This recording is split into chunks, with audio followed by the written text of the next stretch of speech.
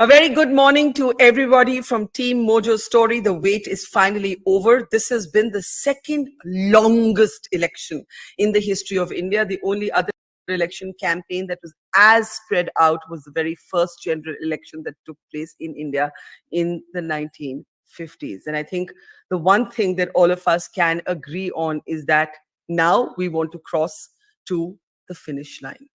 I'm Barkha Dutt. You're with the Mojo Story. A very, very warm welcome to our special Counting Day programming. So many of you have been with us through this entire campaign. This is a high-stakes election. Prime Minister Modi is looking to equal Jawaharlal Nehru's record with a historic third term, and that is what the exit polls are projecting.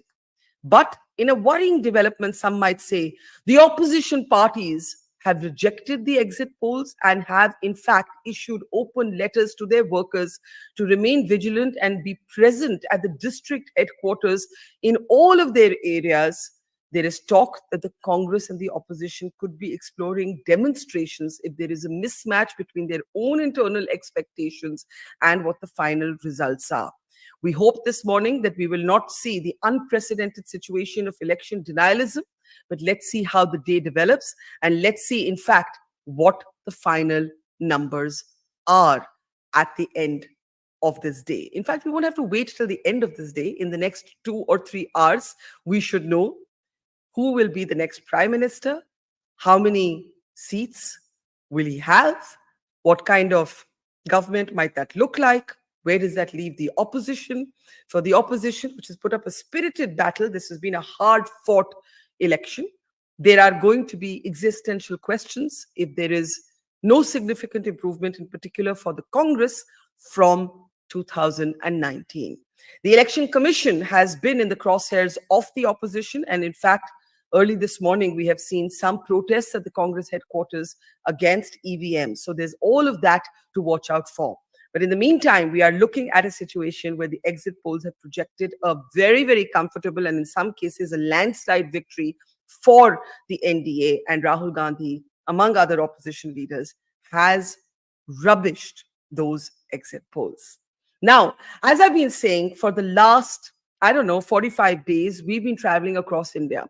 And before we get into the data and the politics, because soon we'll be swamped by that, I want to talk a little bit about our journey, about what we have been seeing in the last many weeks. You know, there's been so much talk about whether this was a wave election or not. Our journey began in Kanyakumari, where the Prime Minister went to meditate at the end of the election campaign. And we traveled by road from Kanyakumari to Kashmir. We covered about 12,000 kilometers, reported from 12 states, multiple parliamentary constituencies. And so many people asked me, though that's Kashmir where our journey eventually ended, and so many people asked me, what did you see? How many numbers are you forecasting? Kaun jeetega? Ab ki baar 400 par ki kitne par?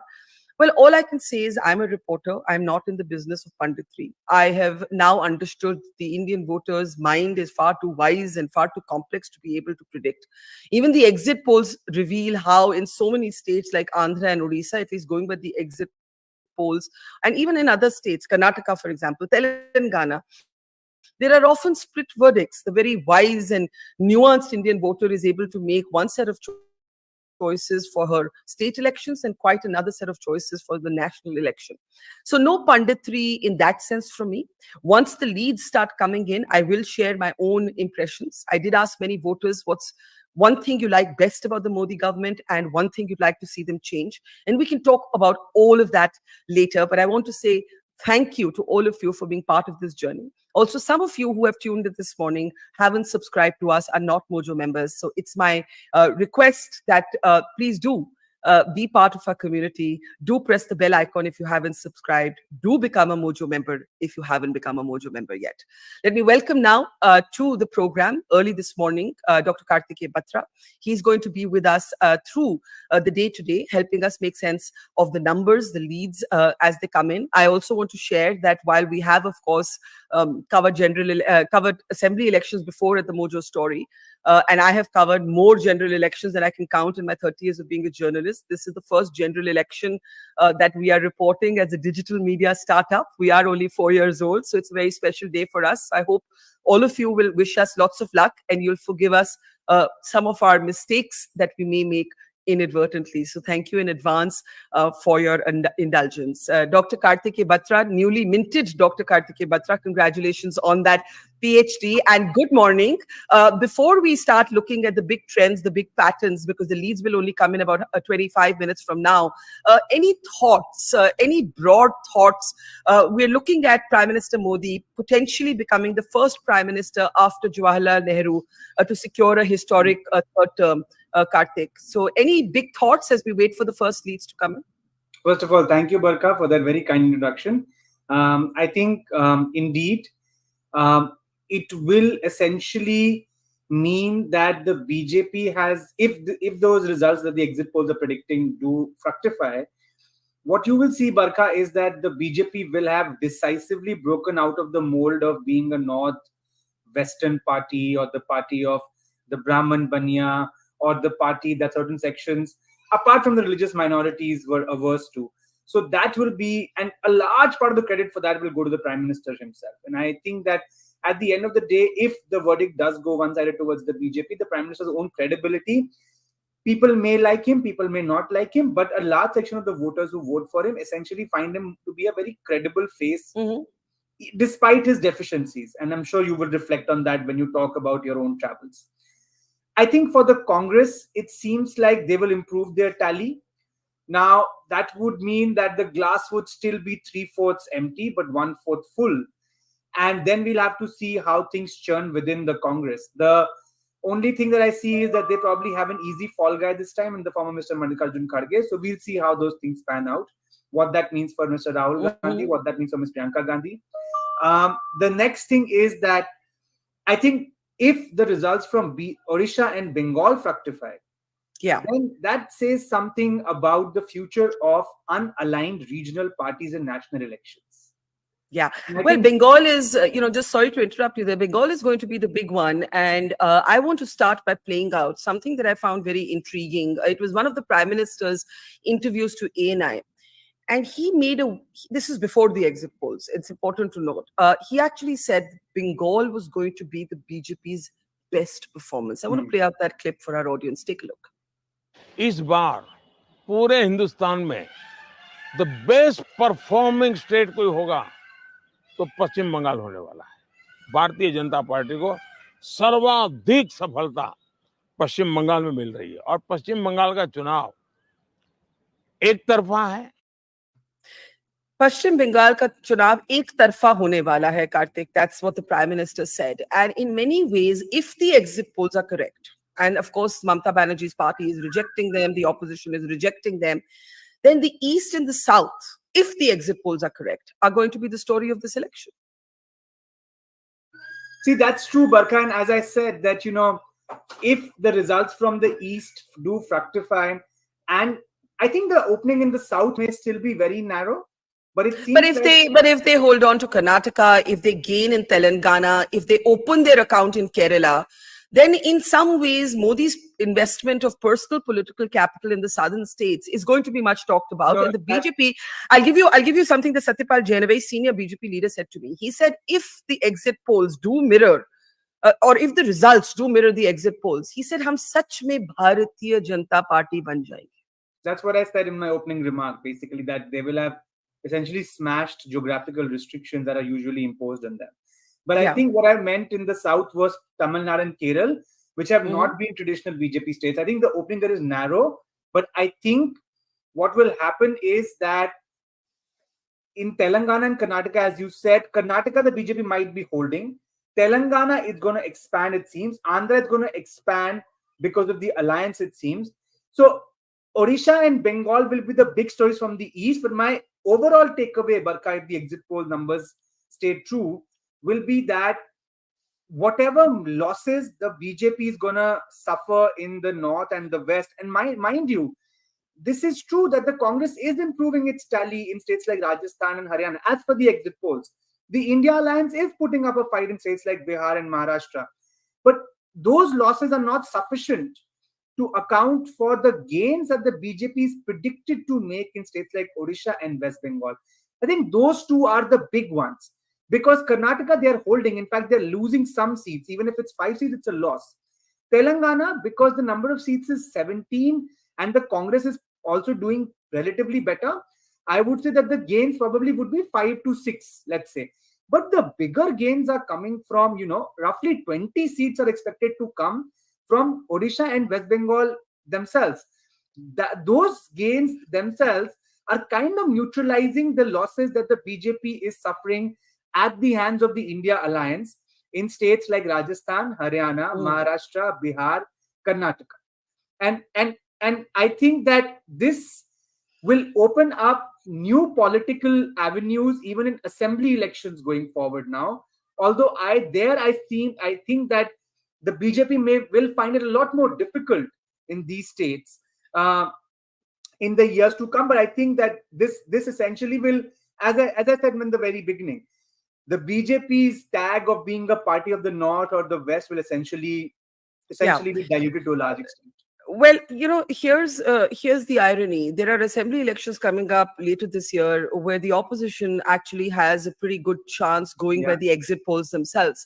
But the opposition right now is very angry. I don't know if that's strategic or felt, what's actually brewing. But Rahul Gandhi did issue a statement where he invoked a song by Sidhu Moosewala, the slain Punjab pop sensation, with a number of their own. He totally dismissed the exit polls. I'm going to play that clip for you and then look at what's been happening in the Congress and opposition circles since then. Take a look at Rahul Gandhi's comment on the exit polls. इसका नाम exit poll नहीं है, इसका नाम Modi media पोल है। ये मोदी जी का पोल है, फैंटेसी पोल है उनका। सर कितनी सीटें आ रही हैं आपके हिसाब से? सिद्धू मूसेवाला का सॉन्ग सुना आपने? 295। So very interestingly, I'm upset that you did not play the way in which he ended that statement, and I think the swag that he displayed at the end of the statement was probably one of the funnier moments or one of the lighter moments in a charged election. So I'm upset at the omission of that last moment. Take it on that record, Barkha. Okay, so now the point is, yes, did we play that statement in full or did we miss that 295 one? Did we miss that? Karthik? I don't know. What I'm saying is, maybe I don't know, but what I was waiting for that last moment where he says, 295, and he does that. So yeah, I thought we played it. Can we confirm if we played it or not? I think we played it. He says 295. Aapne Sidhu Moosewala ka song suna hai ya nahi? Anyway. Okay, we played it. Now, the first comments have started coming in from our members community. Subha Vishwanathan says, if the opposition had put the same effort the past year, the results would have been better with them. Instead of 2 months of effort, they gained marginally. And this is a point that, Prashant Kishore also made in his interview to me. He said that it's like Modi scoring a century with 6 dropped catches. It's poor fielding by the opposition. They lost 3 critical months when the Congress believed that they would do much better in the assembly elections on its own and therefore didn't really get the India alliance moving. So if the results do mirror the exit polls, there are many who say, like Subha, like Prashant Kishore, that the opposition only has itself to blame, despite the spirited battle that they've put up. I will give another analogy, which I gave on another channel last night, which is that essentially what happened with this opposition was that if an academic year runs for 12 months, for the first 11 months, not a lot was done. Mm-hmm. But in the last month or so, they studied enough to score enough marks that you said that was a good performance. But is that performance matching up with the performance of somebody who studies across 12 months or who studies probably 8 or 9 months of the year? That probably will be the missing link if that happens. And I think, again, therein lies the story that the opposition probably had an opening, especially Barkha after the Bharat Jodo Yatra last year, the Karnataka election, and then the formation of the India Alliance. I think until then, they were setting the agenda. But I think that lull that happened because of those 4-5 state elections, where I think it seems the Congress advisors thought that if they were able to win those elections, they'll be able to bargain better for the seats. I think that was a big missed opportunity. And I think that essentially it wasn't an either or question then. It should have been both. Politics is the art of multitasking. You run a digital platform. I know you do journalism, but you also do a lot of managerial stuff. So I think we've all learned how to multitask. So I think it's a very, very, how should I put it? I don't think it's a very serious argument that hum busy the us election mein. So we'll talk Absolutely. after this. I think if it comes to that, then probably those are the 3-4 missed months. Essentially, the missed power play overs where Yeah. a T20 innings picks up, and those were lost in just defending ki chalo baad mein run banayenge. Now, one of the, to me personally, the worrying developments in the last few hours has been the kind of public statements and letters that we have seen from opposition leaders. We saw a deluge of tweets in the last few hours, in themselves fair, asking their workers to be vigilant if they see any wrongdoing to film it. But the letters kind of ask the workers to not stay at home and watch the results or coming in on platforms like ours or on television channels, but instead reach district headquarters. All Congress and opposition leaders have been asked to stay back in Delhi. Former Chief Minister Bhupesh Baghel, in a tweet, alleged malpractice, which the chief election officer in Chhattisgarh denied. Akhilesh Yadav shared video images where he raised question marks on the process. In fact, earlier this morning, there have been a handful of protests. We can play those pictures at the Congress headquarters. If we can bring up those pictures, where you can actually see a kind of familiar questions being raised around the EVM. देश का लोकतंत्र और संविधान जीतेगा या मोदी का EVM, right? These are not significant protests. Maybe it's a way of the opposition kind of keeping up the pressure, the morale of its workers, making it seem like they're still in the fight despite the exit polls that haven't gone their way. But in India, in all these decades, we have never seen election denialism. And it would be extremely tragic for our democracy if the morning ended. Whoever wins, I have no skin in the game as a journalist, as long as a hard-fought election yields the will of the people, such as it is in a parliamentary democracy, in a first-past-the-post system. I personally have no opinion, no skin in the game on who wins, who loses. But I do have skin in the game as a citizen that we should not see election denialism. Are you worried about some of the statements that you've seen from the opposition leaders? But to be fair, Barkha, I remember 2009 when I was a college kid. That was the first election I followed. The moment the BJP lost, Mr. Advani came out and said that, EVMs is something we should talk about. Yeah. Mr. Narasimhan, I think, did a lot of work on that from the BJP. But anyway, so I get your concerns. I think there are two elements to it. One is the EVM argument, which I don't buy. And I think a lot of people within the Congress or Congress supporters also don't buy, because otherwise they won't be winning state elections. Simple as that. Yeah. I think the other one is important. I don't think that I am looking at it from a perspective of denialism. I think, given the nature of the Congress party, the Congress ka karyakarta is power hungry. Is not ideologically driven. So the exit polls have demoralized that karyakarta. And anyway, the Congress is low on resources.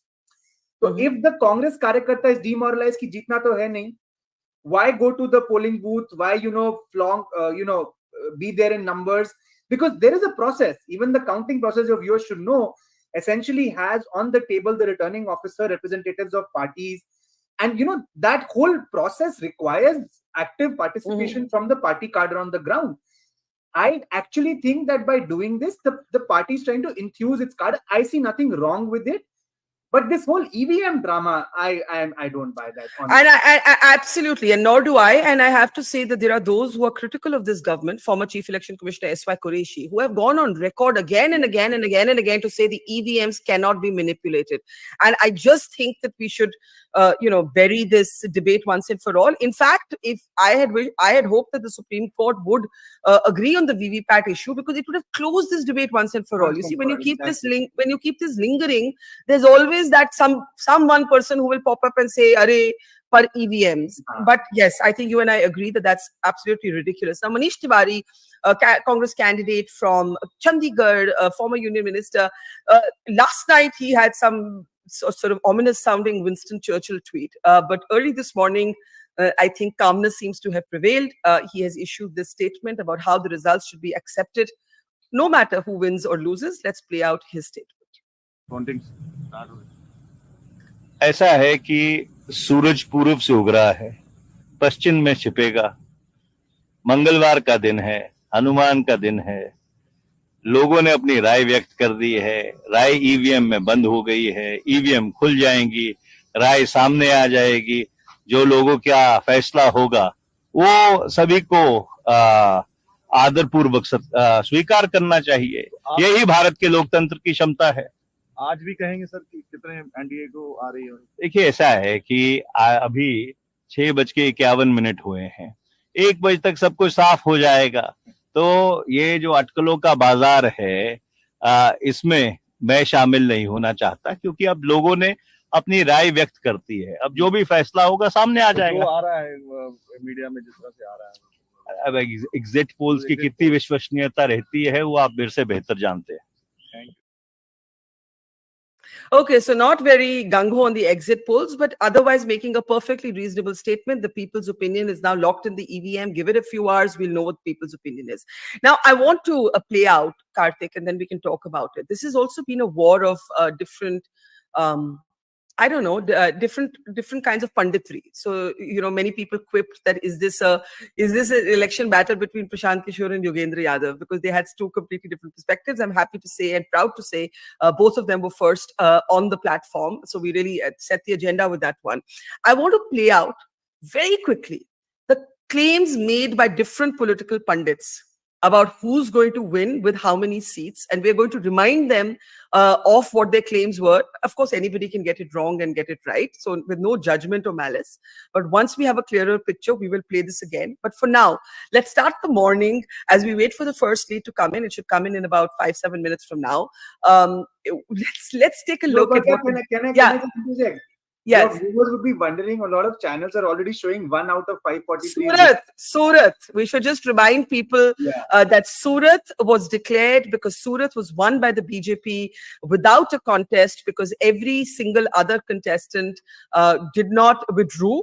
The Congress candidate went missing at the last moment. Then he turned up with papers that were not accepted. I actually met the Surat member of parliament, and I said that, people will say that you have manipulated the electoral process. The BJP, of course, then pointed to other instances in the past where opposition leaders have also won uncontested. And in fact, but you're right, we can start showing on our screen the tally, because we do know that one is in the box of or the kitty of the NDA. So that was declared long ago. In the meantime, I might as well just add. I think I can start with 2, because Banaras. Yes. Okay. But one is declared. Yeah. Banaras is a given, but one is declared. Exactly. So, in fact, we can begin with some numbers on our screen. But in the meantime, what did the different pundits say? Take a look. BJP की 303 seat थी last time. They will improve their number. So you don't even buy this theory कि वो 20-30 कम हो? नहीं होंगे. They are improving their number. Will Mr. Modi be the Prime Minister again?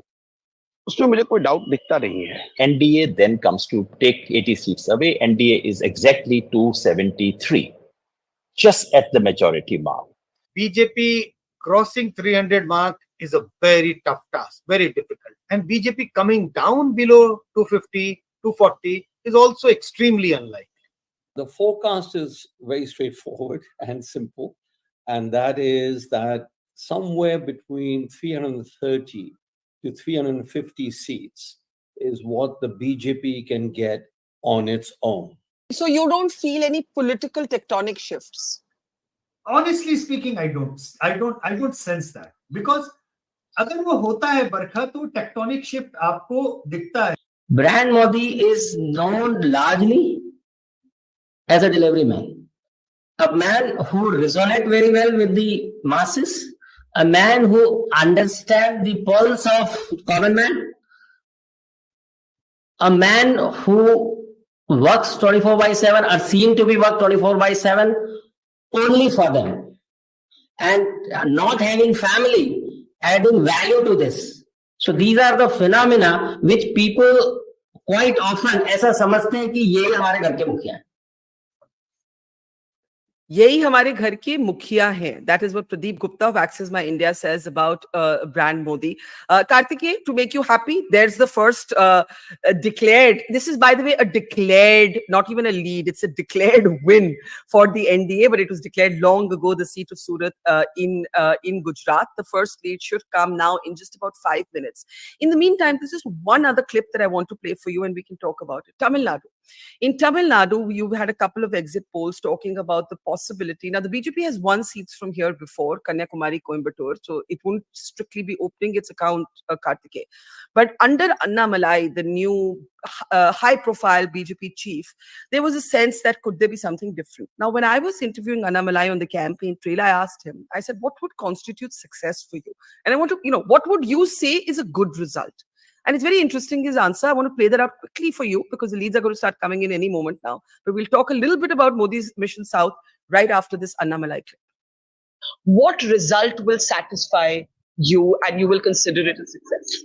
For me, BJP has to cross 20% alone and we have to reach somewhere near 25%. That is a test for us as a party. The MD has to cross 35%. And a lot of people outside will say, oh, the party was here, now suddenly big number. Yeah. And of course, our goals are slightly big. We are audacious. We are working hard. And that will satisfy us because that is a step one in 2024.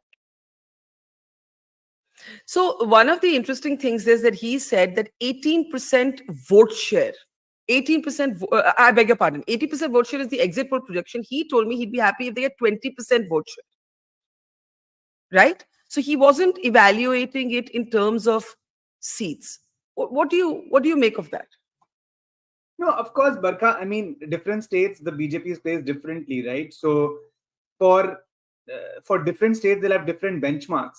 I think Tamil Nadu is a state where I would say that BJP has won seats in the past. Your viewers should go back and they'll find that, in the 90s, the BJP did win seats like Kanyakumari,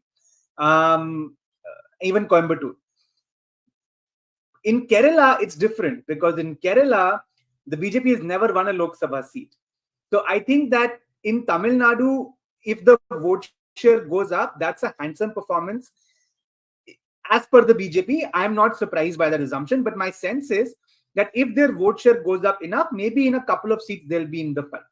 And, Coimbatore is one of those seats. In one of the seats, they're actually supporting an independent candidate who's the former Chief Minister of Tamil Nadu, Mr. O. Pannirselvam.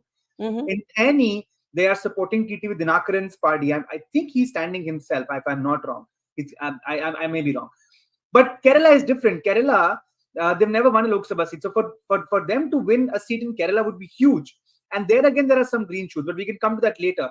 But I think Tamil Nadu is a state where the BJP understands that the AIADMK is not going to get any better in the near future. That's what they are sort of positing at this point. And 2 years from now, we have a crucial assembly election there, which if things stand as they are, the DMK might win again. Because the AIADMK does not seem to have the capacity right now to beat the DMK. I mean, it's a much weakened force because we know that Ms. Jayalalitha passed away, then the Shashikala re-entry did not pan out the way it had to be. There was a split between EPS and OPS. They lost 21 elections. They were hammered in 2019 in the Lok Sabha election, despite EPS being the chief minister at that point in time. So the BJP is trying to occupy that space, which has been ceded by the AIADMK. What will be interesting to see is after these results, if the BJP does well enough, do they go ahead alone in the assembly elections or do they go back and tie up with the AIADMK? Yeah. I got distracted briefly only because I turned to the clock and it's 7:56. And in 4 minutes, we should have the first lead. Once again, if you're wondering how our numbers give one to the NDA, it's because the victory in Surat was declared for the BJP. It won that seat in Gujarat, absolutely uncontested. And therefore, that victory is a given. Of course, there are many others we could guess about or forecast, but we're going to choose to go by the numbers as they come in. So, as I said, there is going to be 4 more minutes to the first lead. Kartike, when do you think we might have a clear picture, or we simply don't know? It depends on how people have voted. Exactly. I think that if exit polls are something to go by, then it's khadakat one day. This khadakat has become a big talking point in this election. But it's not the khadakat that the Congress was hoping for. If the exit polls are numbers to go by. Yeah. But I think if I think honestly, Barkha, we always knew that NDA would be forming the government. The question was, can you deny the BJP 272? Yeah. And the other secondary question, which was kind of linked to this one, was, can the Congress be in that 90 to 100 range? Or can it cross 100 better still? So I think if those two benchmarks are tested, then we might be in for a very interesting day. But I think largely we know that the NDA will come to power. Largely. I mean, it's not just the exit polls, but we get the sense. Yeah. If you look at the data, talk to people, and just if you are political observers, you get the sense of what's happening. Yeah. The question is the 272 for the BJP and the 90 to 100 for the Congress. And if that happens, then I think we might have an interesting day. But if that does not happen, if say we are going to have an interesting day, nevertheless. Good morning, Dr. I just want to hang on. I want to welcome our first guest on the program. Good morning, Dr. Tyal. Dr. Tyal is a senior leader of the BJP. He's from Punjab, where there are very, very interesting projections by the exit polls for his state. And of course, nationally, Dr. Tyal, Kartike Batra just said that the NDA third term, nobody, well, not nobody, the opposition doubted it, but very few other people doubted it. But ab sab khel jo hai, wo scale ka hai. How are you looking at it? How important is the scale of projected victory going to be? First, let's talk nationally, and then we'll talk about your home state. So, thank you, Barkha. It's a pleasure being here. And particularly where I am, it's a very bright morning. In you're in Chandigarh, right? You're in Chandigarh.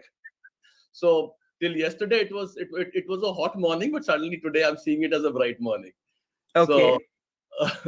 So and I think that is going to be the I agree with Kartike that that is going to be the mood today, that we're going to see some very good numbers.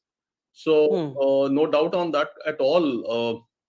Anybody who has had any doubt about it, or was possibly, in my opinion, was actually there was a compulsion for him to express a doubt rather than actually having the doubt within, and which happens in politics. I mean, you're supposed to say what you're supposed to say, so they had to say what they had to say.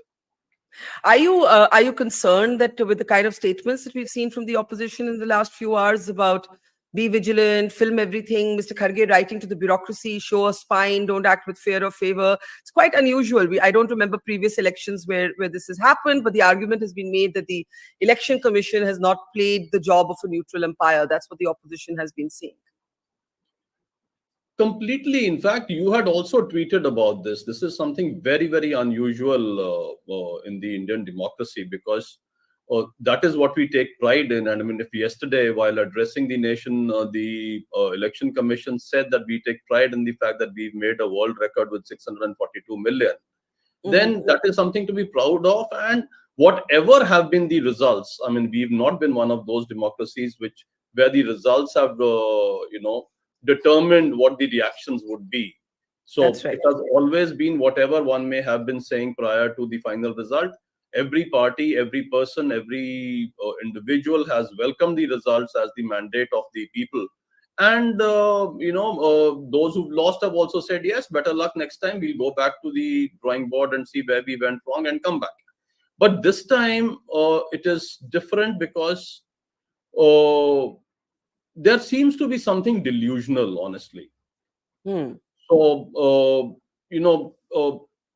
for example, the gentleman in the Samajwadi Party candidate in Balia, going out and saying that if the I'm so sorry to interrupt you, but Muhurat ki baat hai, the first lead is here. I'm a little superstitious ki first lead ke saath hi shuruaat honi chahiye. It goes in favor of your party, not surprisingly coming from Gujarat, the BJP's. This is officially the first. So we have one victory for the BJP in Surat declared earlier, and we have one lead coming in favor of the BJP in Gujarat. I'm also taking this occasion to welcome my friend and veteran journalist from Telangana, Shriram Kari. Dr. Tyal, go ahead and complete your point. You were talking about the opposition's quote-unquote delusions. Go ahead. Yeah, so the candidate from Balia going right out and saying that, using a euphemism by saying if the process is not fair, but ultimately intending that if the result doesn't come in my favor, ya to meri laash jayegi, ya DM ki laash jayegi. I mean, that is not the sort of thing that one is used to hearing.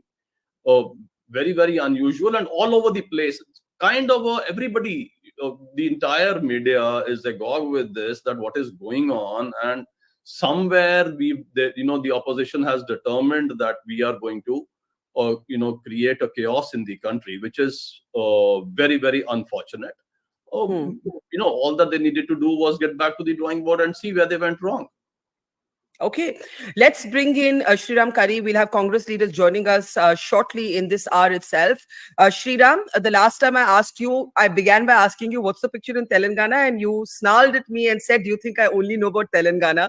So let me first ask you for your perspective on the national situation, and then we'll come to Telangana. Sriram Kari, good morning. Good morning, Barkha. Good morning, everybody. I'll extend the points all of you have made. Let's appreciate for 60 seconds what is today. For bulk of human history, power has shifted from one king to the other, one dynasty to the other, in a violent war or an internal feud and death and killings. The beauty of democracy is not about elections alone. It's what is called peaceful transfer of power. With the sole exception of Trump's defeat last time, you saw America as a model example of democracy because of the very respectable transfer of power. I think India has been amongst the great democracies of the world. We may criticize a lot of things, but imagine for a second if there was I'm so sorry. Kartikeya has some leads. I'm going to be interrupting all of you. You'll have to forgive me for it because we have to keep an eye on the numbers. Dr. Shama Mohammed is with us. Good morning. Kartikeya, very quickly, I'll let Sriram finish his point right after that. Sorry, Sriram. Numbers beyond Surat started coming in. So the first 5 leads are all for the BJP. This, of course, includes, for the NDA rather. This, of course, includes the Surat number. And UP, I'm seeing 2 leads going to the NDA. It's 6 now, so 6 NDA, and 1 is coming from Gujarat, and some are coming from UP. This is changing. So, Barkha, I just wanted to do that, in Hindi we call boni kar diya humne abhi. Now you continue, and we'll continue updating the numbers. Okay, we have 7 leads for the NDA to 3 for India. Yeah. This is going to change a lot, up and down. Postal ballots are being counted. Also, the opposition made a big case for that before the Election Commission. Sriram, before I get Shama Mohammed in, do complete your point about the historicity of this moment and the importance of the peaceful transition of power from one elected government to the next, whoever that government may be, or whichever that government may be. Barkha, in the last 25 odd years plus that I've watched elections, I feel one of the most beautiful things about our election results day is the concession speech by the party that loses and wishes the victor all the best. You look at the speech when Obama won, the speech of concession was the greatest speech made that day. I remember 2009, for example, Sushma Swaraj's speech conceding to Congress. These are beautiful moments of democracy. I think no political party should. Yes, there was a lot of animosity. There's a lot we may find is. Second thing, this questioning election commission. We keep asking, what is it India is the best in the world? I think in terms of conducting extraordinary scale of elections, largely fair. I think election commission and all the people involved should be saluted before we get going. Yes, the postal ballots are beginning to trickle in. Yeah, we have a heady day, but whoever wins, democracy is already won, according to me. That's a very Ravi Shastri line, right? Exactly. Koi bhi jeeta, ye to cricket ki victory. Jinx, this is jinx. I was about to say that. This is Ravi Shastri. Oh, please, what did I do to deserve that? But well, it's democracy.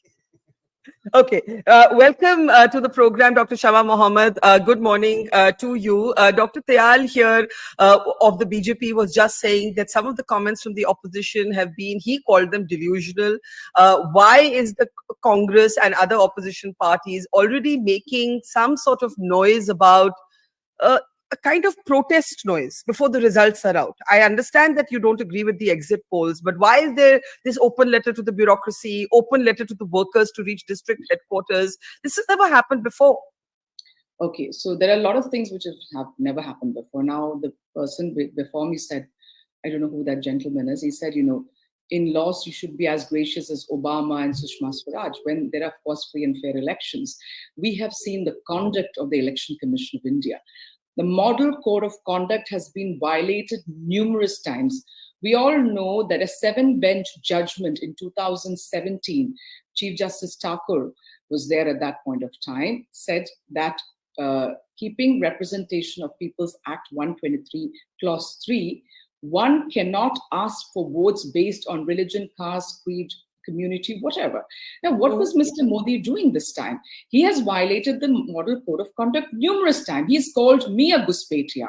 He says they will come in, the Ghuspetias, they will take away your aapka sampat leke. The Congress party is going to go and give it to the Hindu. They'll take it from the Hindus and give it to the Muslims.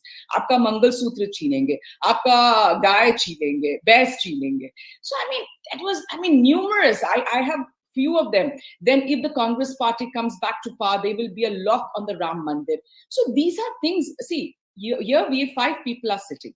When the Prime Minister speaks, what happens at that point of time? People like you and me think, all right, prachar ke liye, for campaigning he's doing to winning election. But the common man out there thinks, you know what?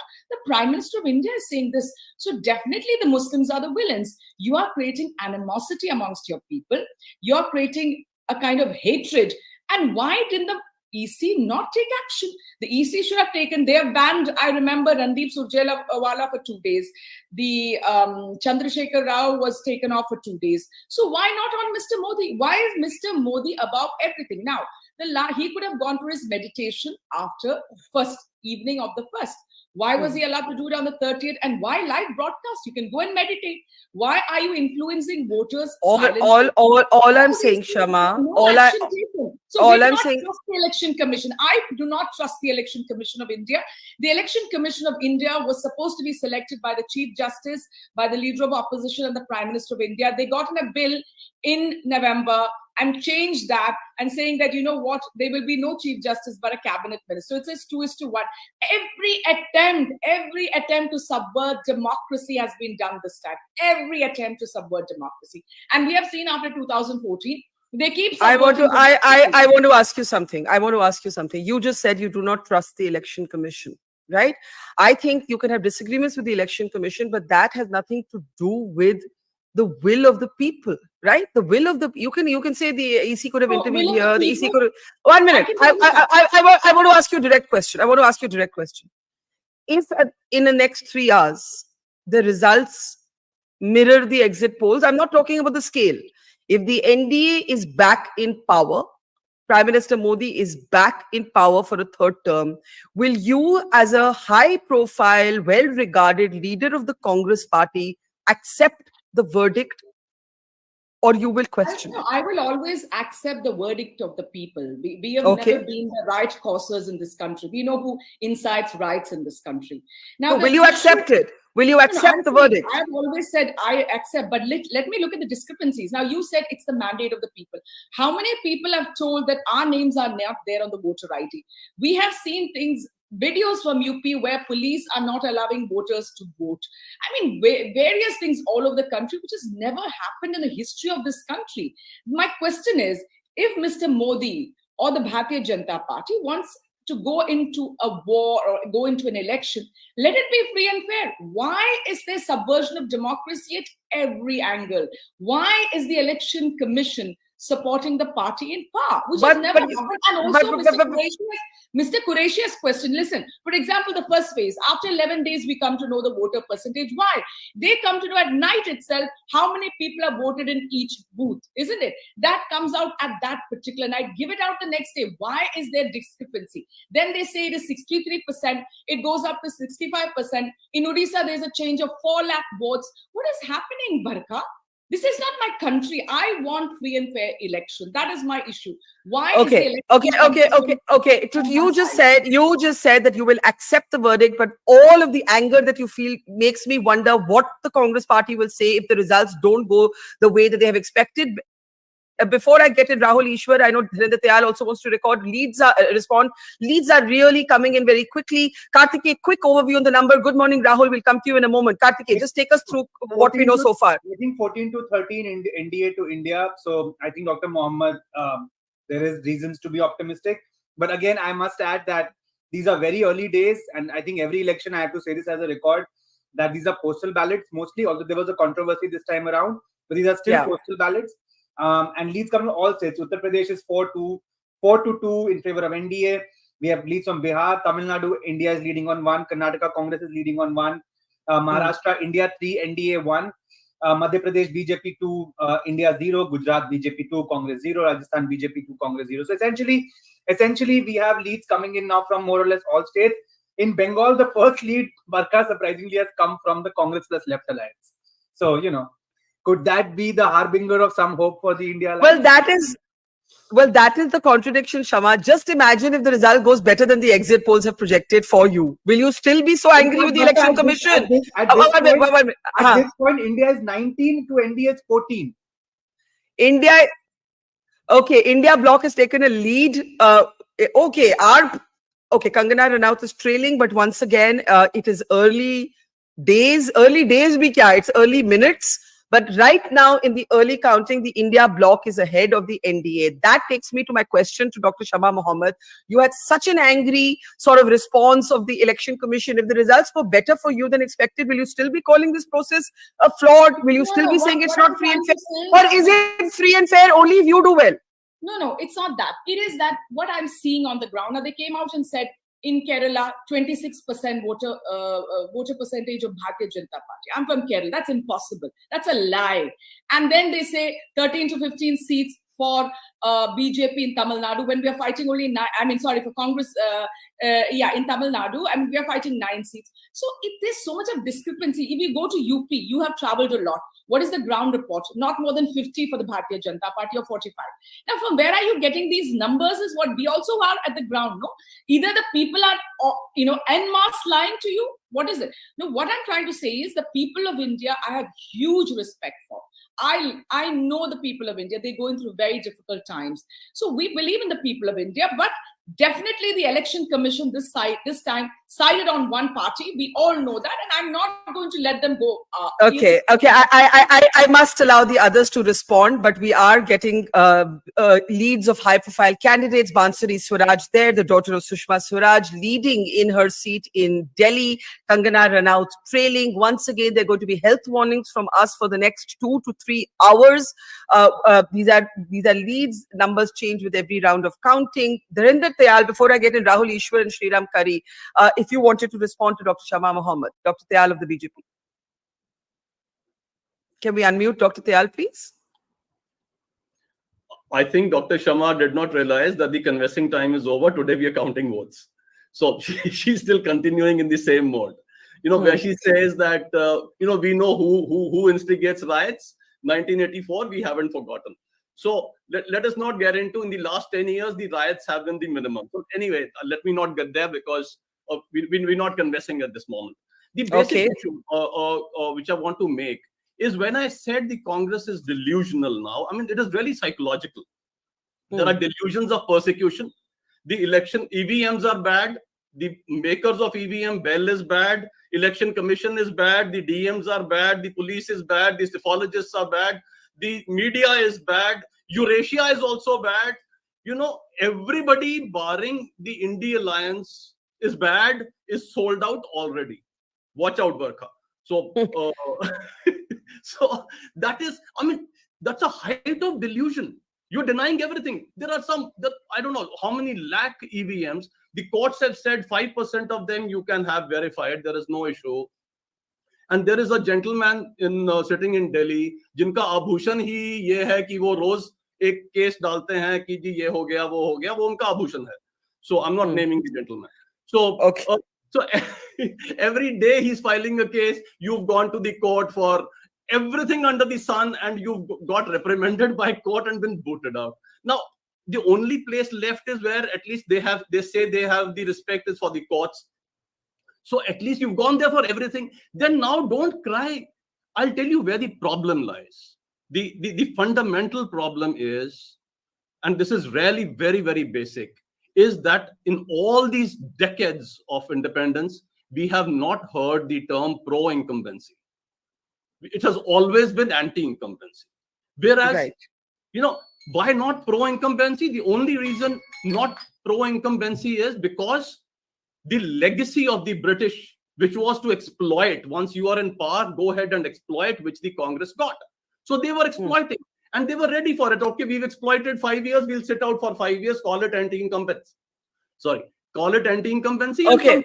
Let me come in before this early hour. 1 minute, sir. I have to interrupt for the numbers. You and the Congress can keep arguing. Karthik, we have the India Alliance ahead in 41 seats and the NDA in 23. That's the latest number we have. Karthik, go ahead. Karthik, go ahead. It's 41 to India, 23 to NDA at this point. Again, yes. Very early days. Yes. Can I tell you, UP, Bihar, Maharashtra, Tamil Nadu, India is leading in all these states. These are 4 big states. And in all 4 states right now, India is leading. But again, very early days. But, at least this is sufficient to probably enthuse the cadre who are sitting at the polling stations. So this is not a bad start for the India Alliance. Of course, these are postal ballots. Not much should be read. But if they had to have a start, they would prefer this one over anything else. Okay, I want to bring in quickly, Dr. Tayal, Dr. Mohammed, please hold your horses. Let's bring in comments because the numbers are changing very, very quickly. We have the India Alliance leading in 41 to the NDA in 23. And Karthike mentioned that these states include the states of Uttar Pradesh and Maharashtra. You have Rahul Gandhi leading in Raebareli, Akhilesh Yadav leading in Kannauj, Supriya Sule leading in Baramati. Rahul Gandhi is ahead from both his seats actually at this point. Wayanad and Raebareli. You see that on your screen. Rahul Ishwar, quick comment, and then Sriram, quick comment. With due respect, I think Shamaji is more like the Amitabh Bachchan of the 1970s and 80s. Very well, Shama is going to take that as a compliment. Yeah, I think I should. I know I really like her and respect her. She knows it. But no, just one submission. See, just imagine. Let us imagine that EVMs can be rigged. See, if EVMs can be rigged, will Modi ji allow a 67-3 for AAP in 2015? Or recently, see DK Shivakumar under these and Siddharamaia's leadership, Congress nearly won 136 in Karnataka. So the election denialism is one thing, and I think India's greatest aspect is all the parties in our history, without major exceptions, have conceded elections, unlike the Trumps of the US. So I think we should trust the process. If we have any doubts, we can definitely raise. And I agree partially with Shamaji when they say the election polls project somewhere around 27% for BJP in Kerala. Even BJP workers down the ground won't believe that, because from 15 to 27 is a huge jump. But these can be genuine mistakes or genuine miscalculations. We should also give a room for that. Sometimes people call elections in a wrong way. The sample size of the entire India will be less than the votes of one single constituency, because maximum sample you take is around 5 lakh or 6 lakh or say maximum 7 lakhs. In one good constituency, for example, Trivandrum, you will have more than 5 lakh voters or nearly 6 lakh voters. So it can be genuine miscalculations. It can be genuine misreadings. So everything is not a grand conspiracy. Everything is not out to get. So yes, the opposition should have an adversarial role towards the establishment. They should question, they should check. But at the end of the day, since there is nothing else to prove, I think we should be humble enough. Whosoever wins, we should be humble enough to accept. For example, many psephologists said, in Kerala, BJP may win 4 seats. Even BJP doesn't have that assessment in Kerala that they are going to win 4 seats. So, these can be some kind of a miscalculation or some kind of a genuine misunderstanding. This has happened many times. For 2000, we have seen the India Shining campaign. We have seen last West Bengal elections being called wrong. Many people overestimating BJP seats by nearly 70 or 80 seats. And saying that they are very close. So it can genuinely happen. Maybe there is a tyranny of distance. Maybe the urban voters, they are more centric on. Maybe BJP is as a urban centric, more of an urban centric party, yet to penetrate the villages. So there can be many issues. But I think whosoever wins, Modi ji is, everyone knows Modi ji is having a lead, at least a pole position in this place. He is a very strong leader. He is a person who can galvanize his cadre in a better way. So let us know the results. Whatever happens, we should accept it with grace and don't question the process, because when you are questioning the process, you are questioning the largest elections in human history. You are questioning nearly 65 crore people who have taken out a day, gone to exercise their right. So I think we should be respecting the process and we should be questioning the policy, self-questioning and self-critical rather than being critical of election commission.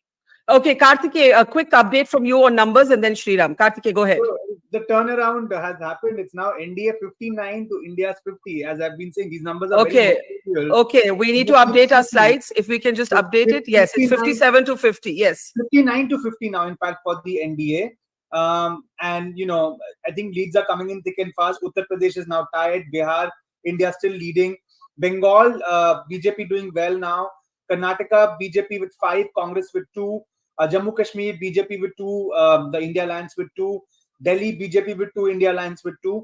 So it's moving thick and fast, but now the NDA, I think for the first time, now it's 64 to 53, in fact, as we speak. So now I think the NDA for the first time in the last 22 minutes or so it seems to be comfortably ahead of the India Alliance.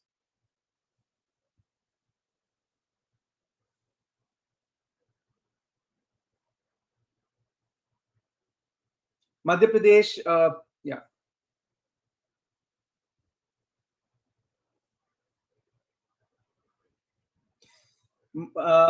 Maharashtra India Alliance is still leading 7-3. Tamil Nadu India Alliance is leading 5-2.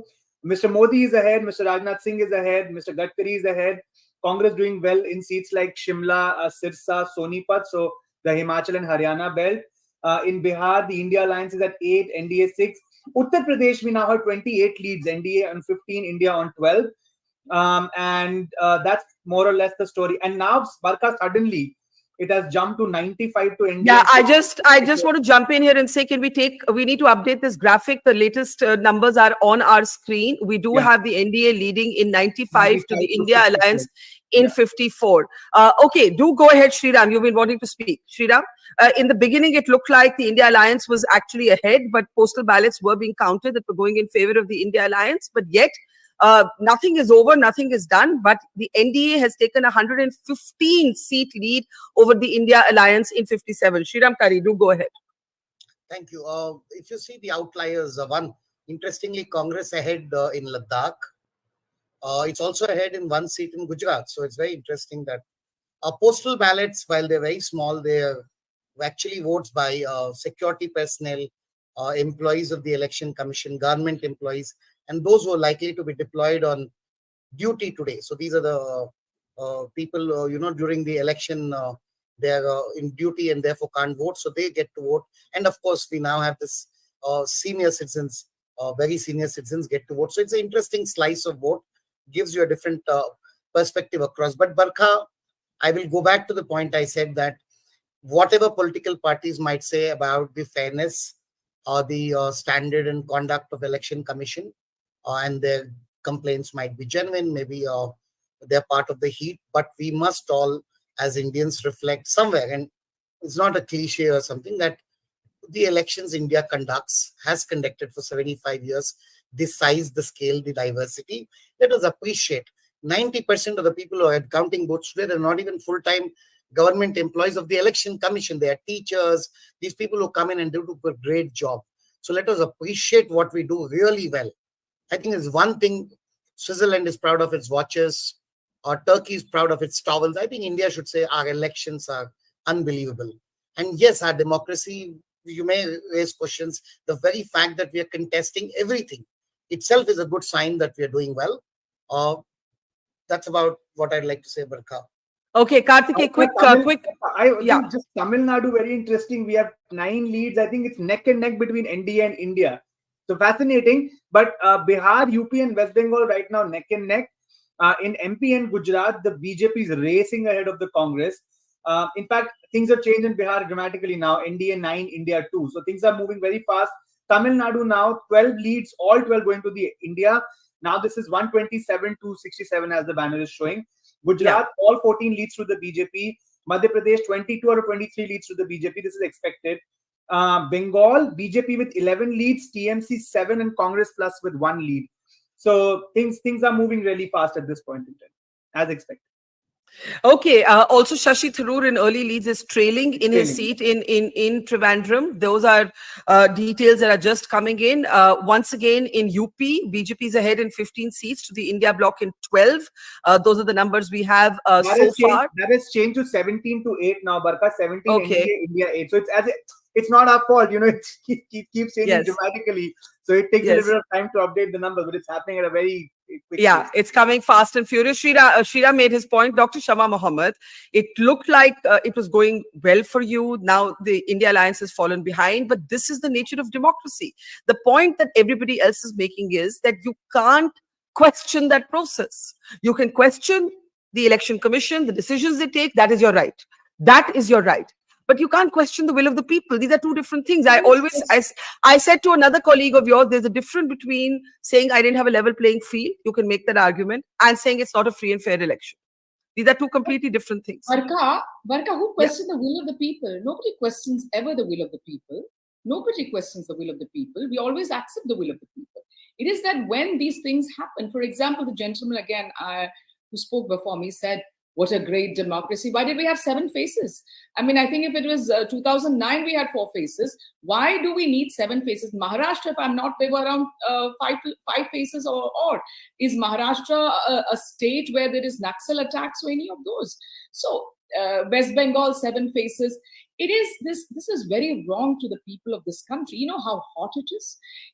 Even for the representatives, the candidates, it was difficult, as well as the people who've come out to vote. It is not easy. Why did we have this election starting in April, ending in June? We never even had it in 2019.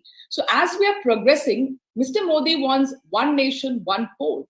He can't conduct, or the election commission, which is his puppet, can't conduct an election which in 3 phases, or for that matter 4. We have to go to 7, and then they say we want one nation, one poll. So what he talks and what the other side, there is huge discrepancy. We have never questioned the will of the people. We will always accept the will of the people. But it is what is happening around, how the will of the people is changing. You know, if you go to the ground in Punjab, or for that matter in UP, or people are upset about the price rise and unemployment. This is the basic issue in this country. There is no equality here. You know that 1% of this country own 40% of the wealth. So it is not, it is this GST on everything, you know, everything less than 20 kgs or 20 liters. There's a 5% GST on rice, wheat, milk, curd. I mean, how does the common man afford all this? And salaries have not gone up. Jobs have gone down. During our time, at least during the UPA time, I'm so sorry to interrupt you, but the NDA at the moment in Leeds has just crossed the 200 mark. It's 205 to the India Alliance's 80 seats. We're starting to get individual leads from states. Karthikeya, quick run through of the numbers. I think some interesting numbers are picked up. Barkha, Haryana is going India way 7-2. Odisha, BJP way 8-3. And these are leads, of course. Early leads still, I would say. Karnataka, as exit polls were saying, and surprisingly so, it's one way, it seems so far. And look at Bengal. Look at Bengal on your screen right now, by the way. Pretty close fight there. Rahul Gandhi, Supriya Sule leading. Yes, we can see this. Supriya Sule is trailing, I think, from the last slide, if I'm not wrong. Yes, trailing. I'm so sorry. Thank you for correcting me. I read that wrong. Yeah. Karnataka, BJP, NDA 17 to Congress is 2 at this point. So this is as per what the exit polls had predicted. But Bengal, I think you're saying BJP 11, TMC 7, Congress +1. So so far, this is. I think Sriram's wanted to jump in. Sriram? Just two updates from the Telugu states. Early leads for BJP in Telangana, which of course. Can we switch to the? Yeah. I think we have the Telangana slide. Please move to Andhra and Telangana, please. Yes. Could we have the slides of Andhra Pradesh and Telangana as they're coming up? Sriram, do go ahead. Yeah. Telugu Desam alliance with the Janasena Party and BJP is looking like it's got early leads, and the votes of the postal ballots at least. And in Telangana, looks like BJP has got early leads. I'm very sure it'll change, but as of now, yeah, BJP but Sriram, in Telangana now it's Congress 9 to BJP's 5 at this point. Okay, then we need to correct that. We need to. Okay, the numbers are coming in so quickly that by the time we put up a slide, the lead has changed. So you've got to forgive us for that. We're trying our best to keep pace, guys. We're being told that this slide is dated. So if you could please refresh it and update it. Let's get reactions in the meantime. Rahul Ishwar, do go ahead. Just one submission, with due respect to Shamaji, this is where our left liberal friends and Congress is getting it wrong. See, so-called bread and butter issues and livelihood issues are not only the issues in election. There is something called an entire right-wing spectrum where caste, religion, community, region, local issues, identity, pride, these kind of things matter. This is the reality. For example, in USA, I'm just taking the example of USA so that there is impartiality. Yeah. See, people vote for an absolute liar called Trump because there is an identity issue, there is immigration issue. So so many other Yes. issues involved. See, so there is an entire spectrum there you are missing. I respect Nehruji, but the Nehruvian spectrum is not the alone spectrum. There is an entire Sardar Patel spectrum on the other side, and Mahatma Gandhi used to balance it. They even used to, Nedaji in one letter to Nehruji even called it the right and left of Congress. I think the left wing of Congress boycotted Mahatma Gandhi, and Nedaji was questioning how dare the left wing. Okay, everybody has their hands up. First Shama, then Dr. Tayal. Karthik, if you have an urgent update, we have Karnataka numbers on our screen. Just the India Alliance has now breached the triple digit mark. The 100 mark. Yes. So the India Alliance at 100 or a little over 100, and the NDA well ahead at this moment, ahead across the 200 milestone mark. Let's start going through several of the states. Dr. Mohammed, do go ahead. It's 233 to 114. The NDA and the India Alliance. Shama, please go ahead. Yes. He was talking about something. I agree, those issues are there. But you see, America is a developed nation. Here, people don't even get drinking water. These things are very important. Now, let me tell you, during the Trump's time, let's not forget one very important thing. When the CNN reporter was kicked out by Trump, he went to the Supreme Court. Even Fox News, who is a right-wing news channel, stood with CNN, because they believe in the fourth estate. Here, what has happened to the fourth estate? You're an exception, Barkha, but the fourth estate is completely on one side. Before 2014, the government was questioned for everything. You know what happened, Nirbhaya, the coal allegation, 2G, everything. Here, the government is never questioned. I mean, you know what is electoral bonds? What did the Supreme Court of India say? Unconstitutional. And which reporter was questioning Mr. Modi or the government? How can you pass the Finance Bill 2017? Nobody questions. That is the difference. During the Trump time, I'm telling Rahul Ishwar, the fourth estate was not bought. They even kicked out Trump from Twitter. That is how it is in America. Here, but Shama, estate, except for a few, let me finish, except for a few, I've seen it from 2015 onwards. It is completely on one side. We are questioned whenever things happen in India. Whatever happens, Mr. Modi is never questioned, even for his speeches against the Muslims. Right now, calling them all sorts of things. I mean, no Prime Minister of India has gone to such level fighting an election, calling your own people Guspetias. The level he has gone to, I'm sorry to say, that is not what the Prime Minister's chair behoves.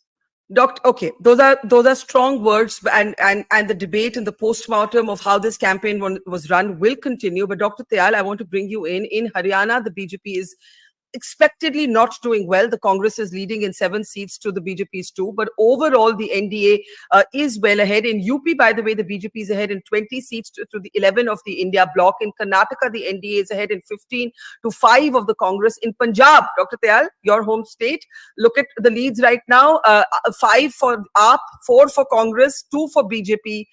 It's a kind of fragmented set of leads in what was expected. It's not surprising. It's been a multi-cornered contest there. Dr. Tayal, do go ahead. So I think, Barkha, it's time to call enough is enough. What is going on? We're saying, why 7 phases? So nobody knew one had to go to Mr. Rahul Gandhi and ask him how many phases, sir? What's going on here? One nation, one election. We need to understand what is the meaning of one nation, one election. One nation, one election doesn't mean the entire election on one day. What it means is your MLA, your MP, all these elections happen together. So you can't conduct an election. Come on, give the country its due. When you say you can't conduct an election, the country set a world record. Typical situation where we are coming to a situation where we are saying, Naach na jane aangan teda. So, ab 7 days hue, isliye hum haar gaye. EVM. Now, for a moment, we all know EVMs are being, even though Supreme Court has thrown it out. Now, did the psephologists go and talk to the EVMs? They talk to the people. And if the 2 of them will come to the same level, then how do you contradict that? The basic issue, which I was mentioning earlier when you just cut me off, was that actually the natural grass has been changed by AstroTurf. The grass has changed. You have to change the way you play the game. You can't play the game you were playing in 1947. That is the trouble. That was exploitative. Today, what BJP and what Narendra Modi has brought in is the true nationalism, where you are actually working for the people. You're bringing schemes for them. You are promoting them. You're working for them. And that is where pro-incumbency comes in. Pro-incumbency comes in because you've got an opportunity which the opposition doesn't have. You can now work for the people and tell them what you are doing. And that is what actually should be. But we've all our lives been treated to that there's only something called anti-incumbency. And what where I reach there, just a moment, where I reach there, Barkha, is today that I'm reminded of my, once upon a time, my favorite author, Ayn Rand. If you if you think there is a contradiction, go back and check your premises. That is what Congress needs to do. Okay, I just wanted to say to any guest that I'm cutting off, because Narendra ji, you said I cut you off. It's because I have to keep coming in with the numbers. I have to keep coming in for the numbers of itni jaldi se aa rahe hain, they're coming like a cascade. So Karthik, take us through the numbers and then we'll go around the panel once. So Barkha, it's more or less now for the last 10 odd minutes, NDA is 2x India essentially. Yeah. And that trend has held. Now, some interesting states that I'm tracking are Haryana, where India is doing really well. 7 of the 10 leads for Congress. Tamil Nadu, India way ahead, 12-0. Of course, the usual suspects where the BJP is sort of almost aiming at a sweep are Chhattisgarh, Madhya Pradesh and Gujarat. Rajasthan is now sort of evening up in the sense that it's 7-5 for the BJP. Bengal and Odisha, which the exit polls surprised us with, seem to be holding, seem to be suggesting that the exit polls are kind of correct, at least initially, because in Bengal, BJP is in double digits, whereas Trinamool is finding it difficult to cross the 10 mark. But can we talk about UP for just a second? At least right now, the gap is not that huge. It's BJP and allies 15 and the SP and allies 12. It's 22-12 now, because again. Okay, can we refresh? Yeah, I'm sorry, Barkha, I don't know. Barkha, honestly speaking, I've been on your show saying that if the alliance, the India alliance, can sort of, cap the NDA even at 60 in UP, that will be a decent election. And I'm just saying that from the context of 2019, when BSP, SP combined could not go beyond 15 seats.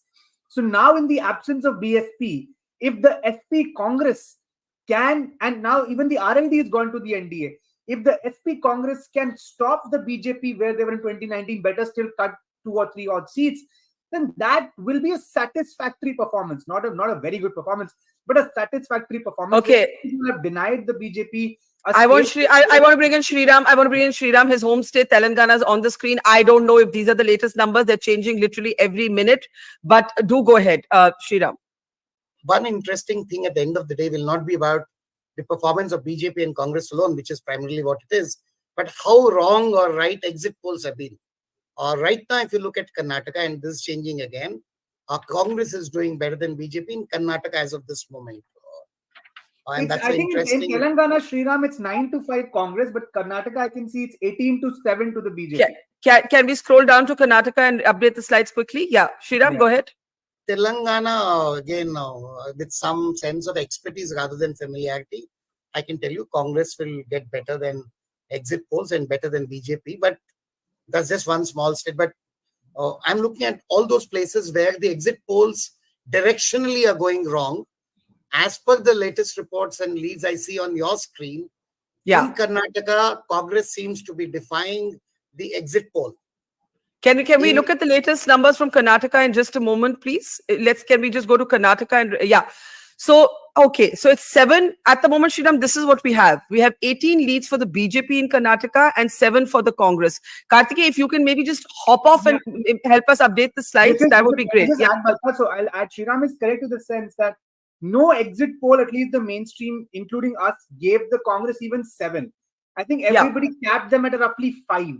Yes. So I think Sriram is partially correct in the sense that Congress, if it continues and, is around that 8-10 mark, then exit polls can say that, quantitatively you were not right, but of course, qualitatively you said that, BJP is Okay. Dr. Tyal had a question for Karthik, and Karthik, then we need you to look at the numbers, but Dr. Tyal, go ahead.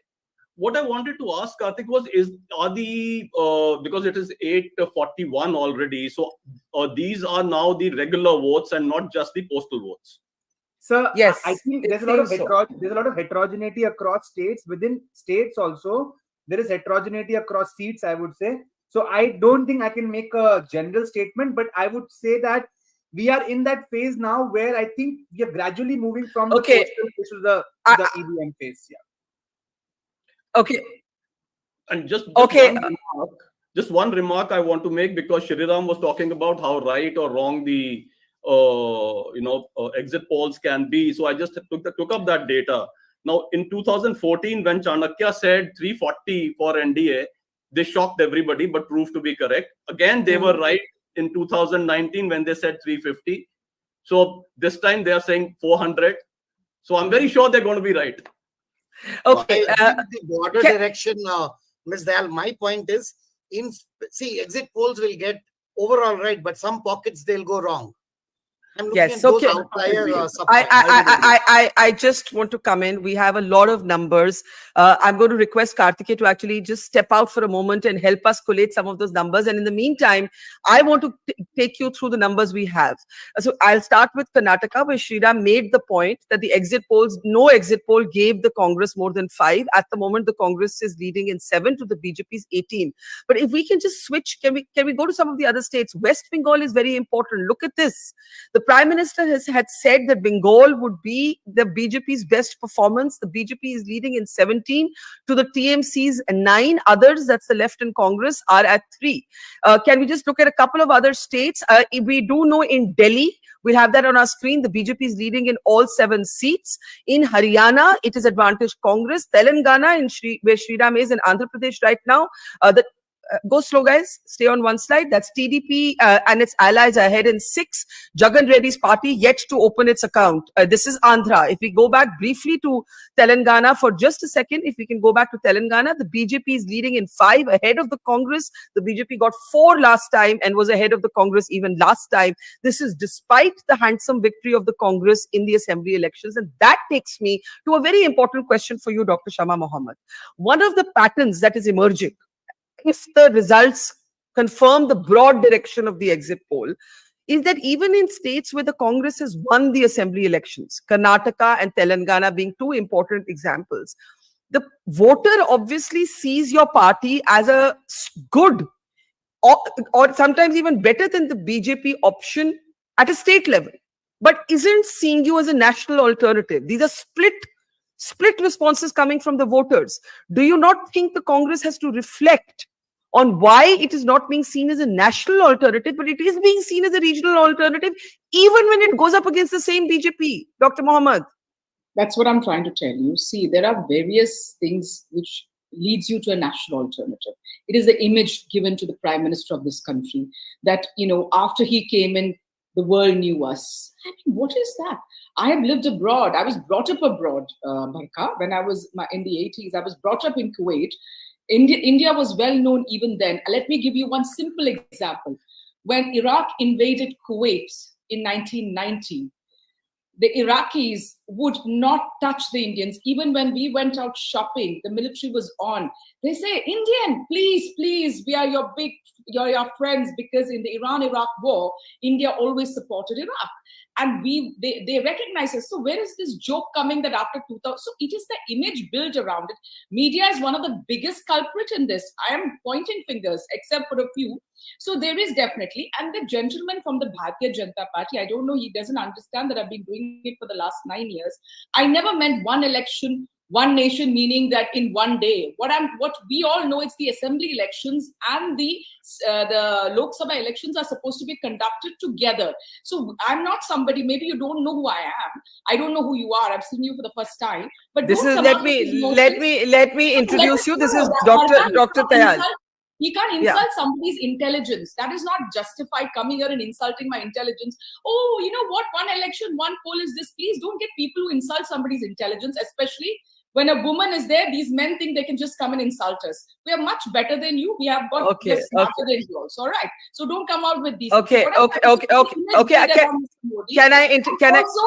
one last point. All this direct benefit transfers, it never happened to you. We got in the direct benefit transfers. Let me tell you one very important thing. One of the biggest legislation against corruption is right to information.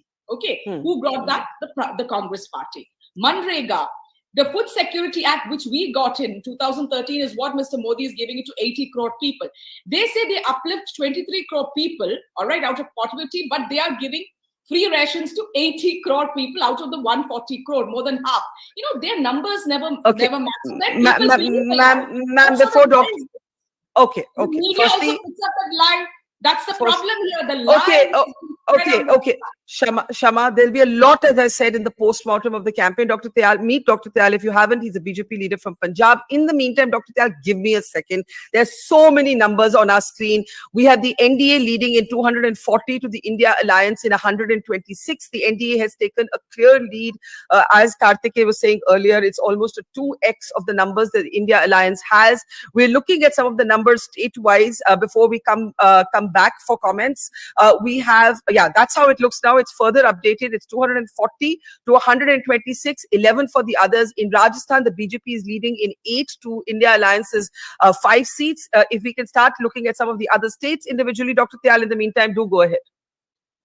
So there was never any intent to insult somebody, but if somebody is going to come right out guns blazing and insult the Prime Minister of the country or the election process of this country, then it was the logic which was being challenged, not the person. So please, one should be able to disassociate the person from the logic one has given. And what you had said was that why did we need 7 phases? Now, who's going to ask why did we need 7 phases? They were the same phases for everybody. It is not as if the BJP went to elections in 7 phases and you were given only 3. So when you say that, then obviously the retort is going to be there. And when you say, and the Prime Minister says, I want to do 1 election, 1 nation, 1 election, obviously then how does it matter if it is 7 phases? It is going to be 1 nation, 1 election. I go to poll 1 vote for the MP. I'll also poll 1 vote for the MLA. So the two are not linked. If you link the two, obviously the response has to be there. Okay, can I just give an update? Mahua Moitra, the high-profile Trinamool Congress leader who faced flak in Parliament, is trailing at the moment. Mahua Moitra is trailing. Bengal is going to be critical for the outcome of this election. We have Brij Bhushan Saran Singh's son leading. We have Prajwal Revanna leading in Hassan. Those are 2 leads that personally as a woman make me extremely unhappy. It has nothing to do with which party they represent. It has to do with the fact that one has been accused of rape and the other's father has been accused of sexual exploitation. But also Mahua Moitra is at this moment trailing. If we can have that up on our screen as well. In Uttar Pradesh, the NDA is ahead in 40 seats. There, Mahua Moitra is trailing. All right.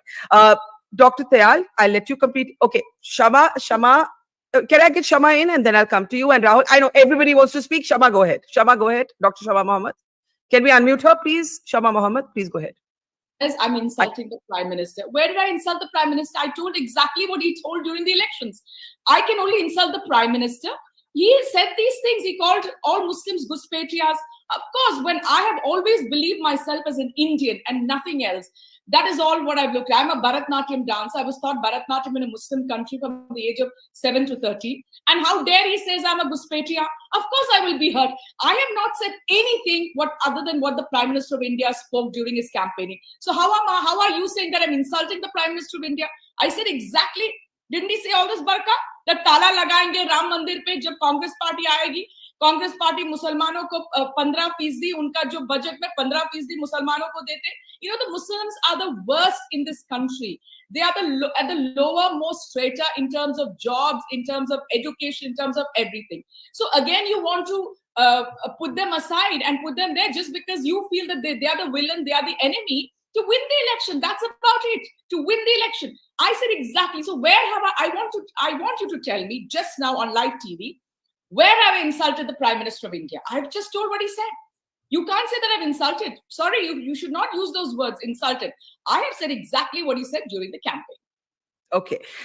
Dr. Tyal, very briefly, because Dharmendra Pradhan, or the senior leader of the BJP, is leading in his own seat. In Bihar, the BJP and its allies are 17 to the RJD's 8. Once again, this is maybe slightly better.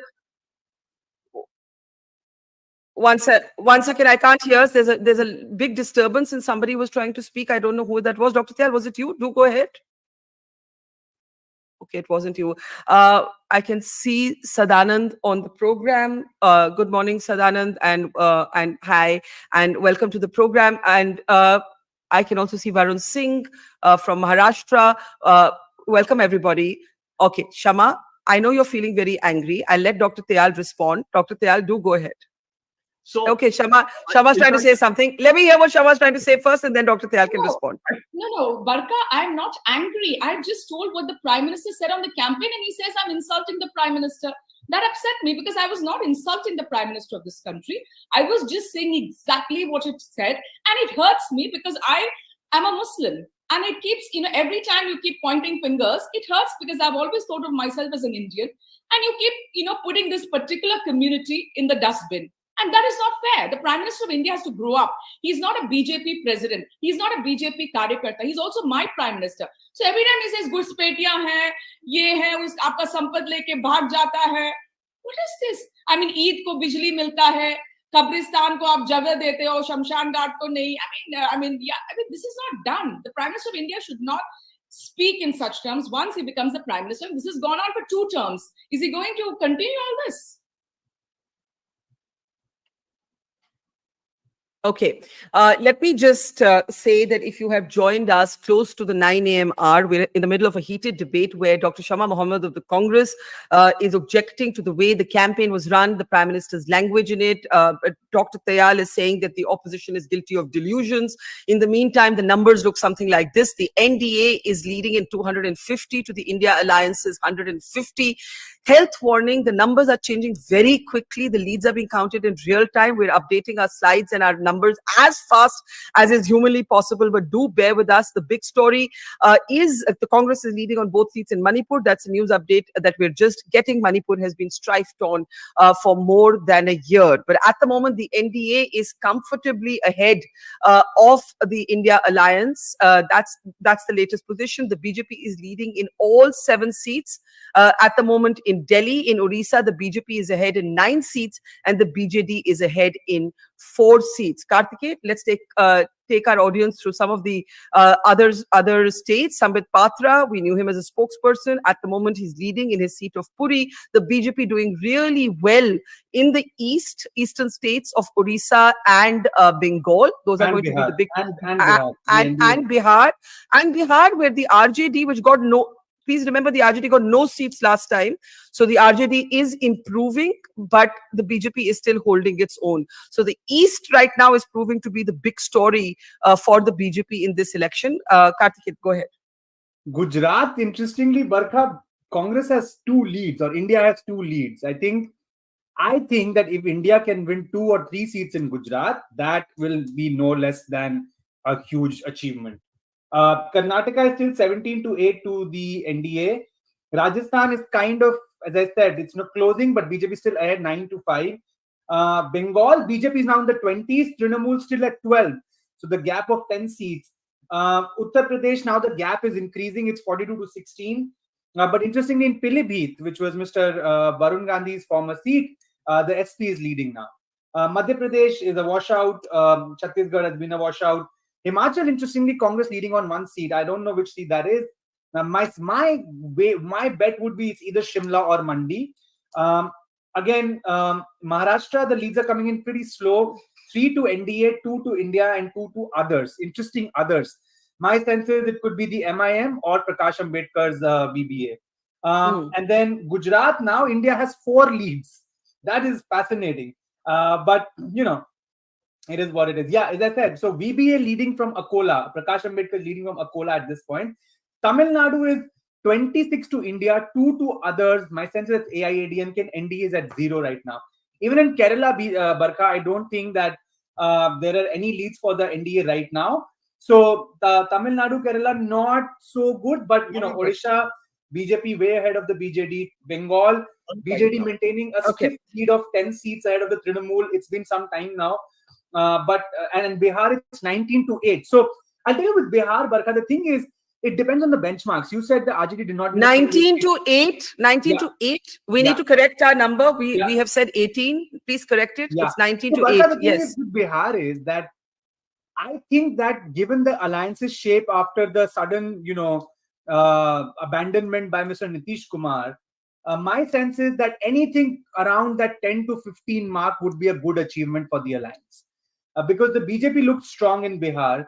the JDU's capital was down, so the attack on the JDU seats might have. Okay, I'm just going to jump in because Gujarat that you mentioned, this is very interesting. Gujarat has been a kind of Modi Shah, domination all the way, bastion. And if the Congress is leading in 4 seats, we have to see that if those leads hold. This could, this is not probably just the Congress. It might be, say, Aam Aadmi Party from either Bharuch or That's right. also. That's right. We should actually say India. My sense is these seats could be, Banaskantha, Patan, Anand, Bharuch, Bhavnagar. Those are the seats that I would sort of put a bet on.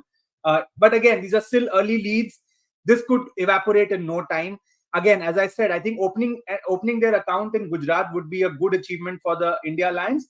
Winning anything around 2 to 3 seats would be a very big achievement, given how Gujarat is currently structured politically.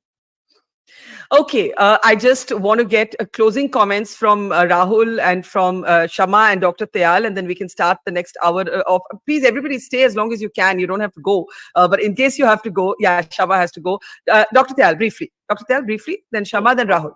Yeah. Couple of things. One, I don't understand where did BJP go wrong and why are they not being able to rig the Wayanad EVM? So there must be something very serious there.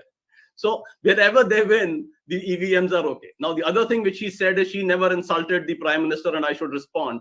The Prime Minister who's delivered a record-breaking election, she is saying he does not know how to conduct an election. He needed 7 phases. He can't do a one nation, one election.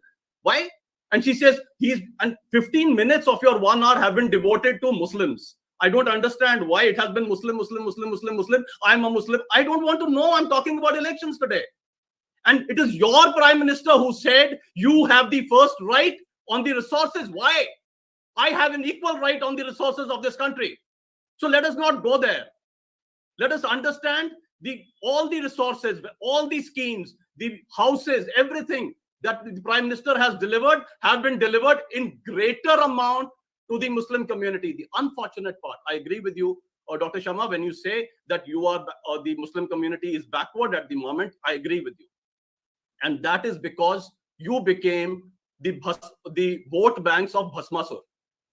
Congress is the Bhasmasur of this country. Whatever it touches turns to dust. Okay. I don't know where this conversation is going. Nitin Gadkari is leading in Nagpur. I'll let Dr. Shama Mohammed respond, and then we really do need to look ahead at the numbers. I think, Dr. Mohammed, I'll let you have a closing comment. Do go ahead. Shama? I can't hear Shama. I can't hear Dr. Mohammed. Yeah, so I said, what I'm trying to say is I'm not the one who made it Muslim. We all know who made it Muslim throughout this campaign. So it is not me, it is the Prime Minister of India. Please ask him why he did that. It is unfortunate, I'm telling you. It doesn't behove his office. None of us want it. We all want the development of India, Indians, infrastructure, water, housing, education for all Indians. I run a charitable trust in Kerala. And in that, we give it to whoever we convert a normal government school to smart schools, and everybody comes to that school, whether it's a BJP, CPM, Congress, any religion, any caste. So please don't point these fingers. I just want to say that let's hope for the best, and there is no animosity from our side. We'll of course accept the mandate. That is what we've always done. Thank you, Barkha. Okay. Okay, Rahul, yeah. India is the world leader in at least one thing, absolutely for sure. That's dog whistle politics. From both sides, we are masters of dog whistle politics, and let us be honest about this. And that's just one concluding comments. Just like the tricolor flags, Mahatma Gandhi rightly said, this belongs to Hindu, Christian, and Muslim. That's how Mahatma Gandhi and Pingali Vangaya in April 13, 1921 conceived it. Even after the election is over, let us hold our tricolor together. Let us bring all communities together. In election times, these things will keep on happening. But after the bitter fight, it is time for healing, some kind of meditation, and moving ahead. All the best to all parties. Thank you, Rahul. I think that's a very important point to make, because we did see some early sort of murmurings that sounded like election denialism, but at the moment, at least Shama Mohammed, Manish Tiwari, Congress leaders who may have other quarrels with the Election Commission have said that they will accept the verdict no matter what it is. Rahul, stay if you can. Let me welcome our new round of guests. Vinita is here from the BJP. Sandeep Ghosh is there. Dr. Tyal, you have to leave. Thank you very much for for your time. We'll catch up later with you. Sadanand Dhume is joining us. Varun Singh is joining us. Welcome, everybody. If you have just joined us, it's about 9 o'clock or a little after 9 o'clock this morning. The NDA is leading in 272 seats. The India Alliance is leading in 182. Others, non-BJP, non-India Alliance parties are at 12. If we can quickly go through some of the individual states, but remember the leads are changing very, very quickly. You've got to be patient if the graphic is a little bit behind what's actually happening. Literally every second. What we have in the big picture is the east of India being the big story. The BJP has taken a distinct lead in both the states of Bengal and in Odisha. Okay, I have the leads for Gujarat. The BJP is leading in 17 to the alliance's 4. We need to change that to India Alliance. We discussed that earlier. Smita Gupta is joining us as well. Omar Abdullah is trailing in early leads in Baramulla in Kashmir, where he was up against Sajjad Lone. Let's actually come back to the numbers. We'll see that the outcome of that seat, of course, could change as more counting comes in. All right, let me just get first comments from the guests who have just joined us. Smita, I'll start with you. Overall, the NDA is in a comfortable majority. Different states are throwing up different stories. What is your take? Well, I don't think there was any doubt that the BJP would be ahead, the BJP plus NDA would be ahead in these elections. The question was really about the kind of margins and whether the India Bloc would do better than it had done. The parties that comprise the India Bloc would do better this time. So I guess all that will emerge in the coming hours.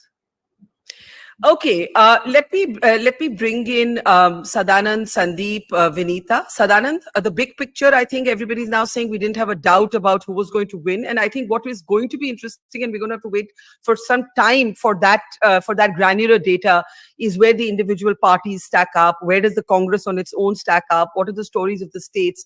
What we do know for now, this is disturbing news. Amritpal Singh, the separatist insurgent candidate, is leading in his seat in Punjab. So sorry, these breaking news developments are going to keep coming in. Sadanand, go ahead with your first. I have a question for you first. Do you have a sense of what has been counted? Are these just postal ballots? Is this first round mostly? How much?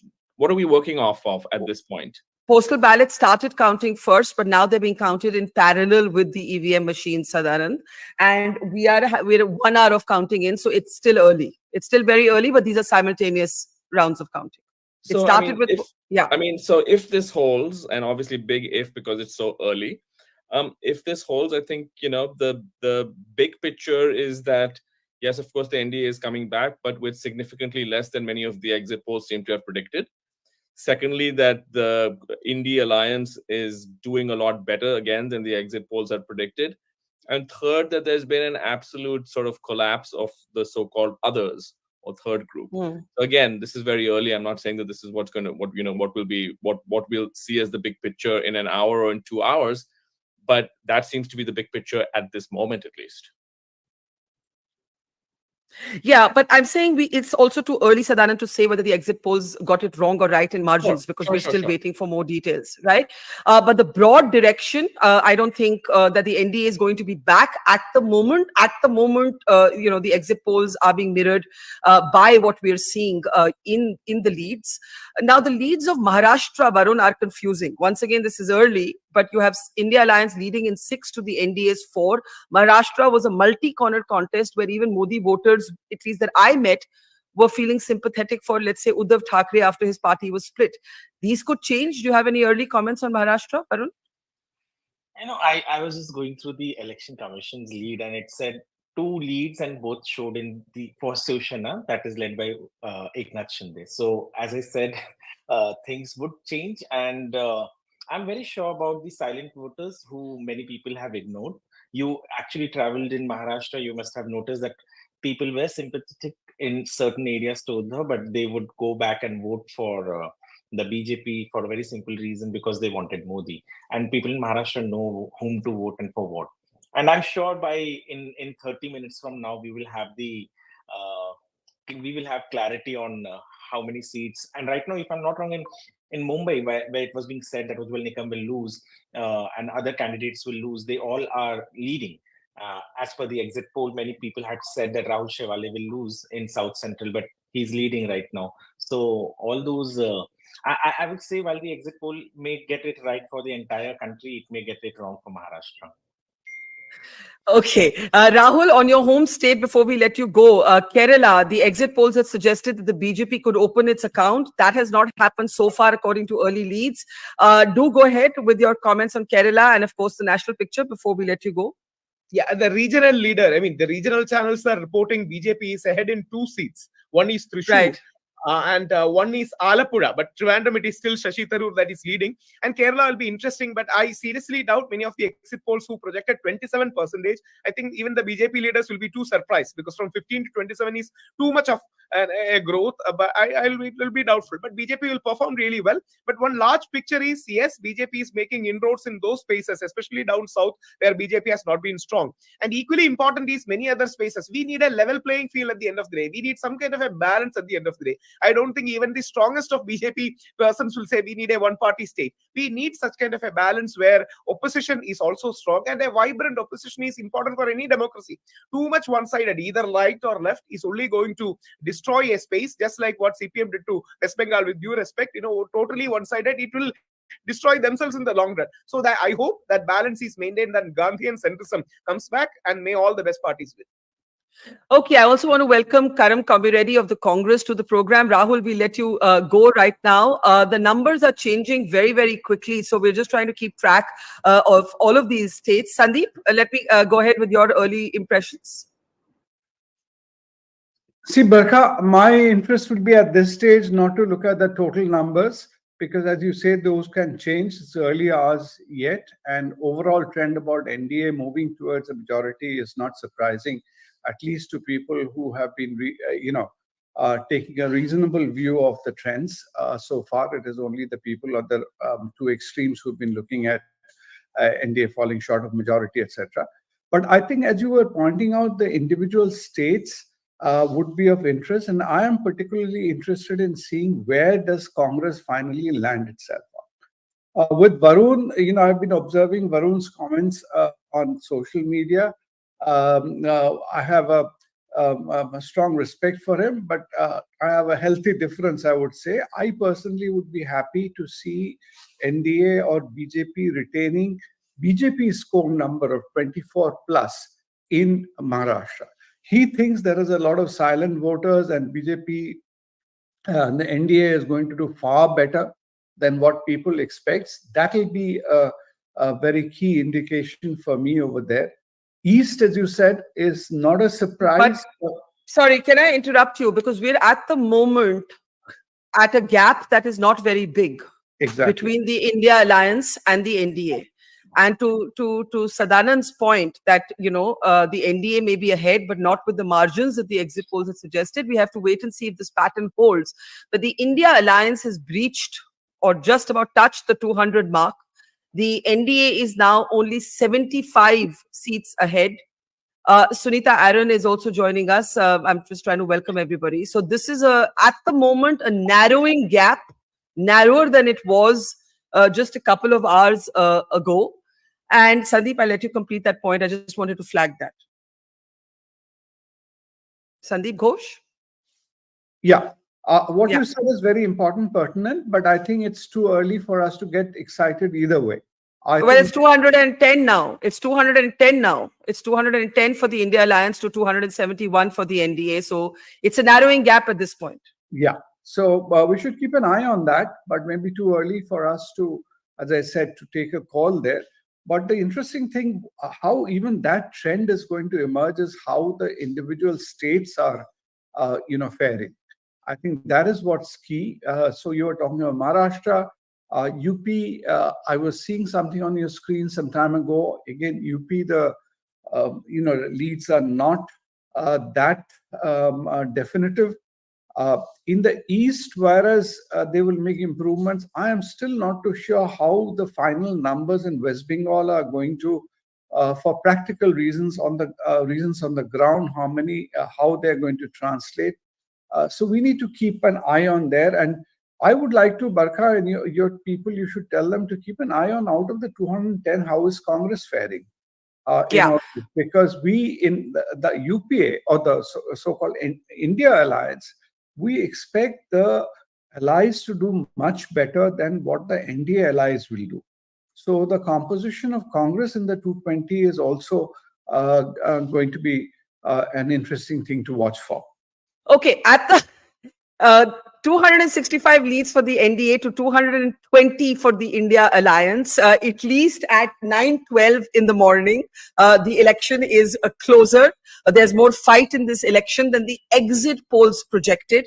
The opposition alliance is a very precise number for itself, 295. I want to just play out that one Rahul Gandhi clip of the exact number that he's given the alliance, quoting a Sidhu Moosewala song. I think banta hai abhi, given that the gap is narrowing. Let's take a look and I'll come right back to all of you. इसका नाम exit poll नहीं है, इसका नाम Modi media पोल है. ये मोदी जी का पोल है, फैंटेसी पोल है उनका. सर कितनी सीटें आ रही हैं आपके हिसाब से? सिद्धू मूसेवाला का सॉन्ग सुना आपने? 295, 295. Okay, let's, Karam, Comrade of the Congress party. Obviously, this is going to bring some cheer to you, especially given what, the direction and the gap and the scale that the exit polls were suggesting. Even in Gujarat, the India Alliance is leading in 3 seats. In Maharashtra also, the gap is not huge. In Odisha, the BJP is well ahead. So in BJP and, in Odisha and Bengal, the exit polls direction seems to be reinforced. But even Delhi, in which the BJP was leading in 7 seats, has got more competitive. The AAP and its allies, that's the AAP and the Congress, is now leading in 4 to the BJP's 3. Last time the BJP had swept all 7 seats. So this is the big picture right now. Can I just have the national numbers on the screen? UP, Sunita, this will interest you. The BJP and its allies are leading in 41, but the SP and its allies are at 20. So once again, Sadanand's point that the gaps that the exit polls had projected, those are not accurate at this moment. I can see Karthik on the screen. Karthik, what's the big picture on the numbers? Barkha, I was just speaking to a team member backstage and he just told me, and I'll just quote him because it's, I think, very interesting. He said, 1 घंटे बाद इतना close election मैंने expect नहीं किया था. So remember, you asked me a question an hour and a half back, by what time do we expect this to all sort of solidify? It seems as of now that not soon. Because right now it's closing in. And I'll tell you why, who the culprits are. I think Rajasthan, Karnataka, Haryana, Gujarat, and even Uttar Pradesh to some extent are the states where the India Alliance is doing better than the exit polls had predicted. Even Telangana for some exit polls. And I think that is where this sort of tension is coming in. Right now, it's really close. I mean, I actually did not expect at any point the gap to be 10%. So this is 10% of the India tally, which is the gap between the India and the NDA currently. Bihar, BJP's, the NDA is doing well. As per the exit polls, West Bengal and Odisha, also the BJP is doing well. But it's basically in the BJP's core areas of Gujarat, Rajasthan, Haryana, and Karnataka, if you think of it as a core area, because it swept that state last time. Those are the states where the BJP is having it tough. And even as we speak, the leads in Delhi have flipped. It's 3 to India and 4 to NDA. Northeast, the India Alliance seems to be doing well with 7 on 25 seats. This Northeast includes Assam as well. So it will be interesting. In fact, Delhi is now 4 to India, 3 to NDA. That's fascinating. Punjab, the BJP's leads are down to 0. Himachal Pradesh, BJP ahead on all 4. Uttarakhand on all 5. No surprises there. Chhattisgarh, Congress ahead in 2 seats. No exit poll gave the Congress more than 1 seat. And my sense is that was the Rajnandgaon seat where Bhupesh Baghel was contesting. But I'm just telling you the states which are probably responsible for this slowing of progress. And now the gap is down to 17. 252 to 235. On my screen, it's 255 to 232. It's nothing. It's the skin of the teeth. But Karnataka Congress is at 8. And no exit poll gave the Congress more than 5 seats. So just compared to the exit polls, these are the states which are probably responsible for this slowdown, if I were to say, in the final solidification. So I don't know about slowdown. Maharashtra, what is fascinating in Maharashtra is, look at the others tally. That's 18. Now, this could be independence. This could be Varun. Hold that, Varun. Of course, I know this won't happen, but what I'm saying is that this 18, when it gets finally divided between the ND and India, most of it, we don't know what direction it will go to. That's what I was trying to say. So these others of 18 would be the Prakash Ambedkars, the AIMIMs, and the independent candidates. But that, I think, is probably could be a decisive number as to how that 18. Okay. I've got to come in right now because it's just taken a turn. One of the things we heard in the campaign again and again, Sadanand, has the election turned, right? We're not calling this in any direction, but at the moment there is just a 13-seat gap. Can I just add something, Barkha? Yeah. Can I just add something? So we don't have the Congress leads from the feed, but the last data that the Election Commission is giving us is Congress leading in 45 and BJP 127, because the Election Commission's trends are out for only 250 seats. That means that the BJP is ahead on roughly 50% of those seats, and the Congress is roughly ahead on 1/6 of those seats. So I got it. I have to let others speak now. Sadanand, Karam, then Sunita, Varun, and Sandeep in that order. Sadanand, of course, it's turned interesting. It's certainly not going the direction, the scale or the margins of the exit poll. Nothing like it. We're again and again going to say it's only 17 minutes past 9 o'clock. I think we'll have to wait a couple of hours for all of this to settle down. But at the moment, you're in dead heat. You're in dead heat right now. It's 244 to 243. So I have a question for you again, because depending on which website you go to, the sort of numbers seems to be some sort of difference. Yes. What you have is not only a dead heat between NDA and India, but India plus others being ahead of NDA. I'm not seeing this elsewhere. Could you just explain this to Karthik, ensure a bunch of viewers are jumping into more than one channel? If you could just clarify this, because obviously this is very dramatic. Sadanand, this is from the ABP feed, and I think ABP uses a certain agent. Feed. Yeah, but if I were to even go to India today, the NDA is at 270, India at 207, others at 22. So we don't know which one is ahead of the other. But even if it's 270 to 207, I think Sadanand, you would agree that this is much closer than what the exit polls had predicted. But as per the ABP feed, which is the one that we are relying on, and which is a usually reliable feed, it's 244 to the NDA and 243 to the India lines. So all I'm saying is, we don't know at this point, but those are two different stories, right? One story is the NDA facing a lot of competition, but making it over the line. And the other potential story, we don't know which one is true, is actually a shock upset victory for India. These are pretty dramatically different stories depending on which is why we have to just keep giving the health warning. We have to wait because this is not Election Commission data. Barkha, it has flipped now. India is ahead of the NDA as per the ABP feed. 244 for India and NDA 243. I think a lot of people, I think Varun's expressions are very visible. But again, this is all we're reporting as things are coming in. These numbers, of course, will change. Okay, so just to explain to you, Sadanand, every platform uses a different counting agency. In the end, the Election Commission has the final word, but the Election Commission releases data very slowly. So what we do in live programming is we tend to follow one lead, but yes, it would be instructive to do a comparison as to how the others are reporting, because as you said, those could be two very different stories. But at the moment, this is C-voter data, that we are looking at, and we don't know. We simply don't know. So we're not calling anything yet. Yeah, so we don't know which one is ahead at this point, basically. We don't know which of these two data sources is ahead by 15 minutes or half an hour or whatever. That we don't know at this point. Yes, we don't know.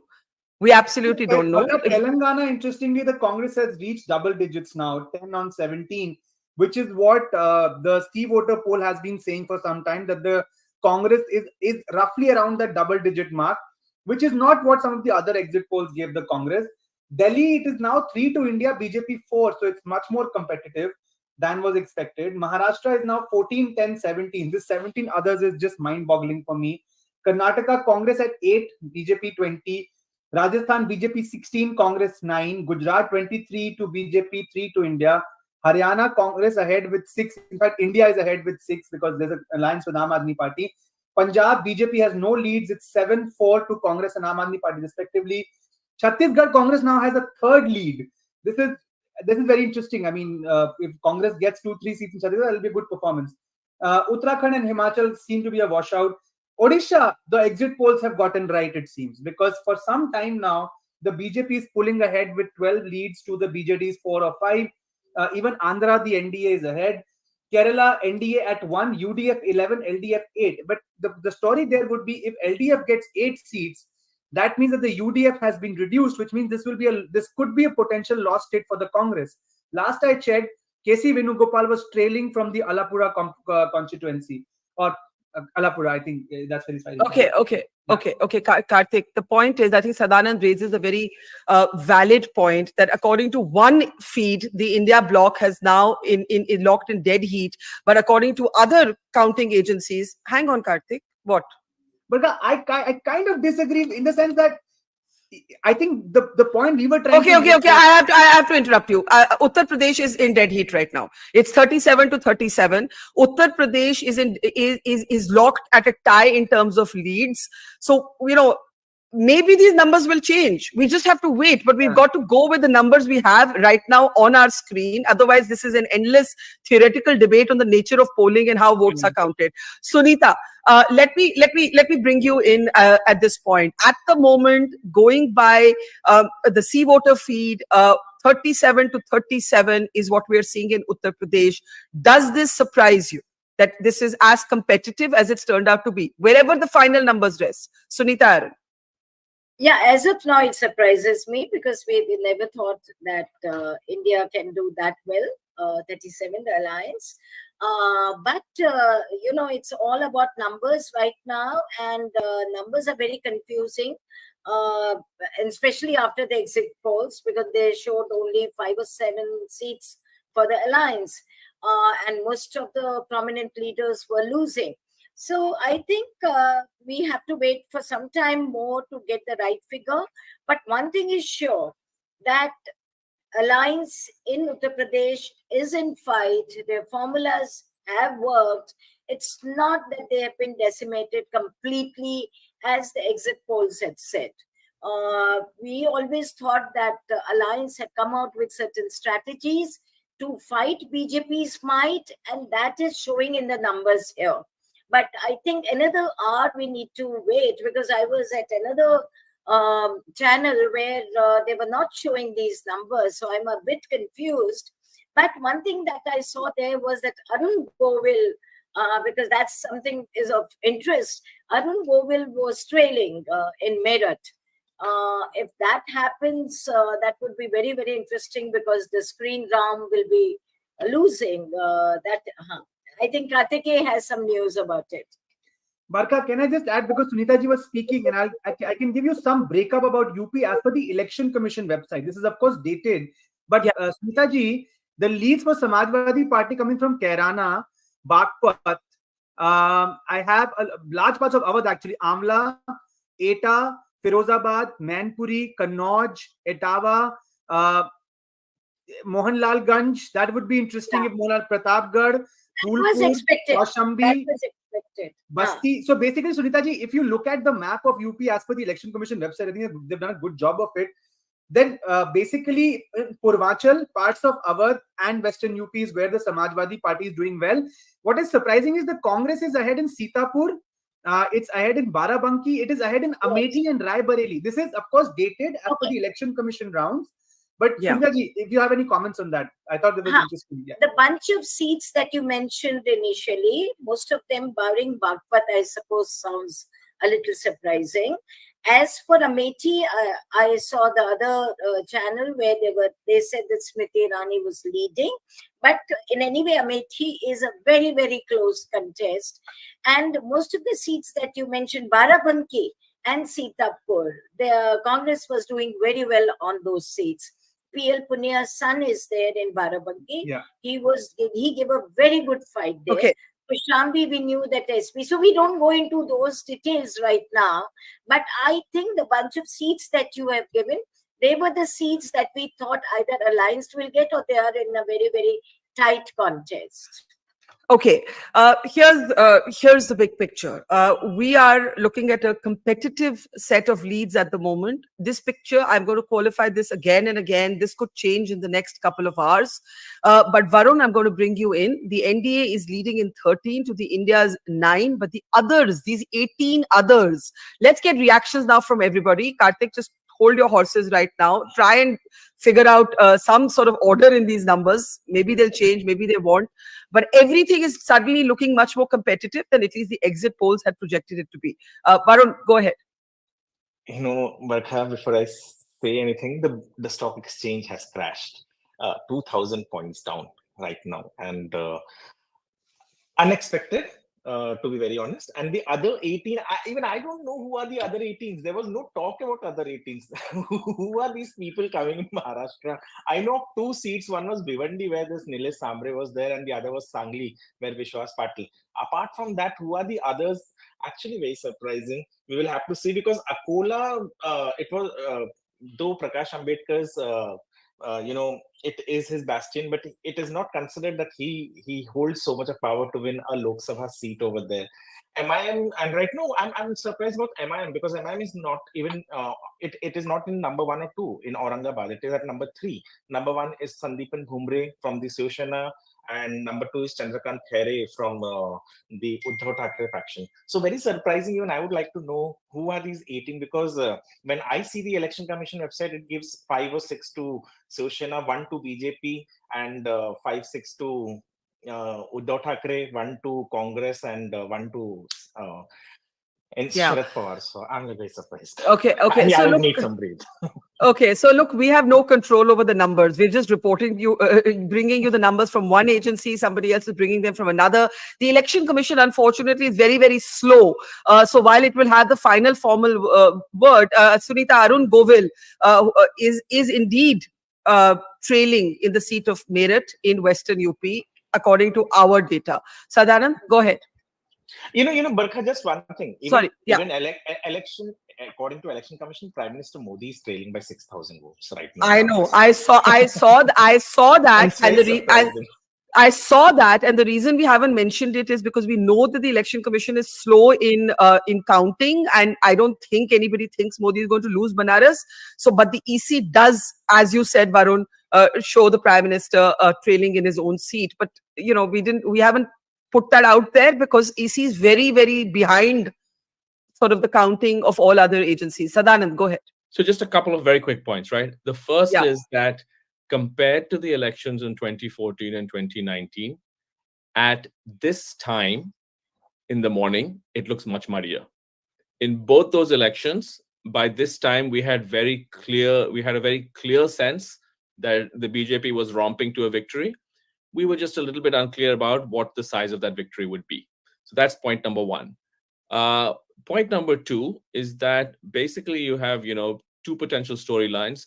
One is that if you if you look at sort of what you could be seeing is the NDA quickly racing to a slender majority, and perhaps over the next few hours consolidating that into a larger majority. That's certainly one possibility. And the other possibility is the India Alliance coming to some kind of either a shock upset or something very close to a shock upset. But what both those storylines have in common is that at this point of time, the opposition has done much, much better than most of us would have predicted. Absolutely. I think it's safe to say that unless by the time counting is over, these margins widen in a dramatic sort of way. I don't know if that will happen. At the moment, the NDA has taken the lead again, a 20-seat lead ahead of the India Alliance. Karam Komiredi, I'm so sorry, you've been wanting to speak for a while. Do go ahead. No, Barkha, I mean, if the early trends are anything to go by, one thing is for sure, most of the pollsters, most of the exit polls have got it horribly wrong. They predicted a rout for the India Alliance, and they've said that it's going to be a landslide for the NDA. One thing is for sure, there are around 64 crore votes that have to be counted, and it's going to take a while.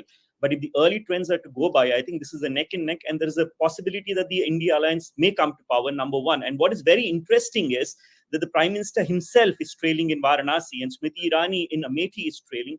So if you go by the mood of the public, I think more or less people wanted a change. And the reason they wanted a change is because of this. The NDA, Prime Minister Modi has been in power for over 10 years, but if you look at the ground reality, he hasn't been able to deliver on issues like unemployment, on issues like poverty. And all he had to do was, resort to Hindu-Muslim. And I've read a piece of yours in the Washington Post wherein you said that you've traveled extensively and the Ram Mandir was not being, taken into consideration by most of the voters. And what is very interesting, Barkha, is the results in UP. If you were to look at the last time, the BJP and its alliance, Apna Dal won around 64 seats, and BSP 110, SP 15, and Congress was relegated to just 1 seat. Now, if the early trends are to go by, I think the India Alliance is doing exceptionally well in UP and across the country from north to south. The Congress and the Alliance is doing exceptionally well, and there is every likelihood that there could be a change of guard at the center and the Congress may come to power. But in any case, let me add a caveat. 64 crore votes to be counted. It's a long process. But if the early trends are to go by, one thing is for sure, most of the pollsters and the exit polls have got egg on their face. Okay, this is probably a good moment.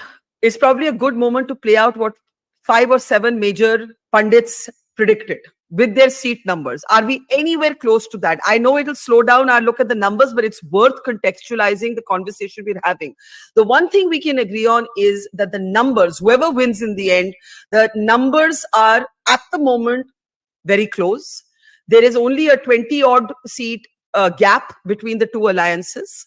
It's not at all the landslide that the pollsters projected. Neither is it the other end of the BJP slipping below majority, as Yogendra Yadav said. So I'm going to quickly play out for you a quick clip of what all of the major pundits said, and we'll come right back with updated numbers. BJP की 303 seats last time. Right? They will improve their number. So you don't even buy this theory कि वो 20-30 कम हो? नहीं होंगे. They are improving their number. Will Mr. Modi be the Prime Minister again? उसमें मुझे कोई doubt दिखता नहीं है. NDA then comes to take 80 seats away. NDA is exactly 273, just at the majority mark. BJP crossing 300 mark is a very tough task, very difficult. And BJP coming down below 250, 240 is also extremely unlikely. The forecast is very straightforward and simple, and that is that somewhere between 330 to 350 seats is what the BJP can get on its own. So you don't feel any political tectonic shifts? Honestly speaking, I don't sense that, because अगर वो होता है बरखा तो tectonic shift आपको दिखता है. Brand Modi is known largely as a delivery man, a man who resonates very well with the masses, a man who understands the pulse of common man, a man who works 24/7 or seem to be work 24/7 only for them, and not having family, adding value to this. So these are the phenomena which people quite often ऐसा समझते हैं कि ये हमारे घर के मुखिया हैं. So, yes, Karthik. But I think one neglected portion of the country is the... Hang on. Now we do know that the Congress candidate Kishori Lal Sharma at the moment is leading in Amethi. This is important news because there was so much debate over whether the Gandhis took a wrong decision in fielding him and not contesting themselves. We'll wait to see where the final result lands. But Kishori Lal Sharma is leading ahead of Smriti Irani of the BJP in Amethi in Uttar Pradesh. In Karnataka, however, the BJP is mirroring at the moment the exit poll direction, the leading in 22 seats to the Congress's 6. In Uttar Pradesh, the NDA has now fallen below the India Alliance. It's 39 to 35. The BSP, yet I know, Sunita, it is what to say. The numbers are changing so quickly. Smita Gupta is wanting to come in. Smita Gupta, do go ahead. Smita?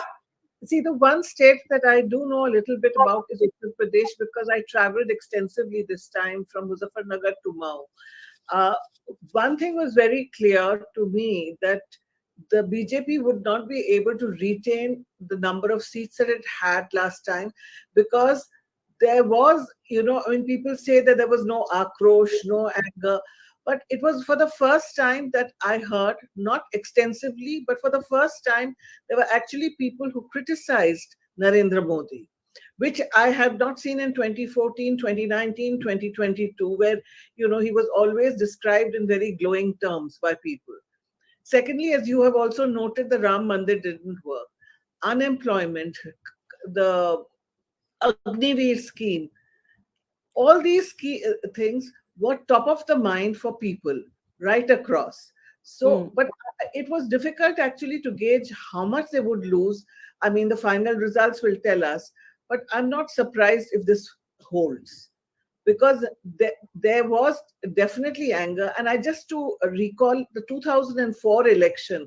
Sorry, can I interrupt you, because Telangana is also reversing the direction of the exit polls. The Congress is ahead of the BJP in Telangana. That is not what the exit polls projected. They projected major gains for the NDA, for the BJP in Telangana. Karthik, very briefly, because No, I was speaking. we at Free Voter did say that Congress and BJP both 6 to 9. So this is kind of there.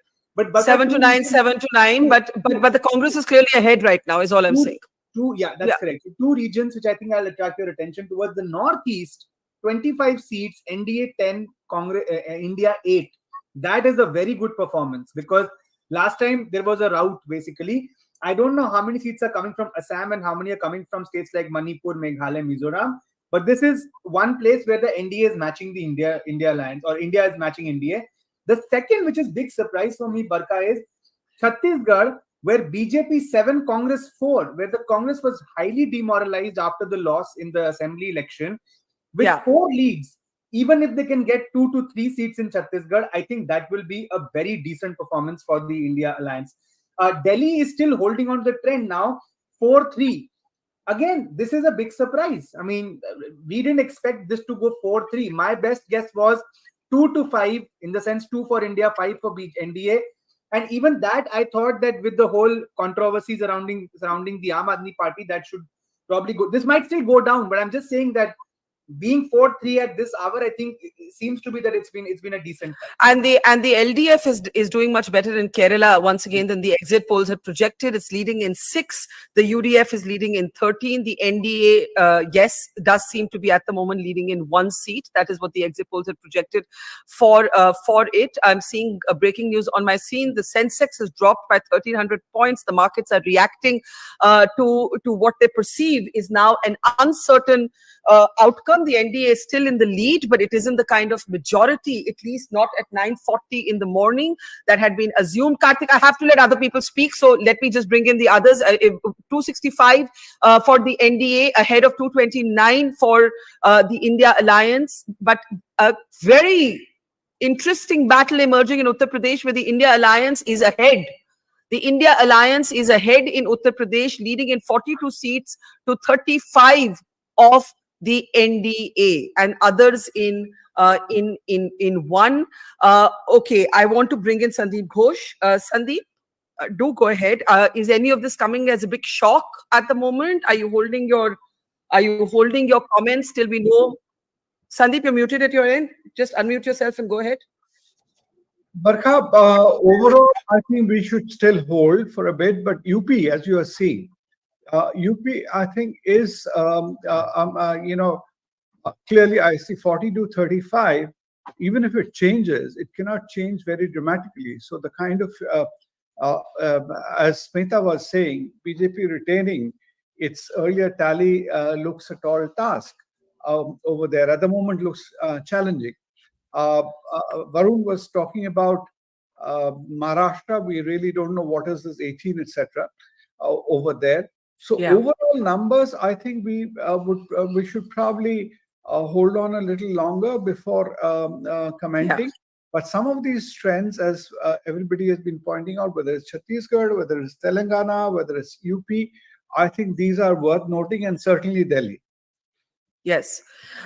Yes, we are holding on. Mr. Annamalai, who ran a high voltage campaign in Tamil Nadu, is trailing in his own seat of Coimbatore. To be fair to Annamalai, he didn't make any big claims about seats. He said he was aiming for a 20% vote share, but he is trailing, and Mr. Owaisi is trailing as well, according to this slide, in Hyderabad. But once again, we've got to see how and where these seats land eventually. A lot of dramatic developments have taken place. If you've just joined us, let me summarize the big picture for you.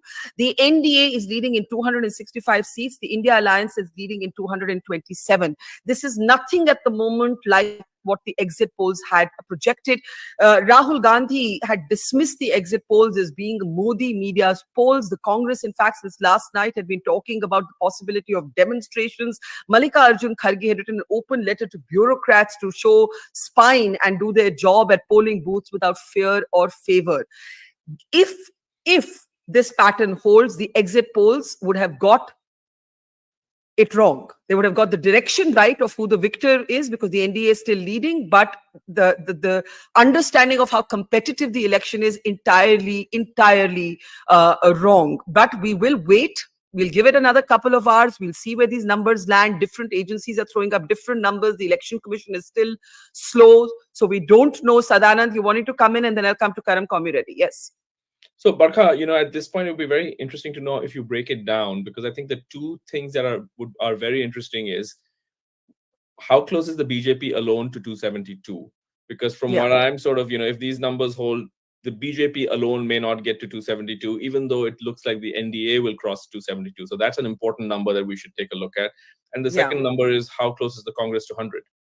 I think those are like two really important numbers, and that would kind of give us a sense of which way this mystery is going to unfold. Karthik, can you shed any light for us? We, on the breakup of the numbers. I know the Election Commission is giving the breakup, but again, it's, very behind in pace of what the agencies are counting. But do we have any sense? Because Yogendra Yadav has argued, we played all of those pundits, that the BJP by itself would fall below 270. Sanjay Kumar of CSDS said he felt the BJP cannot go below 250 and cannot go above 300.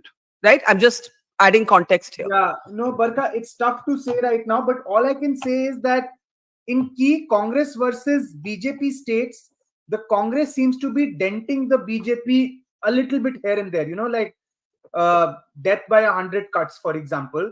So Gujarat, for example, 4 leads, Chhattisgarh 3 leads, Delhi India Alliance 3 leads, Punjab Congress. So it's tough to say. Karnataka now Congress is at 10. Right, so it is a possibility. Remember at the beginning of the show what I told you, there are 2 numbers to look out for. Can the Congress cross the 90 to 100 mark, and will the BJP cross 272? At this point, I think both those targets are being tested. That much I can say. But it's Sadanand, I don't think we have the numbers disaggregated by party right now from the agencies that we are getting the numbers from.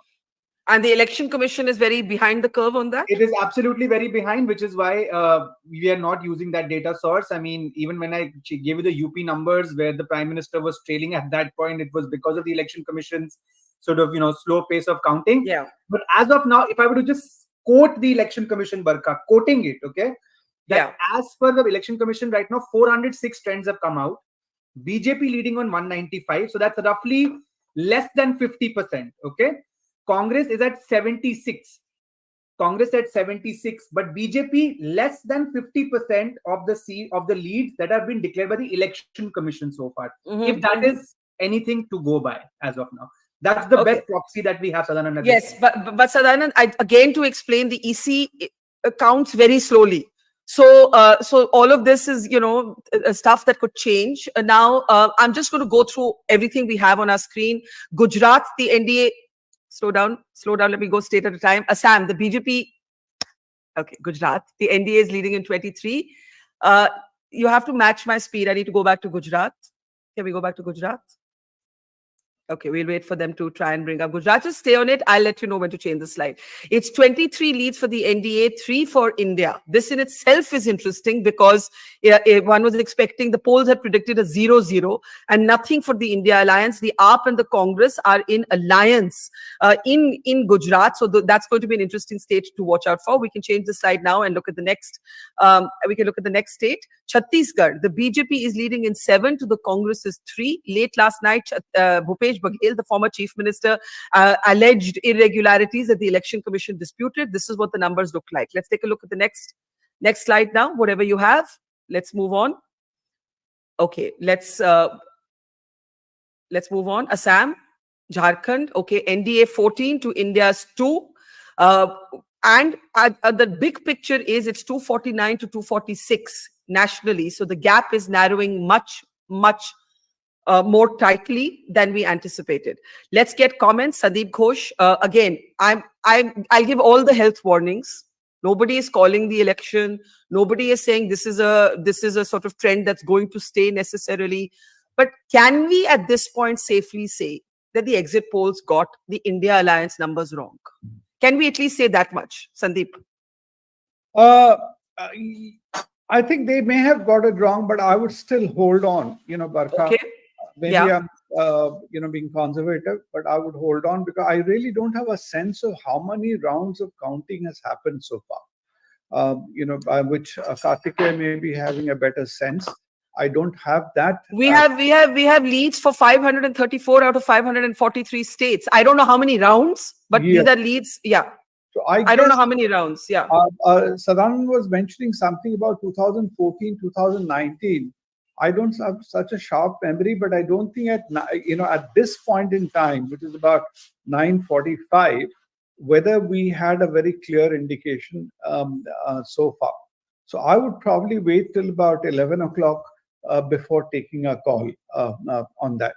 But certainly it's not a washout for India, as some of us reading the exit polls were thinking.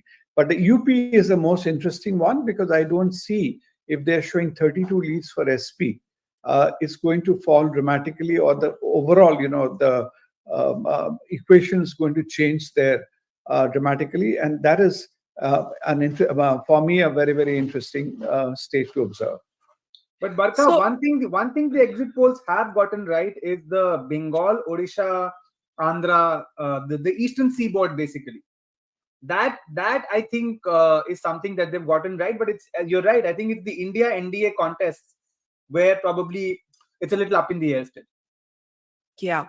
So let's take a closer look at Uttar Pradesh, because that's where actually, if the East is the story for the BJP, Uttar Pradesh seems to be at the moment the story for the India Alliance. Can we please change our slides to Uttar Pradesh? I want to look at the latest numbers from Uttar Pradesh. And in the meantime, Smita, you said you traveled extensively. By the way, it's now absolutely neck and neck in the national picture. It's 260 to 260. Dilip Cherian, welcome to the program. Good morning.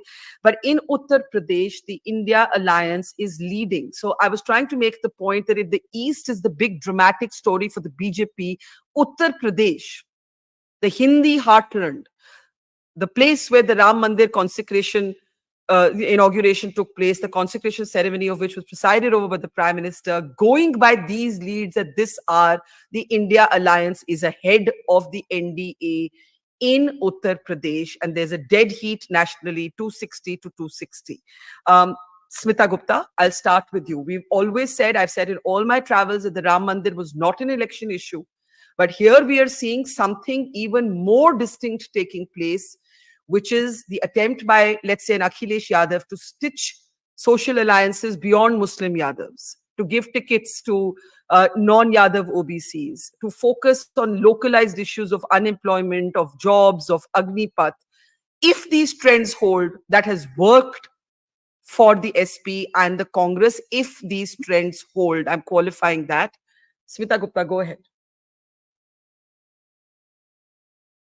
Can we unmute Smita, please? Ma'am, if you're muted at your end, please. Yeah, go ahead. Yeah. Yeah, if these trends hold, one begins with that caveat. But what I saw was for the first time that the India Alliance's narrative was resonating on the ground. The issues that they had taken up were actually being spoken of on the ground. And this was being acknowledged even by people who were seen to be close to the BJP. Now, number two, among the upper castes, among the Brahmins and the Rajputs, as we know, had 5 big sammelans, caste sammelans in the western part of the state, where they denounced the BJP. But there was disquiet amongst them, as well as among Brahmins, that perhaps, too much attention is being paid by the BJP to the other backward castes. which is the way which is actually the secret of the success of the BJP since Mr. Modi came back. So there was that great disquiet. You could hear people talking about it. There was also rumors right across the state about that if the BJP were to come back with a thumping majority, Mr. Modi would replace Mr. Yogi Adityanath with a backward caste chief minister. And this was being repeated at, every tea shop, every, town, every village, by people. And the odd thing is that Yogi Adityanath himself is popular. But as I said before, this was the first time that I actually heard. But I just want to give the qualification, Karthik, the qualification that other agencies are counting differently, and the gap is wider than the C voter ABP feed on the numbers. Karthik, can you give us a sense of the comparison? Before I do that, Barkha, Sadanand, I think from one source I now have the numbers. BJP 245, Congress 97. This is the India Today feed. And so there are three different sources that we are looking at right now. So ABP is showing 270 to 250 for NDA. NDTV and India Today are roughly at the same point where it's roughly 290, 295 to 210 to 220. But the India Today feed is also giving me the Congress and BJP numbers. The BJP numbers are 245 and they have not called, but their leads are out for 540 seats. So BJP 245, Congress 97. Barkha, as I said, both those benchmarks, 272 and 100 for the Congress, are being tested in this election. But Karthik, the Congress argument was that if the Congress could win 90 seats, it could pull the BJP down below 270. You are saying neither is, That was conditional on the BJP also being checked in states like Bengal and Maharashtra, and not sweeping the state of Odisha like they seem to be. But even after that, it seems that the damage is enough for the BJP to be hovering around 250. Okay, So but a lot of people are going to ask the fundamental question that Sadanand asked. We have three very different scenarios. Is there anything in common that we can say at this point on the numbers, right? Because the other agencies are giving the NDA a bigger lead, and even as we're speaking, that lead has changed for us. 280. That's why I'm saying we've got to wait. We can't draw any conclusions right now. We've got to wait. It's 280 seats for the NDA and the India Alliance 240. That's why the only question I'm asking right now is, has the India Alliance done better than the exit poll said? That's the only question that I think one can frame reasonably. Nothing else about the outcome. As per now, absolutely yes. I would say the reason is that none of the exit polls gave the India Alliance anything above 170, which was C voter, by the way. 180 or anything above that. But here, as of this point, Barkha, and again qualification, the India Alliance is comfortably above the 200 mark. This could change. But even as we speak, those numbers from the other feeds are also changing. There now the NDA is 289 to the India's 220 and others is 31. So I will again say, Barkha, for the Congress that 100 point and for the BJP the 272 point, both are being tested. Both are being tested at this point. So Karthik, I'm going to request you to hop off and help us update our numbers, and we'll see you in a couple of minutes. Dilip Cherian, welcome to the program. Karam Komiredi, I have a question for you. We have seen disquiet, anger from the Congress. In fact, early morning, we have Dr. Shama Mohammed, and she was talking about the election not being free and fair, and I kept arguing that point with her. The point is, if this performance for the India Alliance holds, were you wrong to question the electoral process? Were you wrong to question the wisdom? You can't say if we do well, the election is fair. If we don't do well, the election is unfair. There's a contradiction there, right? Barkha, well, I must say that from the India Alliance standpoint, I think this is spectacular, given that I can see it on your screen, India 230 and NDA 290. I think this election has definitely passed the freeness test, but it has not passed the fairness test, regardless of what the result is. We must take into account that the Election Commission did not do its duty well. We saw how the Prime Minister spoke. He was not reprimanded. There was no notice issued to him. We've seen how Chief Minister after Chief Minister was picked up by the enforcement agencies. We had Hemant Soren, who was picked up in January. Then we had Arvind Kejriwal, who was arrested in when the model code of conduct was there. So I think this election, regardless of what the outcome is, has not passed the fairness test. In fact, the NDA government, the Modi's government, has gone to the extent of overturning the Supreme Court judgment to remove the Chief Justice from the panel of the selection committee, which picks the election commissioners. And we've seen how hastily 2 election commissioners were appointed by the BJP government just 24 hours before the matter was listed in the Supreme Court. So regardless of what the result is, I think this election, the fairness test, this election has not been fair at all. Okay. You say it's not passed the fairness test. It hasn't been fair, but it's been free. And you draw a distinction between those two nomenclatures. We'll look at that in a moment. Dilip, any first thoughts? Again, lots of qualifications here. It's not even 10 o'clock in the morning, right? But the election is much tighter than the exit poll suggested. The India Alliance is leading in 224, but the lead has now widened. Sadanand, this would interest you. It's widened significantly. The NDA is now leading in 294 seats. But the big question is, will the BJP hit 272 on its own? Will the Congress hit 90 on its own? Those two benchmarks we're studying closely. The ECI has some split data, but it's not updated. Dilip, first thoughts? I would say, Barkha, that the most important assessment we have to make is that all the people who are rooting for a massive success for the NDA are loudly screaming, wait for 11 o'clock. So this means that the early numbers are discomfiting to them. So that is causing some level of anxiety. Are these unexpected? I would say they are highly unexpected so far. And while we may recognize, and we need to recognize, that it is only 10 in the morning and that EVM counting has just about begun, the numbers are likely to change. And I love the note of caution that you are repeating every minute. It is necessary as our viewers make their assessments. The market seems to have made an assessment in terms of stock markets. The way that is declining seems to indicate that the market is uncomfortable with the fact that early wins don't seem to be in the direction that the exit polls had promised. So I'm not here to cast aspersions on the exit polls. I'm not here to be part of any cheering brigade for any group.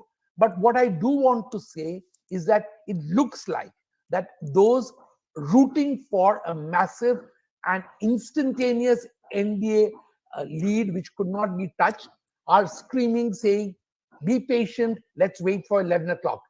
And I think that is an early indication of the fact that there seem to be trends which are not comfortable and do not fit in with the narrative we had. And that is why we are waiting, but the NDA has breached the 300 mark.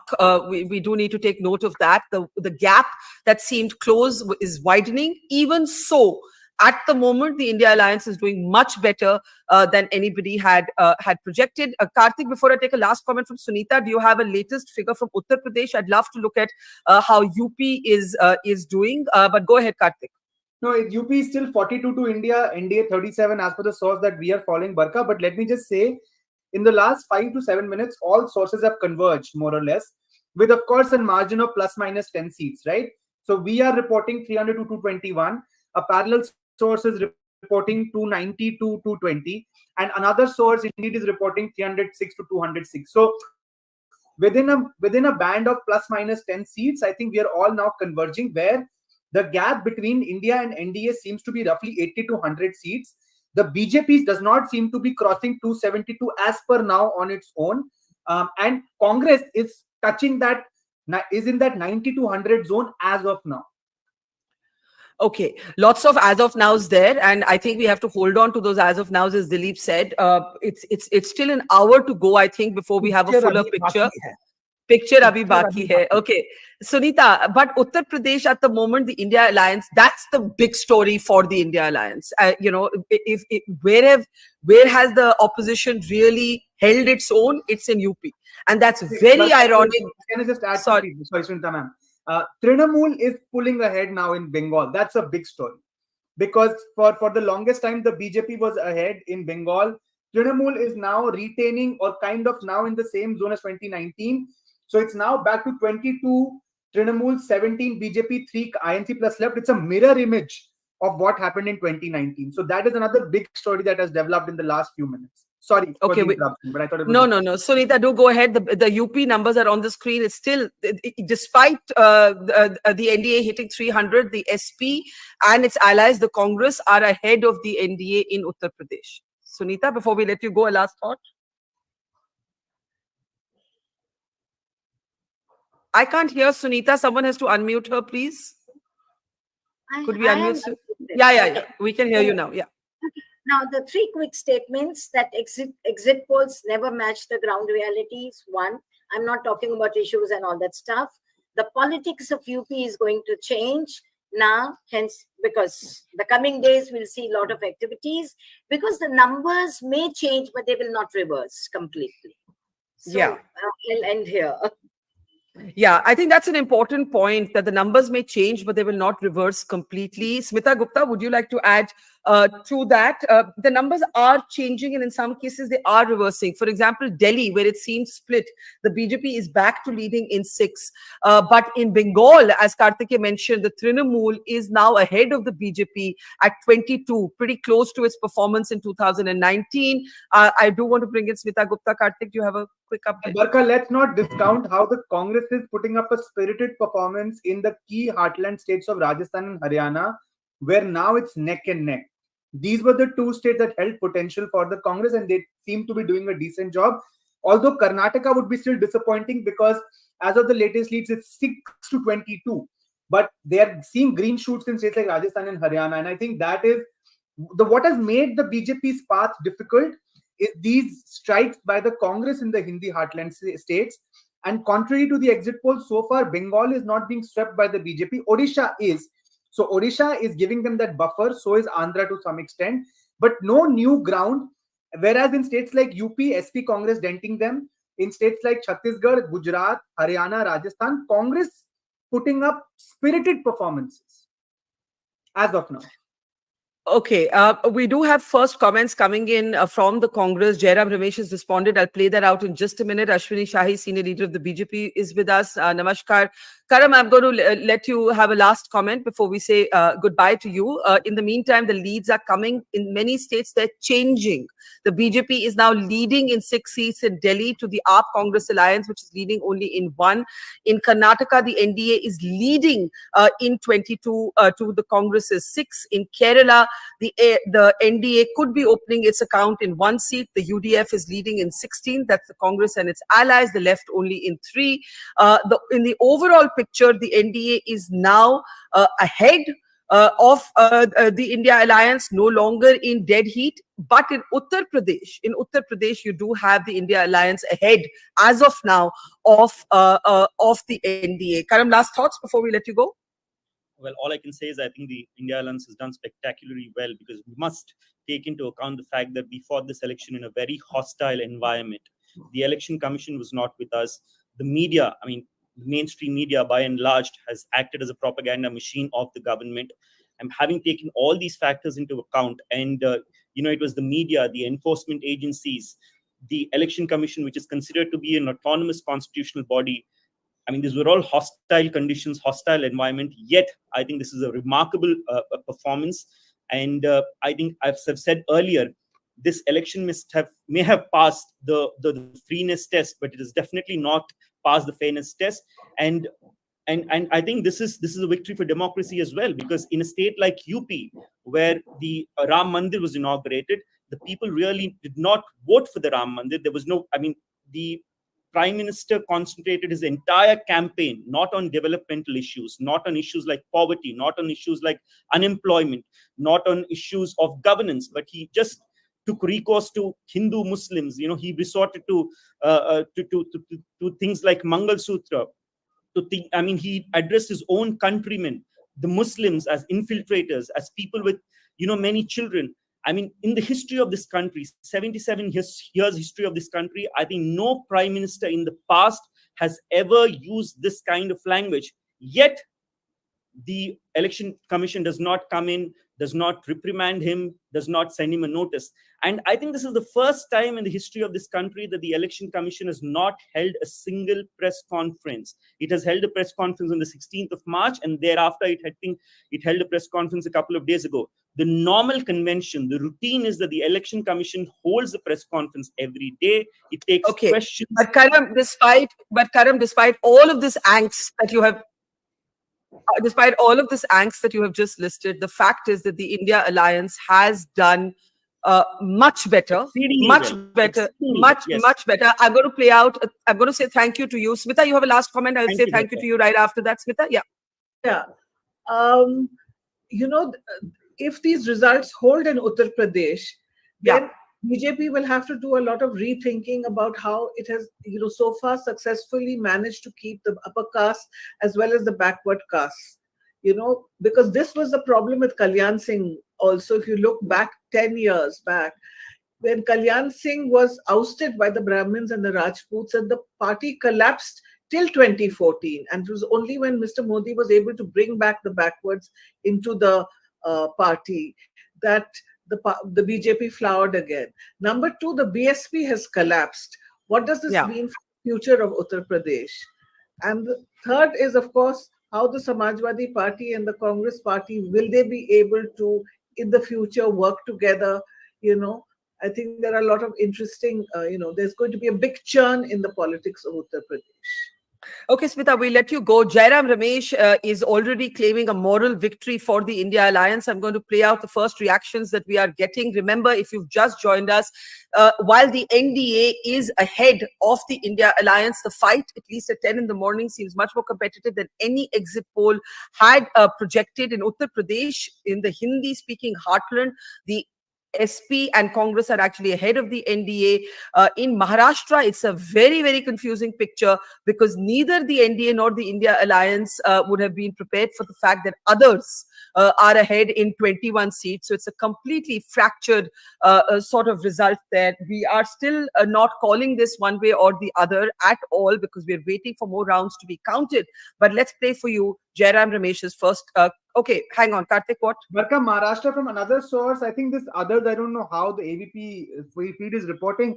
Maharashtra, as per the other source, is 25 to NDA, 20 to the India Alliance. Okay. So this is like neck and neck in a way. I would say not neck and neck. NDA is slightly ahead. Yeah. But no, this is as per the India Today feed. The ABP feed is still giving others this big chunk. We don't know what this others is. So our banner is correct. But I'm just clarifying this from another source for you. Okay, the gap has slightly widened now between the NDA and the India Alliance. It's 304 to 218. We are going to see this ball-by-ball commentary. I'm sorry, I know we aren't able to get into any substantive conversation about issues, but the issues we have to discuss will also depend on where the numbers finally settle. So I urge or I thank you for your patience. I just want to play out. No, now you have to wait. I have to play Jairam Ramesh's first response. Otherwise, this is what we'll be doing for the rest of the hour. Jairam Ramesh claiming moral victory for the India Alliance. Take a look. ये रुझान दिखाता है कि निवर्तमान भूतपूर्व बनने वाले हैं. ये उनकी नैतिक हार है और राजनीतिक हार है. दोनों राजनीतिक हार और प्रचंड नैतिक हार. ये पहले कभी नहीं हुआ है कि प्रधानमंत्री खुद अपने ही सीट में पीछे चल रहे हैं. ये तो ट्रेलर है. जो नतीजे दिखाई दे रहे हैं वाराणसी में, प्रधानमंत्री कह रहे थे ट्रेलर ट्रेलर ट्रेलर, तो आज उनके ट्रेलर दिखाई दे रहा है. So Jairam Ramesh is, of course, quoting from the Election Commission data. I don't know, Karthik, if you had a chance to look at it, which is slow and suggested that the Prime Minister is trailing in his own seat. He's already claiming that the Prime Minister is going to be a former Prime Minister. Akshay Marathi of the Aam Aadmi Party is with us. Ashwini Shahi of the BJP is with us. Sadanan Dhume and Dilip Cherian are with us. I want to open up the conversation now, Karthik, unless you have a very dramatic update. You've got to No, hold I for a just bit? summarize one statement, Barkha, that I think all of us were watching the swing states in Maharashtra, Karnataka, at least I was Bengal, Bihar. But what seems to be hurting the BJP is its bastion of the Hindi heartland. I think that's the biggest takeaway so far. Yeah, I was just going to say that in the east is the story for the BJP. It is the state of Orissa and a neck and neck battle in Bengal. The Hindi heartland, Ashwini ji, आपका प्रदेश, उत्तर प्रदेश, जहां पे अभी के वक्त India alliance का गठबंधन आगे है, जहां पे राम मंदिर का उद्घाटन हुआ, जहां पे हिंदुत्व पॉलिटिक्स एक तरह से एक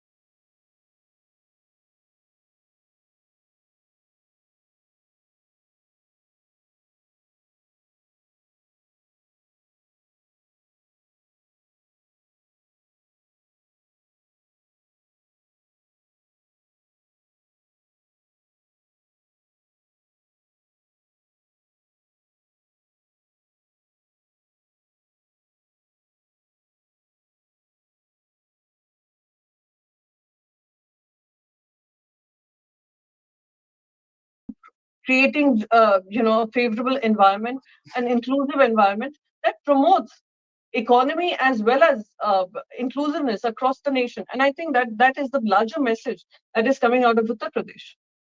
So one thing that I will agree, and I've been saying from the beginning, Ashwini ji, कि जब मैं बहुत घूमी साउथ से नॉर्थ, तो मैंने बहुत से वोटर से पूछा, what do you like best about the Modi government? And they all listed many things: infrastructure, internal security, 24/7 work culture.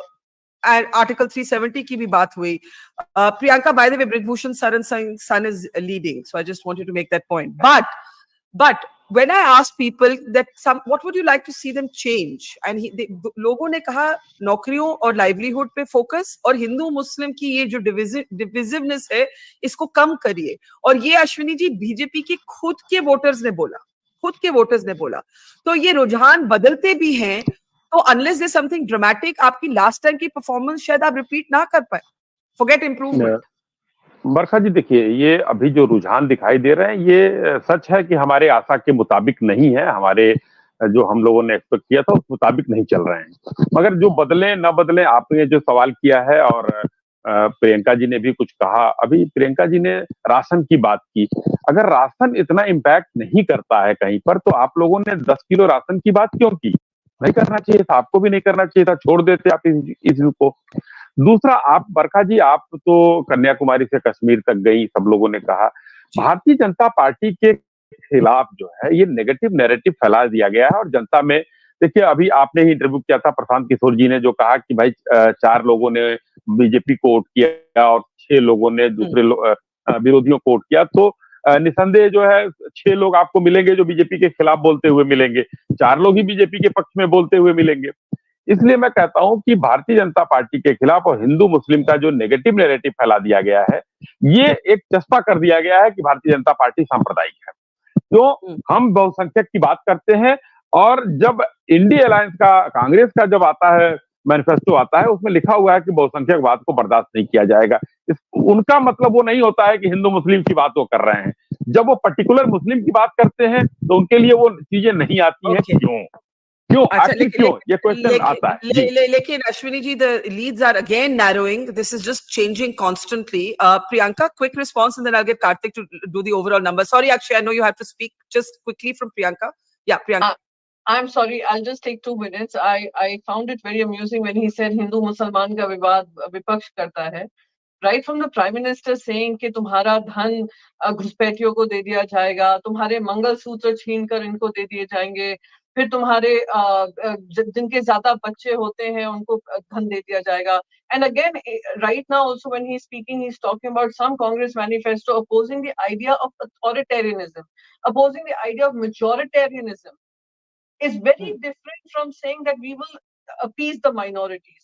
So again, this is exactly what people of this country have sent a very clear message, and I'm only hoping that as once we form the government, India Alliance forms the government, and NDA is in the opposition, and Mr. Modi is in the opposition, he will actually take a step back and realize what all has gone wrong in his campaign, and where he started to believe that he's invincible, and the narrative that they're pushing was absolutely not what people of the country were expecting after 10 years of giving him absolute power to try and improve the lives of the people. Well, I should say that the gap has narrowed further. The NDA is now only in a 20-seat difference with the India Alliance in terms of leads. So while we can all keep giving the health warnings that we've got to wait till 12, if the opposition today is talking about potentially forming the government, they are within some context to make that point today, given that, at least at this hour, given those leads. Karthike, what's your update? No, Barkha, I think the way it's panning out is that the BJP essentially is losing in all 4 swing states: Karnataka, Maharashtra, Bihar, Bengal. Karnataka, Bihar less so. Maharashtra, Bengal more so. And the Bengal story is something that all exit polls fail to catch, it seems, because now in Bengal, the Trinamool seems to be bettering its position from 2019. So it's 27 to Trinamool, 13 to BJP, Congress +2. So the 4 swing states are delivering blows for the BJP, some more, some less. But what has really dented the BJP is Uttar Pradesh, for sure, which I think has come as a bolt from the blue. Nobody was expecting this. But add to that, Congress making surgical strikes in the Hindi heartland, something that not a lot of us had, I mean, people had expected. Essentially, Haryana, Rajasthan were meant to be swing states, but the Congress is not just making surgical strikes, it's basically tying with the BJP in these two states. And the number that we showed that, Raj Babbar leading in Gurgaon, I don't think even the Congress would have predicted that. So this is how the trajectory is panning out. This is what has slowed the BJP down. And there are no major gains from Tamil Nadu, Kerala. Telangana, the Congress is leading. The only big upset in this election that is in favor of the BJP is the Odisha number. But that seems to be not sufficient to cover the losses that they seem to be clocking in states like Bengal, Maharashtra, Bihar, Karnataka, Rajasthan, Haryana, and Uttar Pradesh.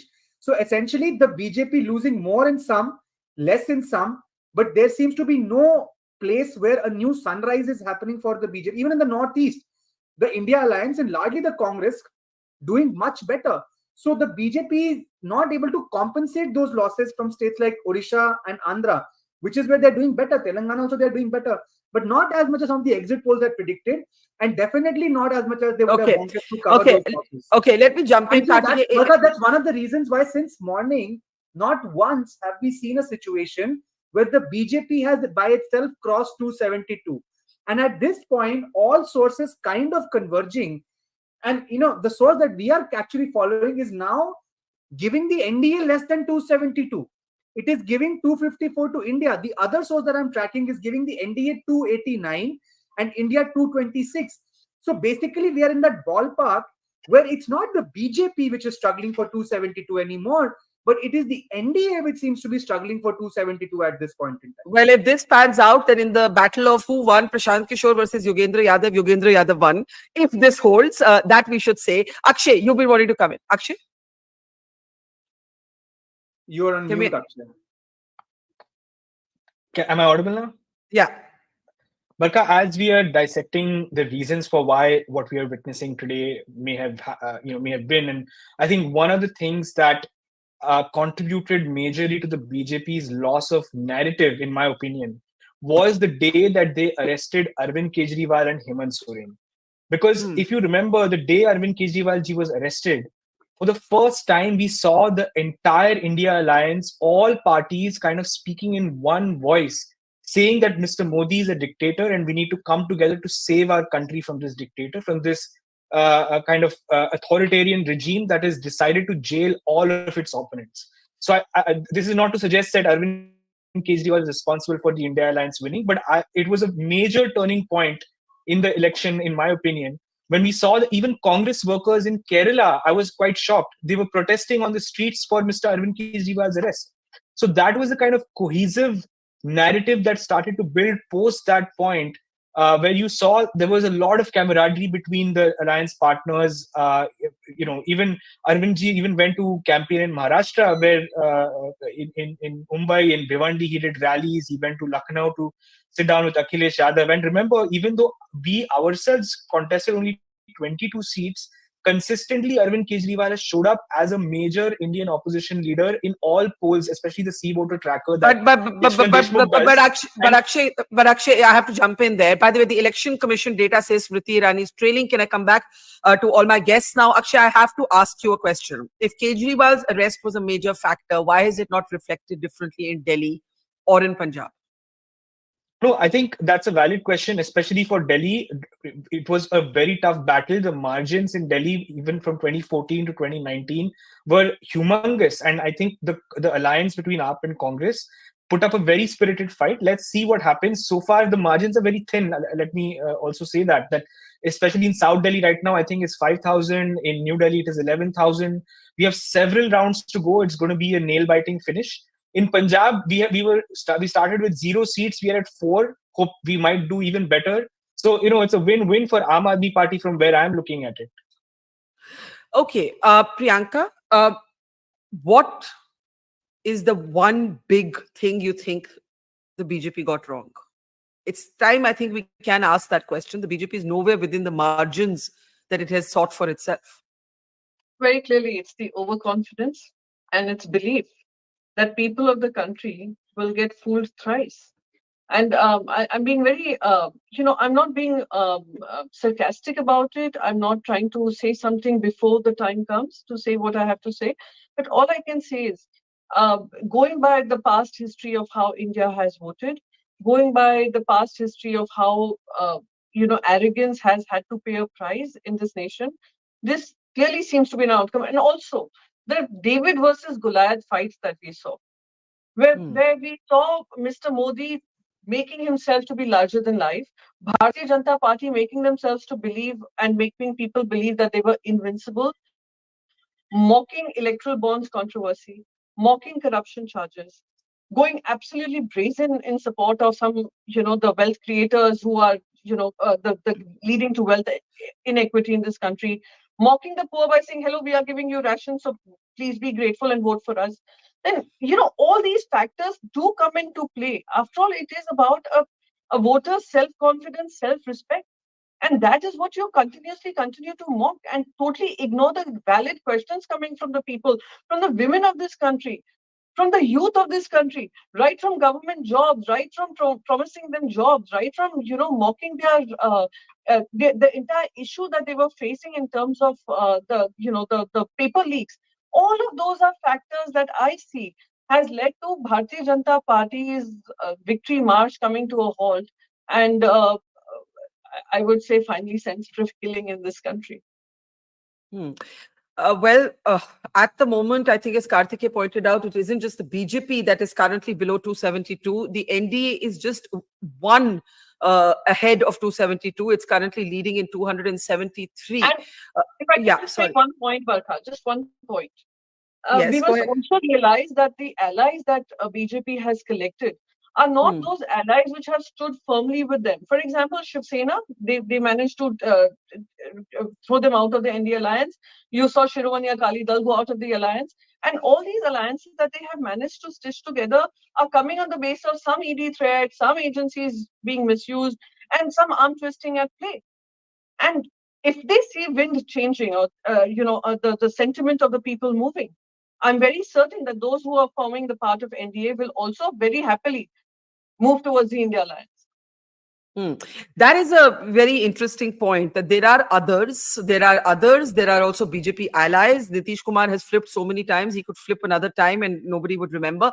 Karthik, I'm really going to request you to give us some granular data if we have it on the Congress BJP breakdown. We do know, of course, that the BJP is below 272, but where is it settling exactly at this point? Around 240s is what I last caught, and Congress is now in that 100 range, Barkha. I'll just give you an approximate number because this kind of an aggregation exercise from different sources. So I think the BJP is in the 240s range and the Congress is around that late 90s to early 100s. But Barkha, can I tell you one more upset that's happening? In Odisha assembly polls, the BJP is ahead of the BJD. 116 leads coming in and 59 to the BJP. So which means that if this happens, it will be a double strike for the BJP in Odisha, both Lok Sabha and Assembly. This might well pave way for Odisha to become another one of those BJP states, both from the Lok Sabha and the Assembly. So that's just a side note. And in Andhra Assembly elections, the TDP is sweeping the state along with its NDA partners. So 116 to the TDP. Jagan Reddy's YSRCP is at 21 right now, 21 leads. So the 155 leads, 116 to TDP, just TDP, not NDA. And Jagan Reddy's YSRCP at 21 leads. Those are, I think, important updates coming in. But to your point on the national picture, you're basically saying the BJP is at the moment hovering at about 240, so falling short of that. Yes. And the Congress is approaching 100 on its own? Yes. And can I just give you some election commission data on that? Yes, please. Because, yes, again, please. With the health warning that, this is delayed. As per the election commission's slow pace of data, 536 seats leads announced, 233 BJP, 99 Congress. But one more thing, Barkha, in Bihar, two interesting seats, right? Siwan and Purnia, where two strong independent candidates were in the fray. Both are leading. Pappu Yadav is leading from Purnia, and from Siwan, Hina Shahab, who's the wife of Shahabuddin, she is leading. So when the final results come out, if they win, my sense is that at least we know where Pappu Yadav is going to go. And again, my sense is that we all know where Hina Shahab is going to go. So it seems like this 34-6, I'm not sure with where they're adding those two. If it's okay, hang on, because the India Alliance is ahead of the NDA again in Uttar Pradesh, right? So this is going up and down, up and down. Let me get Dilip Cherian. We've been very careful, but I think we can now say that it's going to be nothing like what the BJP or the exit poll said it would be like. That's all I'm saying. It's not going to be that. Right? Yeah. That much And I think we can also- safely say. Yeah. Also, Barkha, I think even by the tardy and extremely slow ECI data, they have counted now about 16% of the votes. And what it looks like is that Nitish and Chandra Babu Naidu are definitely kingmakers. It looks to me that Mamta is holding her own. After years, it looks like Akhilesh is delivering. And it looks also that the Congress may be able to breach what was once considered impossible, the 100 mark. So, you may well have an NDA alliance being ahead of the India alliance, but these are politically significant landmarks which we need to notice. When about 16% of votes are counted, you are getting a broad sense of trends. It may not be the final results. And I think with that health warning, we can figure out what the direction is. The big new players who will emerge stronger are Nitish and Chandra Babu. And if Mamta manages to hold her own, she will also be quite a power. And Akhilesh is the story of Uttar Pradesh. Yeah, absolutely. I think if Uttar Pradesh Samajwadi Party is leading in 36 seats by itself, I'm assuming that this is some granular data that we have for the Samajwadi Party by itself, which is very, very important. And I think, Dilip, you're quite right to say these are the stories of the day. But Sadanand, for those like yourself who have been quite critical of Rahul Gandhi, I know we'll have to hold judgment till we know how the Congress is done finally. But do you believe that if the Congress breaches the 100 mark, even if the BJP is the single largest party, the state of play in India changes and the way the Congress and the Gandhis are then perceived will also have to change? Yeah, I think if they if they win more than 100 seats, I think, some of these assumptions will have to be revisited. I mean, this is a party that, basically got 44 in 2014, struggled to get barely more than 50 in the last election, a lot with a big assist from the DMK in Tamil Nadu. So if it gets more than 100, and more importantly, if it makes inroads in the Hindi heartland, which it seems to be making, I think that does kind of, force all of us to make new assessments. But I'd say, at this moment, I'd say the one thing that would, if I was in the BJP headquarters right now, I think the one thing that ought to be worrying them is that if you look at your feed or if you look at the India Today feed, they're not the NDA number has not touched 300 for a long time now. It's been more than half an hour. And, they have, India Today has it at 289, you have it at 280. And by this time, normally you would have expected, or if they were to sort of, they would have obviously hoped for much more than that, but at least sort of to be at that 300 mark and consolidating. And the inability to do that, I think, would be, would be one thing that's one very big worry. One more thing I want to add, I've taken that, I think any reasonable person would point out that the BJP went into this with a huge advantage, right? A huge funding advantage by orders of magnitude because of electoral bonds. Much of the mainstream media perceived as being in its pocket. The cult of personality around the prime minister. All of these are big advantages for the BJP. Nobody would deny this.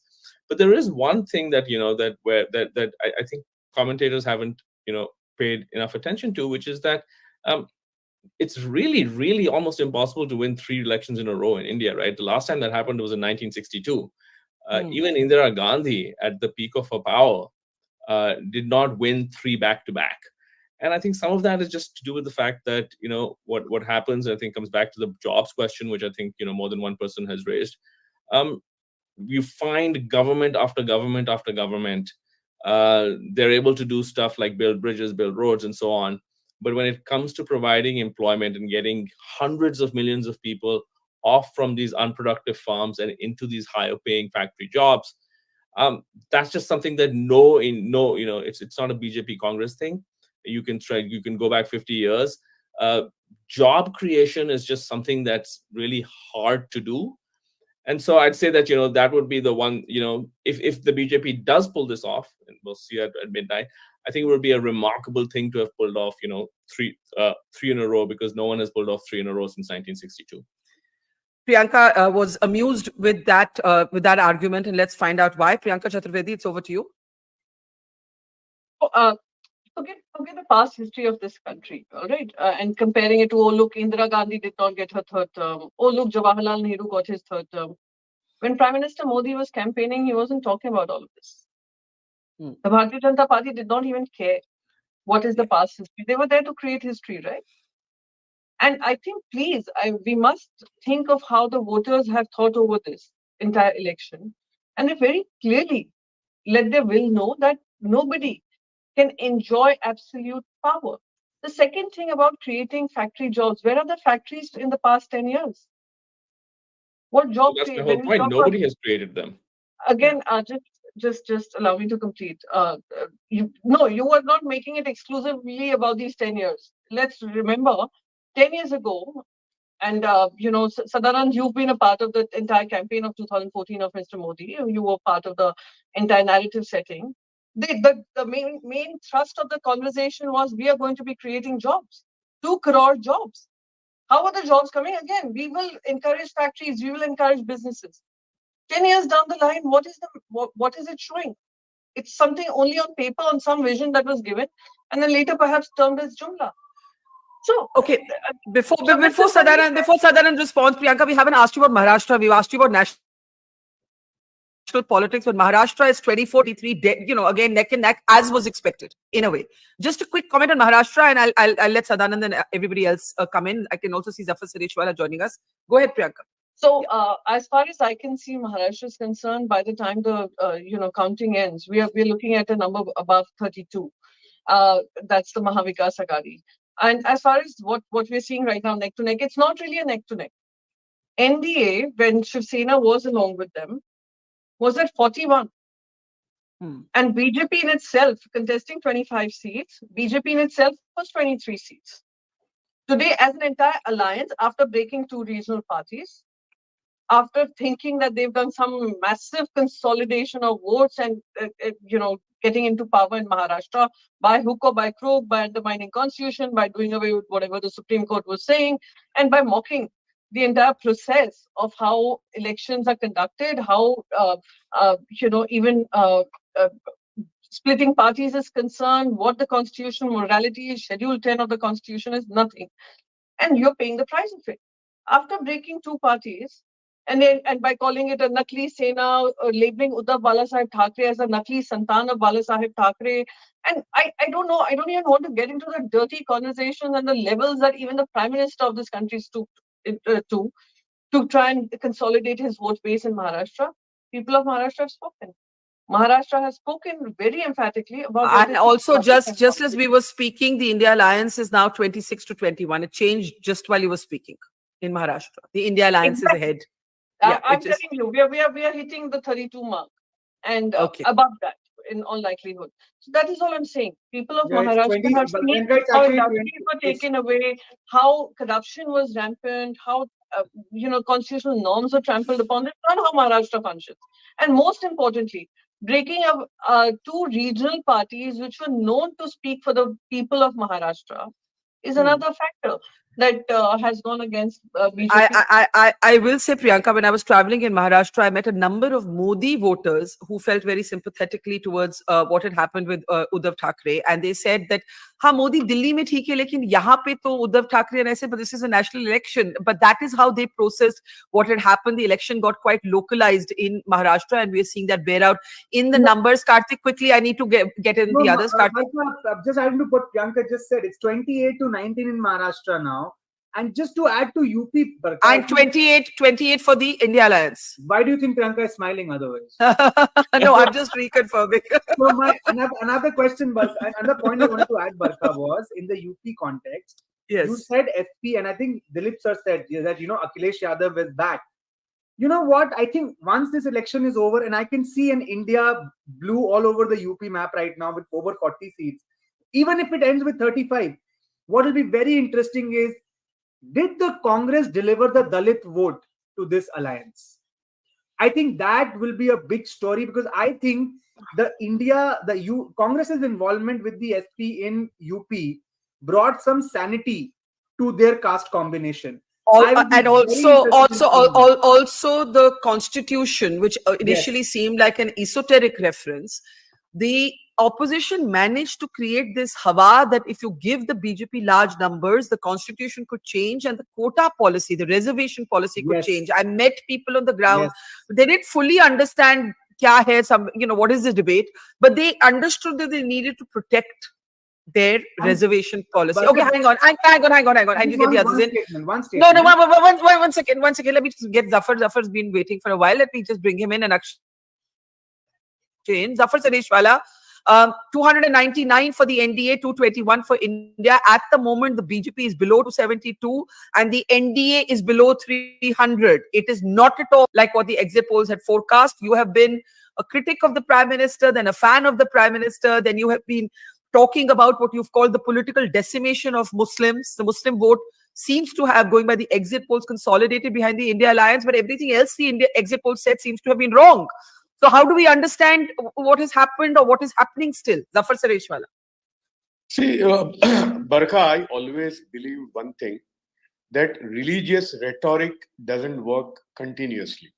I mean, you take Pakistan, for example, the religious parties, once upon a time, they had, but after a certain time, they were waning. I am here in Saudi Arabia now, and I've been traveling since last 1 month. This was a place with maximum religious extremism. But over the past 5 years, they have started moderating and they feel that it cannot work. And that I'm seeing everywhere. So religious extremism cannot work. The only thing which works ultimately is bread and butter, jobs. These are the real issues. And you have traveled across the country, Barkha. You know exactly what was going on. So that has come up. And one more thing which I had said on your show earlier, that no political party in India can win only on Muslim votes. They need to have sizable Hindu votes also. And that has happened in UP. Samajwadi Party and Congress, of course, they had Muslim votes with them. But now that Hindu vote has also come to them, and that is the reflection in the results which we see. Yeah, but this point about religious rhetoric is a very important one, because I was mentioning earlier, and I've written this, that Modi's own voters, when I would ask them what's the one thing you'd want to see the BJP and the Modi government change if it has a third term, they said, "Ye Hindu Muslim kam kariye." Then they said jobs. These were the two answers I got all the time. Why do you think why do you think the Prime Minister made the kind of speeches he did in the campaign? He must have been getting some feedback that it was working, but all the people we were meeting, it was not working for them. No, in fact, I was in London. I met people of the overseas BJP people here in London, and they were also saying this, that it's not needed. You don't need. Okay, initially, bolte ne ke this whole religious extremism or rhetoric works like mirch masala to make the food tasty. लेकिन अगर खाना ही ठीक नहीं है और मिर्च मसाला डालोगे आप, तो खाना और बिगड़ जाएगा. So ultimately, Barkha, it has come up, or I would say that coming of age of electoral the voters in this country. And yes, I need to compliment that in spite of 10 years anti-incumbency and all that, BJP has managed to get the seats which they have got, and that is reflection, because they have done like for the infrastructure development, roads, railways, airports, lot of other things have happened. So that has given whatever it is, but that religious rhetoric has not given anything, and it will not give to anybody. I just want to welcome to the program Ghanshyam Tiwari of the Samajwadi Party, Dr. Sanjay Baru, a senior journalist. Kartike is still with us. Hang on, Kartike. Akshay Marathe is still with us. Sadanand Dhume is still with us. if you have just joined us, the NDA is leading in 300 seats to the India Alliance's 220. While we are still waiting for the final numbers, one thing is clear: the exit poll projection for both alliances has been proven to be wrong. I want to start with Sanjay Baru. Sanjay Baru had a column in the Indian Express where you said even the BJP doesn't want 400 par or 370, which is the target that Modi set for the BJP. You said even the BJP's, Modi's colleagues don't want the party to be that powerful. I don't know what the final numbers will be, but it ain't going to be 370 for the BJP. Sanjay Baru, your first thoughts? I can't hear Sanjay. Okay, Dr. Baru, I think you're muted at your end. We can't hear you. Karthik, do you have a quick update till then? Barkha, I think this might interest Sadanan now. I think for some time now, it has stabilized at a point where NDA is in the 290 to 300 range, sometimes slipped down to the late 280s.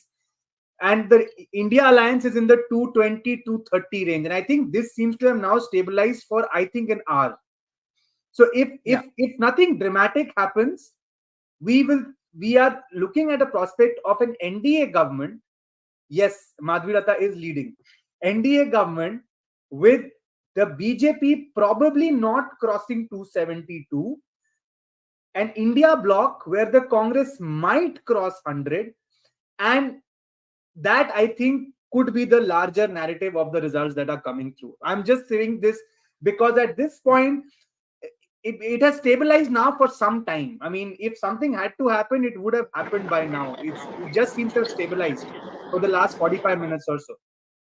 Okay, so the big question is, will NDA cross 300? So look at how the goalpost has shifted. Earlier, it was, will NDA cross 400? Then it was, will BJP retain 303, which is what it got last time.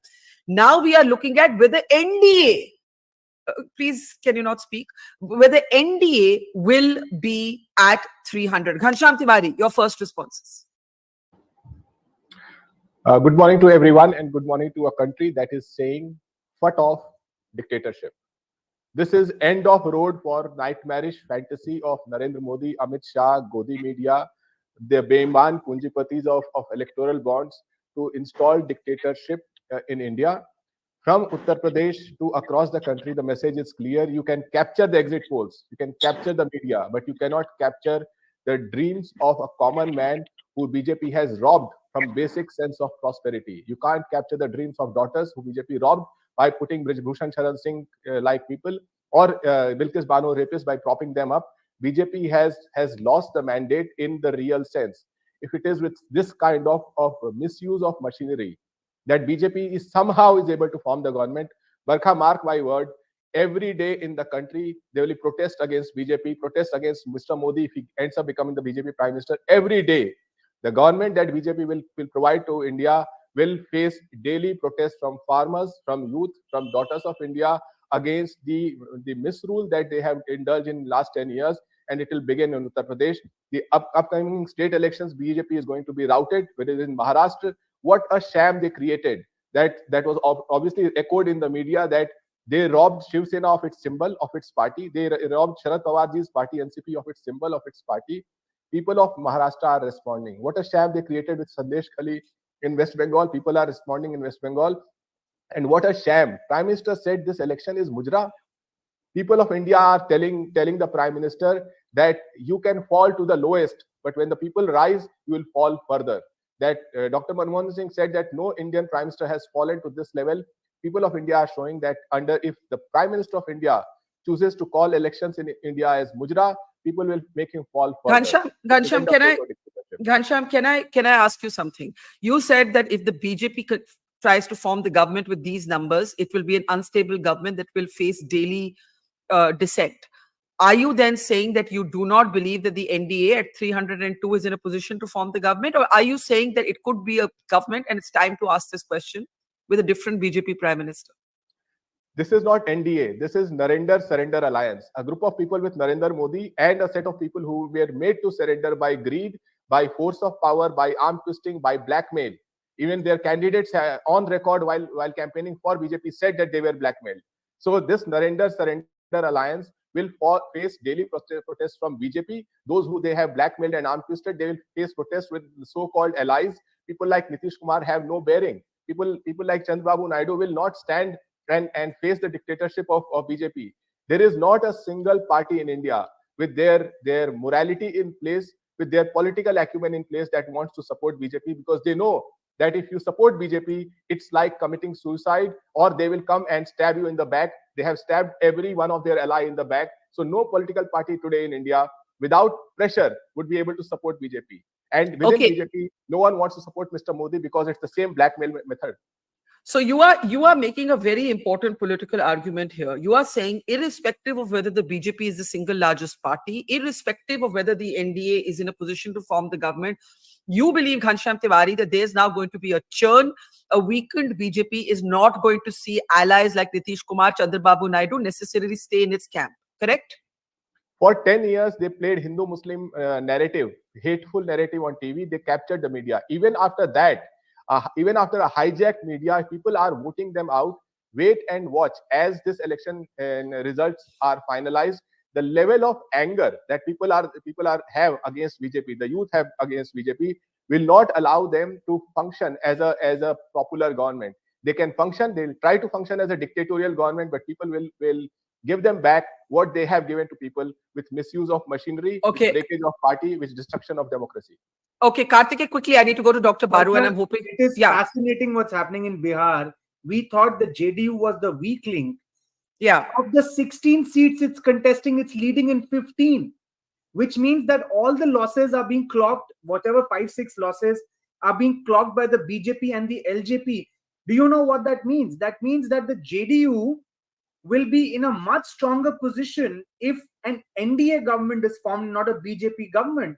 Now, I must say that during the election, I heard murmurs from some journalists in Bihar saying that, actually RJD wants JDU to perform well and that there is something going on.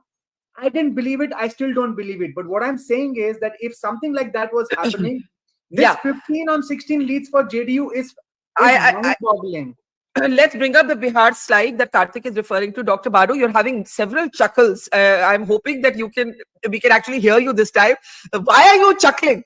You have a Karunanidhi look also with your dark glasses, but why are you chuckling? Why are you chuckling? I love that Narendra surrender. that is Ghanshyam's line for the day. I love that line. But Barkha, earlier you said that I had said BJP would not even, nobody wants them to get 370. Well, they are not even touching 270. And I think that's the most important headline of this election so far.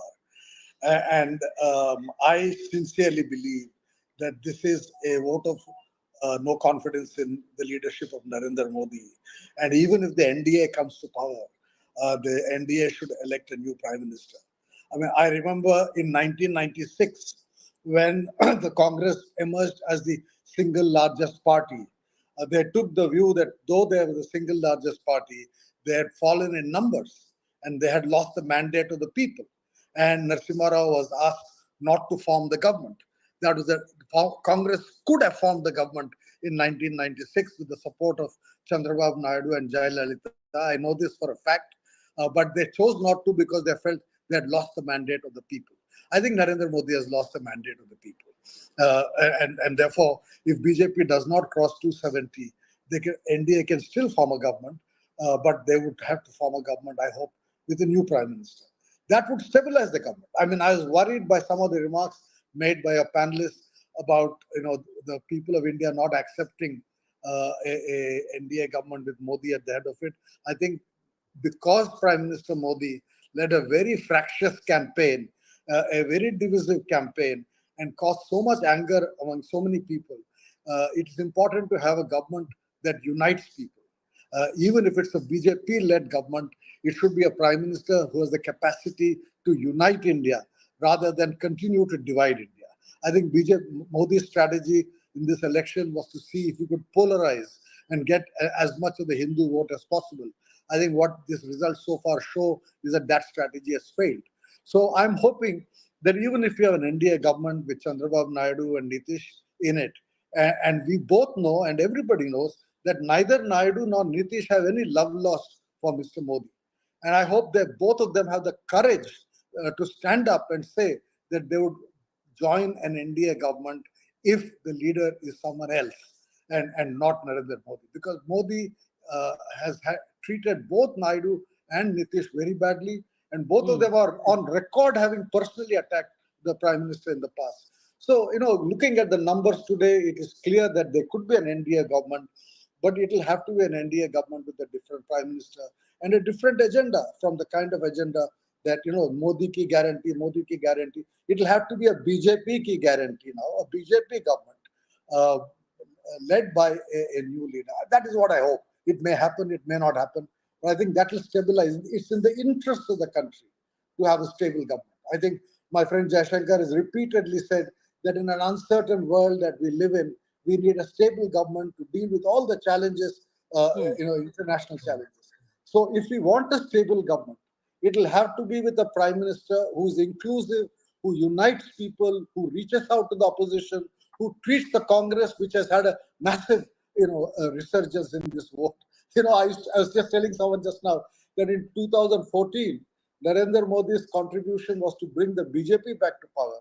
But in 2024, his contribution is to have revived the Congress party. I think Congress is back in the game. So I hope we have a leader who is able to stabilize the government, who is able to unite the country, who is able to work with the opposition, pursue reforms, pursue policies that will make India a great democracy once again. So this is a very interesting scenario that both Ghanshyam Tiwari and Dr. Sanjay Baru have painted. An NDA government with a different prime minister, shifting allies, Nitish Kumar, Chandra Babu Naidu, moving out potentially. These are all now questions up in the air that can be legitimately discussed. Sadanand, you wanted to come in before I'll bring Zafar, and I can see Sriram Kari also back with us. Sadanand, go ahead. Yeah, just a couple of things, right? I mean, there's the 1996 example. There's also the 1989 example, right, where Congress emerged as the largest party and again did not stake its claim to form a government because it felt that it had lost the people's mandate. So the question, I guess, for over here is that how low does, and I'd be curious to hear Dr. Baru's views on this, how low does the BJP need to fall before, even though it's the largest party, it can be said to have lost the mandate and not stake a claim to form the government? I think that's one important question. Right now, they're at around 240, which is which is way lower than virtually anyone would have predicted. Certainly, if you'd have had this conversation 24 hours ago or even 12 hours ago, no one would have said that the BJP would be at this time of the morning hovering at around the 240 mark. The second, I'm going to push back a little bit gently, which is that I can understand the theory behind a non-Modi NDA or a non-Modi BJP prime minister. I can't really understand how anyone would be able to do that practically, because the fact is that this is his party, and if he chooses to say that, well, I don't have the numbers, but I want to sit in the opposition, I can't think of anyone else emerging from within the party to say that, no, we're going to form a government, and I just find that a little bit far-fetched. But so I'd be curious to hear sort of how. Sorry. I'm so sorry, but to the point we were talking about, Sadanand, we do have some individual breakup finally of BJP and Congress, and it is what we've been saying. The BJP is hovering at 238 seats; these are leads. The Congress at 97, the others at 205. Right, so the BJP at the moment, it's a swing of down by 65, and for the Congress at the moment, it's a gain of 45. For the others, it's a gain of 17. So we were kind of right in our assessment that the BJP is hovering at about 240 on its own. It is clearly short of the majority mark. Ghanshyam Tiwari, you wanted to come in? Yeah, Sriram, sorry, come to you right after that. Ghanshyam. Within BJP, the leadership mantle is going to shift from Amit Shah. Amit Shah was the man behind the scene. As Arvind Kejriwal said, he was waiting for Mr. Modi to retire to take on as the prime minister. Now that backroom prime ministership that Amit Shah was trying to create is going to shift to front room prime ministership under Nitin Gadkari and Rajnath Singh. They are people who have been BJP presidents in the past. There is no love lost with Amit Shah, Narendra Modi, who have completely stymied their leadership. And with the kind of mandate, with the kind of work that they have done, it is clearly their credibility now ranks higher than Mr. Modi, and they are in better place to keep these allies of the Narendra Surrender Alliance than Mr. Modi himself. Dr. Baru giggles. It's like a doll. You say Narendra Surrender and he giggles. Narendra Surrender Alliance. That's the most genuine. But Ghansham, Sadanand has a fair question, right? And the fair question is, you can't tell another party who their leader should be. Nobody can. It's for them to decide that.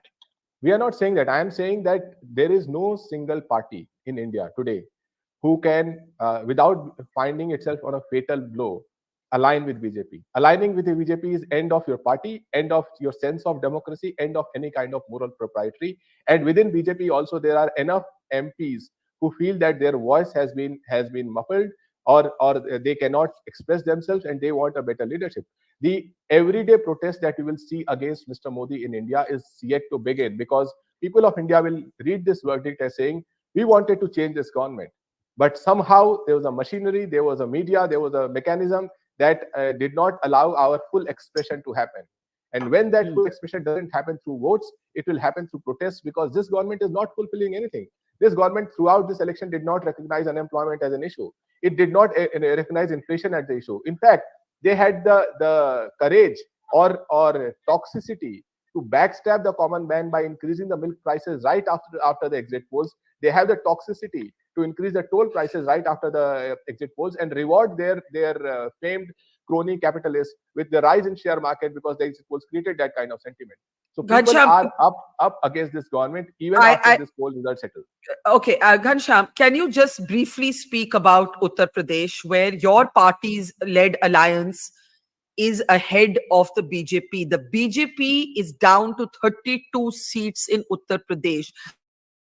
To me, this is the big story of the election, because all of the assumptions of the BJP's politics, right, emanated from their model in the Hindi-speaking heartland, which is exactly where it has actually faced its worst blow. This also raises questions about what happens to Yogi Adityanath. Does he become stronger? Does he become weaker?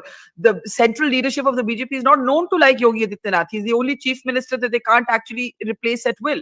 So there are all kinds of questions that are coming up from the UP result, which is really the story of this election, Ghansham.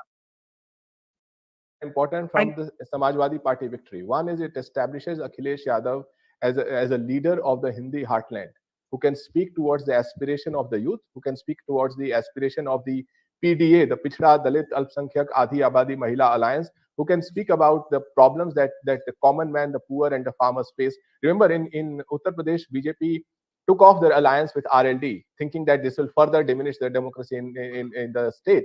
But that's one. Second is the whole double engine. In 2022, BJP on its own got 3 crore 80 lakh votes. SP got around 3 crore votes. Now this with RLD surrendering, right? They are getting votes much less, at least 1 crore less votes.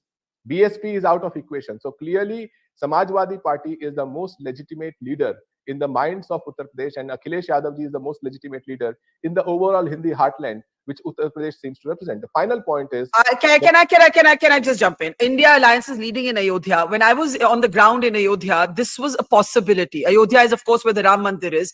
Ayodhya also has a very complex caste dynamics, and one of the things we reported is, despite this being the pilgrim town that is host to the Ram Mandir, the caste dynamics were such that the BJP could lose. And at the moment, the Election Commission of India, this could change, is reporting that the India Alliance is leading in the seat of Ayodhya. I'm just going to let Sadanand briefly... Yeah, sorry, Ghansham, you want to say something?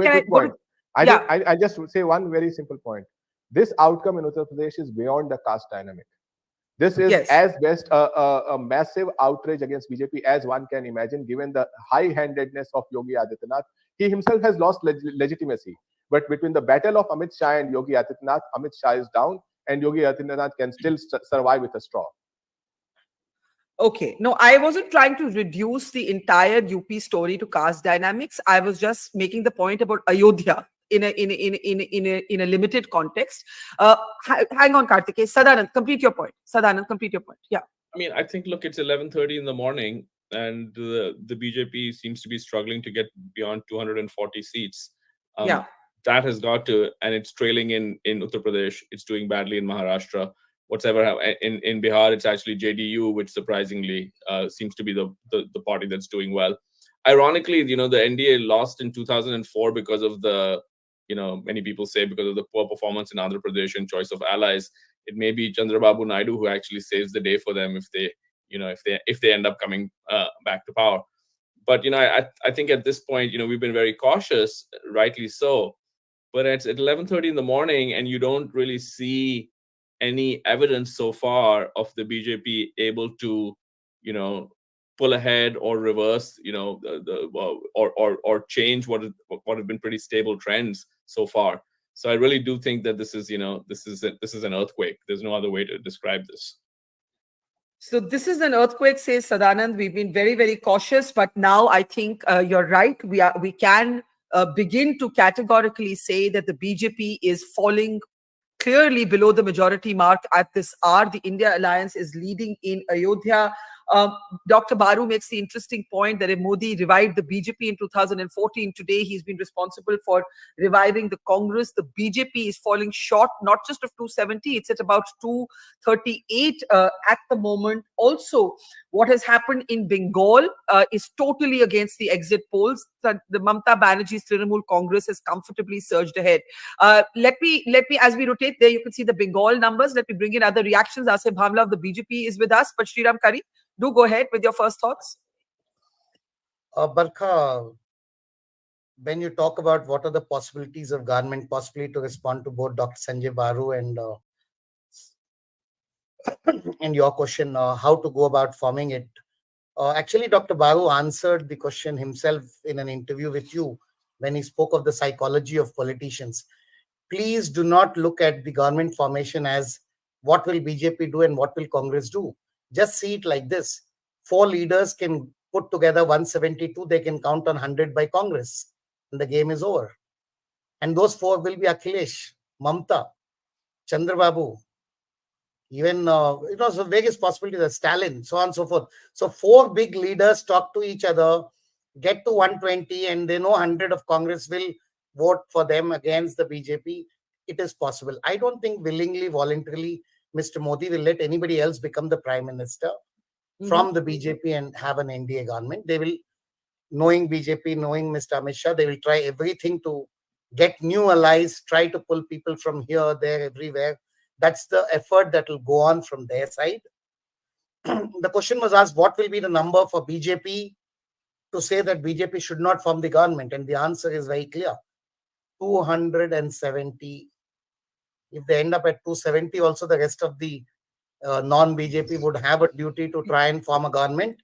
And you're saying if the BJP is the single largest party, but it's 268, you're saying that they will be stopped, or there will be an attempt to stop the NDA from forming the government? I think you won't blame the opposition morally for trying to stop them, given how they have treated the opposition. But now they are falling well short. We are talking about 30 seats, but also it means that they have lost about 80 seats totally from last time. If you lose 1/3 of your mandate, when you were talking of increasing it by 25%, you talked of 400, NDA is below 300. If this is not a defeat, what is? You have to look at results in the context of expectation. That's how stock market treats you. Akhilesh Yadav, nobody was willing to give him 5, 7, 8 seats. Now he's the biggest winner in India today. People said Mamata will lose large number of seats. She is a winner today. So please do not, but I would like to ask all of you to think, and 60 seconds for this. There is something called karma in this country. I believe if you look at the history, every great leader has suffered. Mahatma Gandhi, after the independence, the victory, a triumph of independence, suffered partition. Nehru suffered China. Indira Gandhi, Vajpayee, Rajiv Gandhi, Jayalalitha, Karunanidhi, M.G. Ramachandran, Bal Thackeray, Mamata Banerjee, Y.S. Rajshekar Reddy, N.T. Ramarao, everybody suffered defeat. Mr. Modi was a man till last night who became a CM and then an MLA, became an MP and PM on the same day. He did not sit for 1 minute in opposition in his life. If he went on to win this time with an absolute majority, that would have been the only independent politician, only politician in independent India who wouldn't know what opposition means. I think karma wouldn't have let him off with such a good deal, better than what it gave anybody and everybody else. So I believe this is India being India, and India telling Modi, we are fine with a biologically born leader. Be unmuted? Yeah, there I am. Sriram has made a pretty strong statement there, and I want reactions to it. I know Ghansham has to go, so Ghansham, I'm going to get a last comment from you, and Dr. Baru will then have to find his amusement from somebody else once you leave us. Ghansham already went. But okay, Dr. Baru, I want you to respond, and then I'll come to Asif Bhamla of the BJP to everything you've heard so far. Sriram Kari says that the BJP would have to fall below 272, which at the moment seems very possible, for the opposition to try and form the government. But if it's an NDA government, it's unlikely that there will be any different prime minister. What do you say, Dr. Baru? Well, there are two outcomes which I can think of at the moment. One outcome is that NDA stays united, will have more than 272 numbers. They will back Prime Minister Modi and he forms the government. The second possibility is that there are some doubts within the NDA allies, whether it's Naidu or Nitish, and in the next 24 hours, the Congress tries to woo the, other parties. In the meanwhile, the president invites the leader of the single largest party to form a government. The Prime Minister Modi forms the government, and ED and CBI and everybody will go after Chandra Babu Naidu and Nitish and keep them all in line, which is a political coup, right? And we should not rule out political coups. The other democracies in the country, there have been, even in the United States, Donald Trump tried to stage a political coup. So you could have a political coup if the president simply says, I'll invite the leader of the single largest party to form a government. And once in government, Prime Minister Modi will have all the institutions backing him to make sure that all the allies stay with him and NDA is in power. But on the other hand, if the president takes the view, which presidents in the past have taken the view, for example, Abdul Kalam took this view in 2004, when he said, I want a list of 272 before I invite anybody, right? And that is the list that Sonia Gandhi had to carry to Rashtrapati Bhavan. If that's the case, then the BJP will have to gather 272 numbers. And that is where the people like Naidu and Nitish become important. And that is where Sriram Kari's scenarios could work out. But I think, the final point I'd make, Barkha, is given these numbers, and if these numbers hold, it is an anti-Modi vote. It is. I mean, one cannot run away from the reality that this is a vote that rejects the platform of Modi ki guarantee. I mean, the whole manifesto was based on one man. And within the BJP, and that was the column I wrote, which you referred to in the beginning, within the BJP, there are any number of people. I mean, look at Rajnath Singh. He has withstood the wave of Samajwadi Party and the Congress in UP. He seems to be leading, he seems to be winning, and is a former president of the party. He's from UP. I mean, what if Rajnath Singh says, I'm going to form the government, and calls up Chandrababu Naidu and Nitish and everybody else and says, hang on there, it won't be Modi you'll be dealing with me. Anything is possible. I lived through the nights of May 1991. I was on the street. Today I'm sitting at home, but I was on the street in 1991 when Narasimha Rao was forming the government, and people were running between the homes of Arjun Singh and Sharad Pawar and Narasimha Rao. I was eyewitness to all the drama. I was eyewitness to drama in 96. I know Narasimha Rao was on the phone with Jayalalitha and with Chandrababu Naidu. I was eyewitness to that. I was eyewitness to what was happening in 2004. So we know that the next 24 hours are crucial to what happens.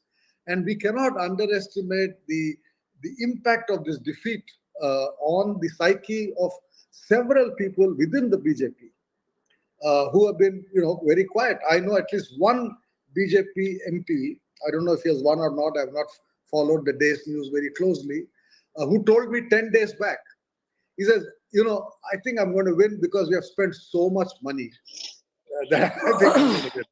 Now, he didn't say he was going to win because he was convinced that they had to win. He just said, they have spent so much money in my constituency that I think I'm going to win.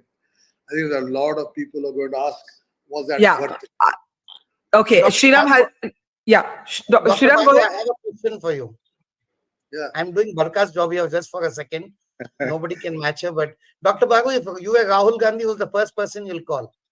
Yeah. Oh, if I were Rahul Gandhi, I would not call anyone. I'd keep quiet and let others do the calling. But he would certainly, I would expect the Congress to reach out to every single leader. Mamta to begin with. The first person has to be Mamta because Stalin is already with them. And Mamta was the thing on the wall.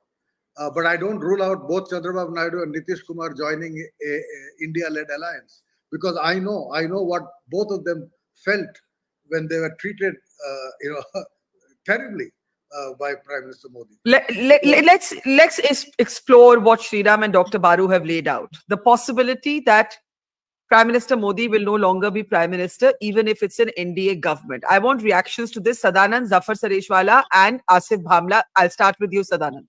Yeah, so I'm skeptical of that, right? I'm skeptical. I mean, I take the point that Rajnath Singh has been a party president, and so had Gadkari. I also get the point that in many ways these populist leaders who are larger than life, they make politics a very kind of unhappy profession for everybody else, right? Because they shine so brightly, and they don't really, there's that famous scene, remember, from a while back, where people were trying to put this big, massive garland, and Rajnath Singh was there, and it looked like the garland was going to be both on Modi and Rajnath, but then Rajnath had to kind of move out because the garland was not meant for him. So there is the sort of it has to be kind of not just in India but anywhere, right? It's got to be a little bit soul crushing to be in politics, but to be forever in the shadows. However, I think that the reality of the BJP and the BJP's supporters, who eventually who are matter, is that they do see Modi as their guy. I'm not saying that the country as a whole has necessarily voted for him, but for this scenario to occur, where there'll be a non-Modi BJP government, you'd have to have some kind of revolt among BJP supporters, and I don't know if that's there. That's my first point. The second is that, to Dr. Baru's point about, who the president would call, let's say, one very big difference between now and 2004 is that you do, at least if the current numbers hold, you do have a pre-poll alliance with a clear majority, right? So it seems kind of like you'd have to get into sort of, pretty elaborate permutations to provided this pre-poll alliance holds. I still think that the most likely outcome, and anything is possible, but I'd say that the most likely outcome at this hour with the NDA at 292 is that Modi comes back with as the head of a weakened coalition government in which Chandra Babu Naidu and Nitish Kumar have way more clout than they could have imagined possible not so long ago. Yeah, there.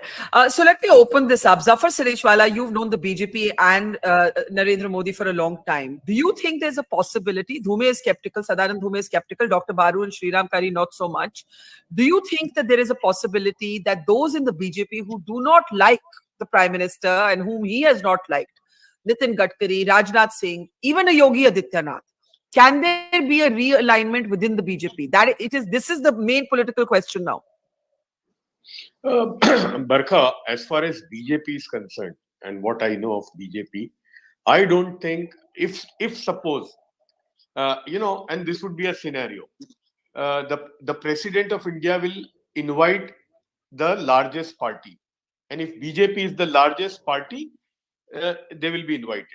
And I don't think a scenario where if BJP is invited and NDA forms the government, then there would be anybody other than Mr. Modi. Because the power which he wields within the BJP is unmatched. No political party leader has that power in their party what Mr. Modi has. But I've got some other point also. Why we see this result today? BJP coming down to this. Barkha, I have traveled extensively in UP, which is called the cow belt or religious extremism. It was all seen on TV and on social media. On ground, Barkha, I did not see the kind of hatred which was emanated or which was shown on television and social media within the people. Even in Ayodhya, you were mentioning Ayodhya. In Ayodhya, I did this Talimo Tarbiyat program when This was in the heat of BJP. The kind of togetherness which I saw, in spite of Ram Mandir being made, this was just before Ram Mandir was going to be inaugurated.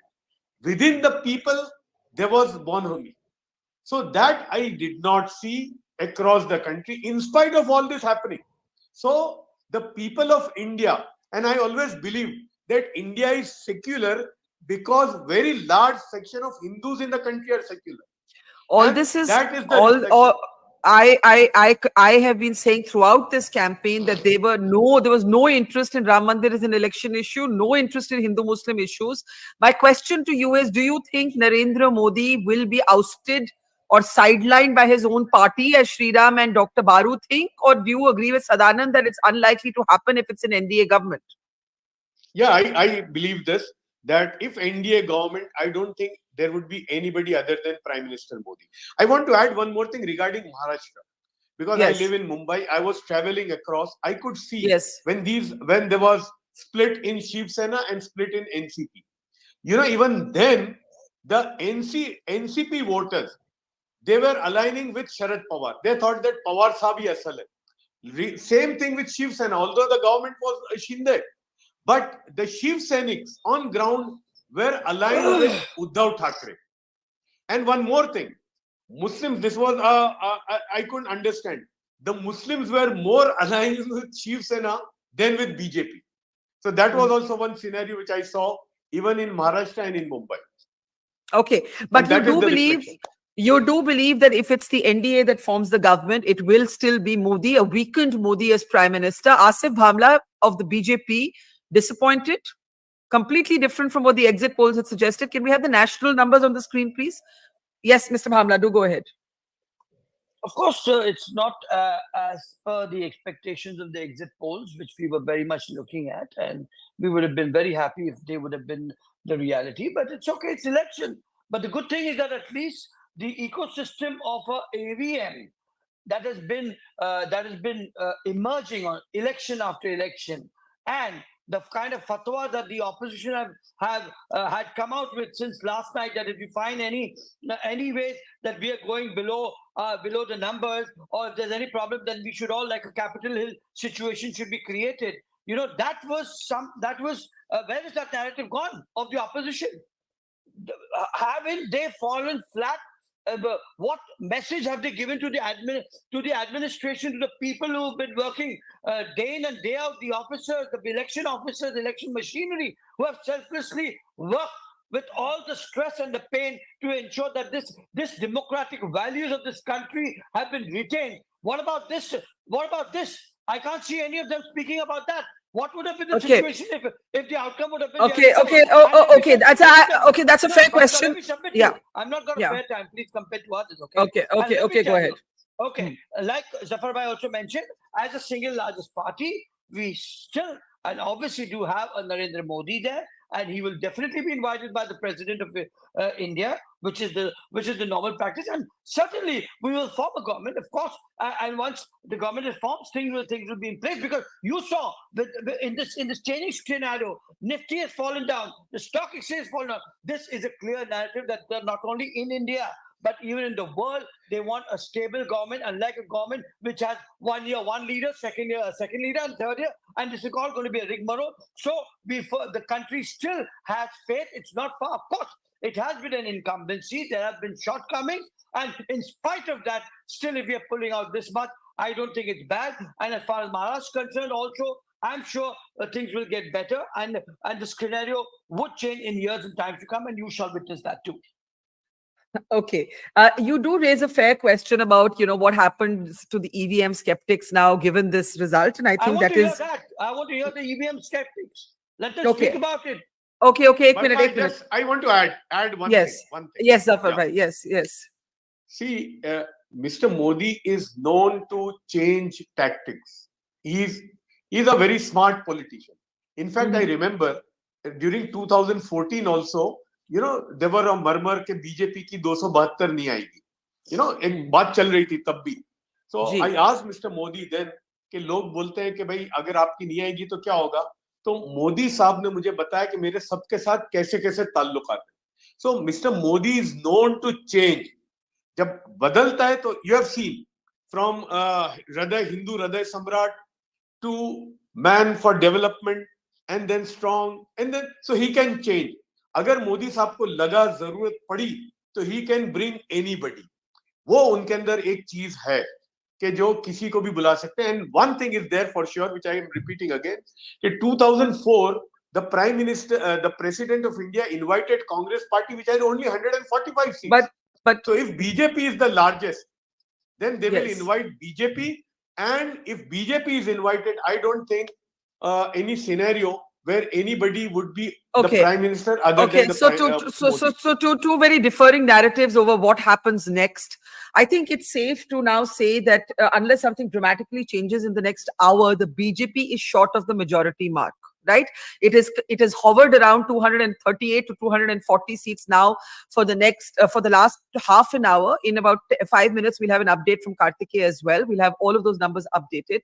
Amit Shah is leading in Gandhinagar. Rajiv Chandrasekhar, this is going to be an upset if it holds for Shashi Tharoor in Trivandrum. Rahul Gandhi is leading Rai Bareli, and Kishori Lal Sharma of the India Alliance is leading Amethi by 32,000 votes at this point, ahead of Smriti Irani. So I think there's going to be a lot of revisiting of political analysis, not just of exit polls, because so many people thought that it was a mistake that the Congress party had made in not contesting the Amethi seat directly. I also want to welcome Mayank Sinha of the JDU. Namaskar Mayank ji. Agar aapko meri awaaz aa rahi hai, please confirm. Mayank ji. I'm not sure Mayank ji can hear us, but Sriram Kari, you were wanting to come in. Do go ahead. Well, I'll repeat what I said. I agreed with Dr. Baru's analysis with you in an interview a few days ago, that primarily people are in politics for the reason they want power. And one thing no politician has got in the Modi, Amit Shah era has been real power. Those within the BJP, those outside.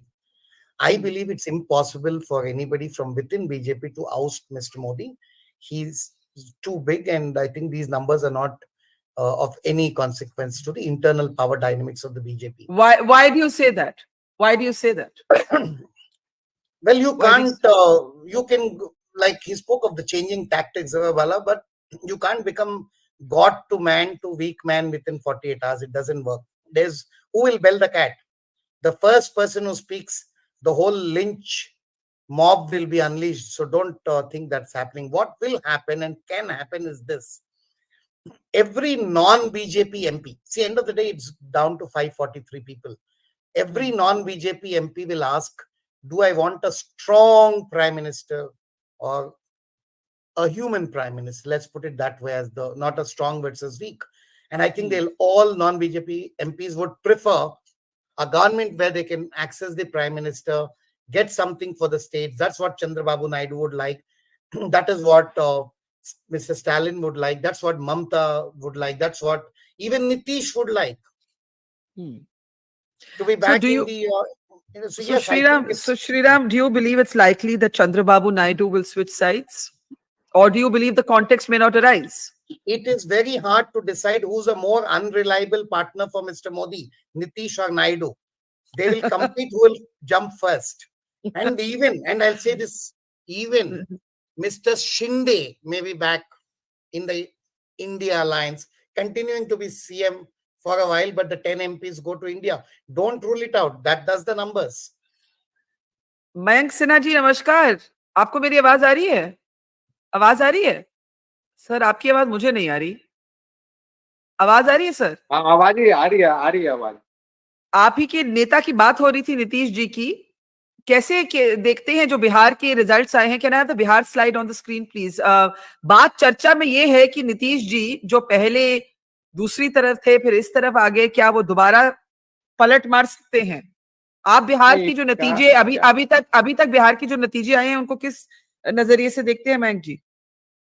We are very good in position, and we are right now very good position, and still we are winning or leading 32 more seats in the state of the Bihar. So after the couple of hours, we are going to be 140 out of 40 seats in the state of Bihar.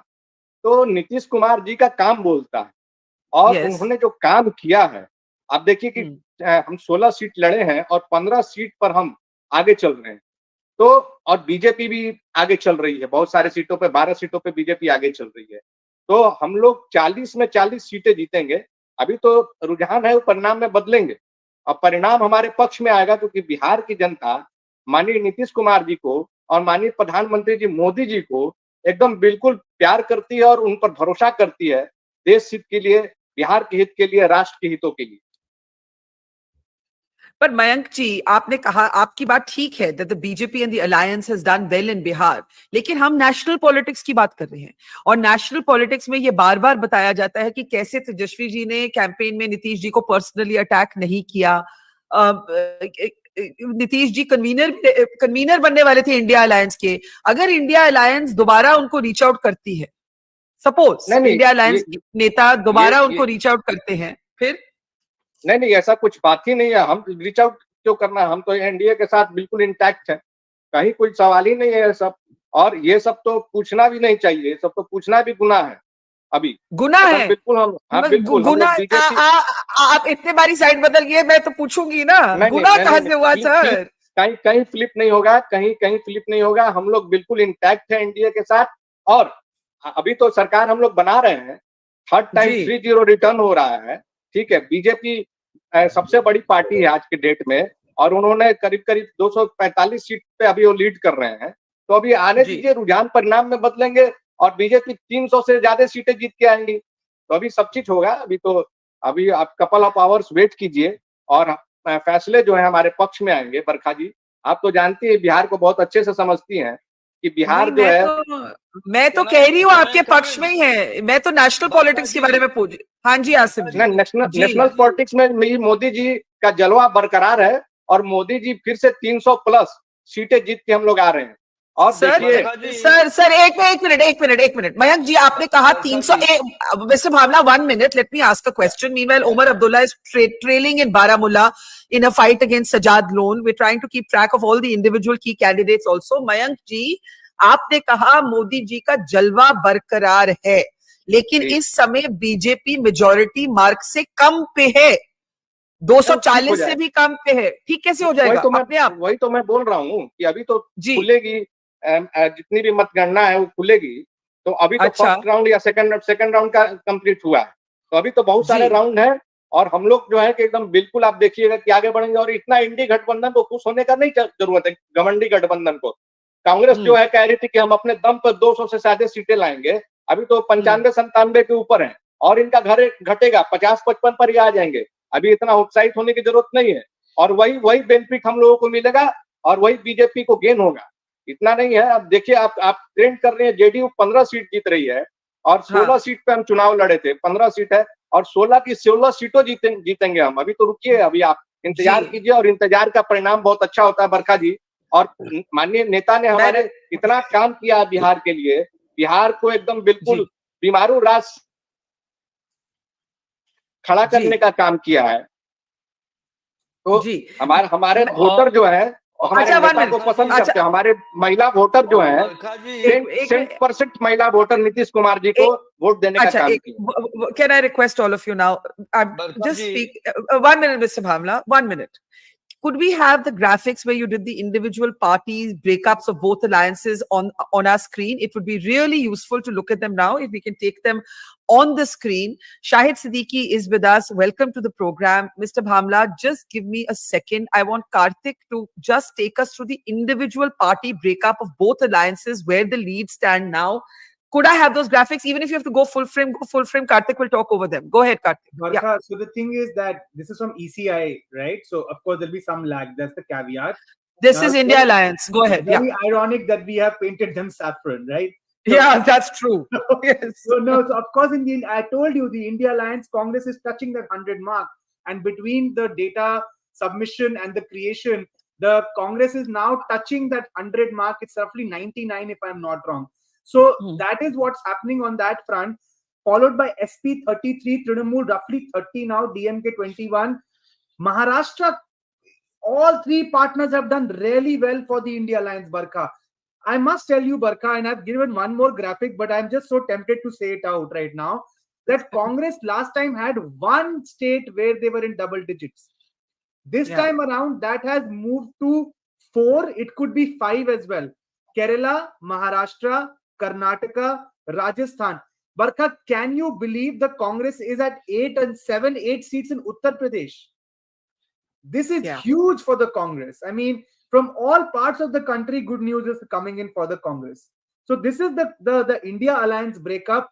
But if we then move to the NDA breakup, there is not much to be said that, except that the BJP, of course, is dominating. And there, if you see... can we switch to the NDA? Yeah, go ahead, Karthik. Of the roughly 290 seats that we have, or 280 something, BJP 238 to 240. Again, I'm making this sort of, malleable because numbers are changing. JDU 15, TDP 16. Those are the only 2 allies in double digits. Whereas for the India Alliance, Congress almost 100. And there are as many as 4 allies in double digits. After TDP, you have Shiv Sena and LJP with 5 each and JDS with 3. And then you have Ajit Pawar's NCP doing horribly. Just 1, PMK 1, AGP 1, UPPL 1.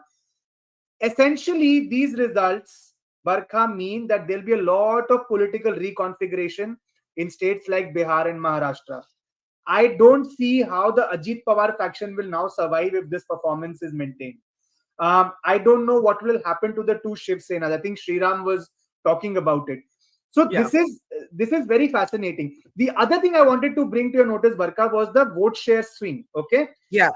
Congress is at 26%. That is a jump of 6 percentage points. No exit poll did that. All exit polls said that there'll be a jump of 2 percentage point, 3 percentage point. But the Congress has jumped from 19% to roughly 26% is the big story of this election. The Congress, when it won in 2009, was in the late 20s. So that means that the Congress has made a huge jump. The BJP has also gained from 37.36 to 39.33. That's a swing of 2 percentage points. But keep in mind, Barkha, the Congress was fighting fewer seats this time, which means that effectively the Congress has... Their strike rate is better. Got it. Even the number. So that means they have a larger vote share from smaller number of seats. That is really interesting. Yeah. Got it. Yeah. Okay. So Karthik, thanks for that big picture. I'm going to request you to hop off and get us some more, mine that data for some more sort of details. It would be fascinating to see the state-wise individual breakup of seats as well, particularly in Uttar Pradesh, which you just mentioned. Could we keep these graphics on the NDA and the India Alliance? So good afternoon. If you've just joined us, the BJP is below 272. The NDA is below 300. Could this still change? We don't know, but these numbers have now held for almost the last hour. They haven't really dramatically changed. Questions are being asked as to whether the NDA will form the government. If it's an NDA government, will the Prime Minister Modi be the Prime Minister, or will the BJP possibly realign and within, as well as from allies, and choose a new leader? Sanjay Baru, Sriram Kari made the point that could happen. Others say it's not likely. I want to welcome Pavan Verma, Taven Singh, Shahid Siddiqui, Shashi Vempati to the show. Sanjay Baru and Sadanand Dhume are still with us. Taven, I'll start with you. Every exit poll was wrong. Yogendra Yadav was right. That's what it looks like at the moment. The BJP is below majority by itself. The NDA is currently short of the 300 mark. Your first thought? For a start, the exit polls being wrong is quite a shock to me, because they've been very much more scientific in recent years than they used to be. And, they really need to re-examine how that happened. But I want to add here that I do not believe for one moment that they were done in the BJP office. And, that charge that the media is so compromised that the exit polls were done by the BJP. This I do not believe.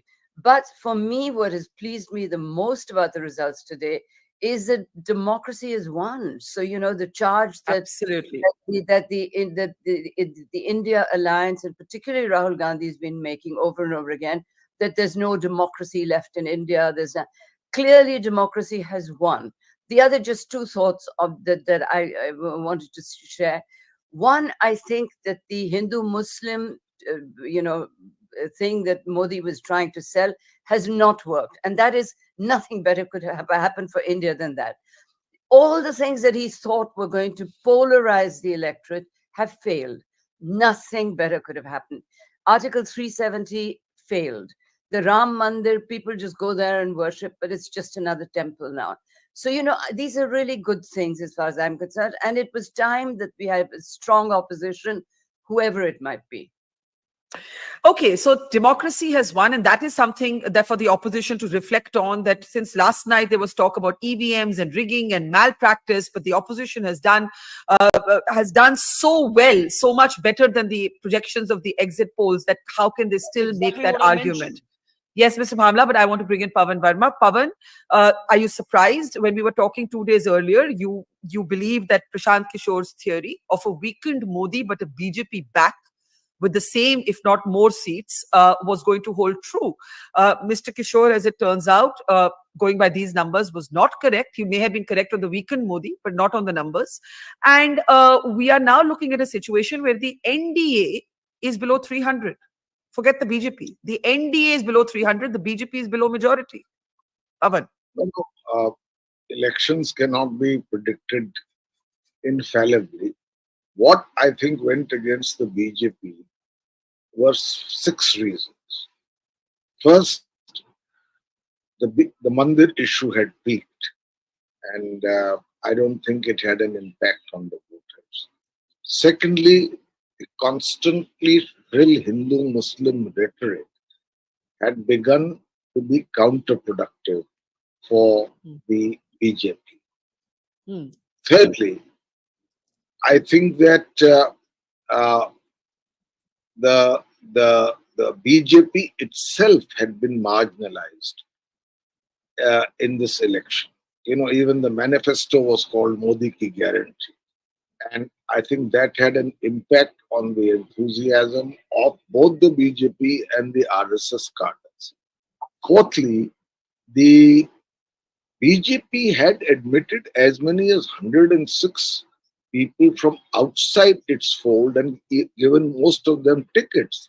Now the impact on the RSS worker or the worker on the ground who has toiled for 30-40 years faithfully for the party, to see an outsider suddenly coming in and getting a ticket, I think has demoralized the cadre on the ground. Fifthly, I think the vendetta politics, which were transparently vendetta oriented, began to create, especially among regional parties who have done much better, and nationally, a sense that this is not either democracy or a level playing field. And lastly, in fact, second lastly, I think the tone of Mr. Modi's speeches towards the end were not in keeping with his stature as PM, and it alienated many of those who were his supporters as well. And lastly, I think there were very strong, legitimate grievances on the ground, which the BJP thought it could finesse with this kind of polarized politics. Now, there were things in BJP's favor, like the rations, or if not Modi, who? But unemployment, price rise, rural distress, and inequality. The inability of the BJP to, in a way, bridge the gulf between the stock exchange and the common man's conditions. That, I think, is responsible for what seems to be a surprising mandate. UP is the biggest surprise. West Bengal, and I don't know what the role of Yogi Adityanath in this is, because Amit Shah never campaigned in UP. And whether there are some interests, vested interests in seeing that the BJP gets a little jolt and reduces its current. So you're basically suggesting that Modi may have been sabotaged from within the BJP. No, certainly, because look at the number of stalwarts in the BJP who have been sidelined. Entire cabinets have been dismissed overnight. It was a 1.5-man rule, and the BJP has always been for whatever is wrong with its essential core philosophy, a kind of a collegium. It was not a dynasty. It was not a one-person rule. So, in my view, that and West Bengal are the other two big surprises, and that, of course, we had anticipated, is Odisha and I think this Karnataka. Yeah. So Bengal, I mean, if we had to say, you know, these are the sort of big winners of the day, we'll get to that. But certainly Mamata Banerjee and Akhilesh Yadav would be on top of that list. Pawan, very quickly, because I know we have you only for a few more minutes, and then I want to go to Shahid and everybody else. There has been talk about whether the NDA will form the government. If the NDA forms the government, will it be Prime Minister Modi who will be Prime Minister again? Could it be somebody else? Since you have alluded to, did Yogi Adityanath really want Modi to surge ahead? Did Nitin Gadkari really want Modi to surge ahead? What do you think?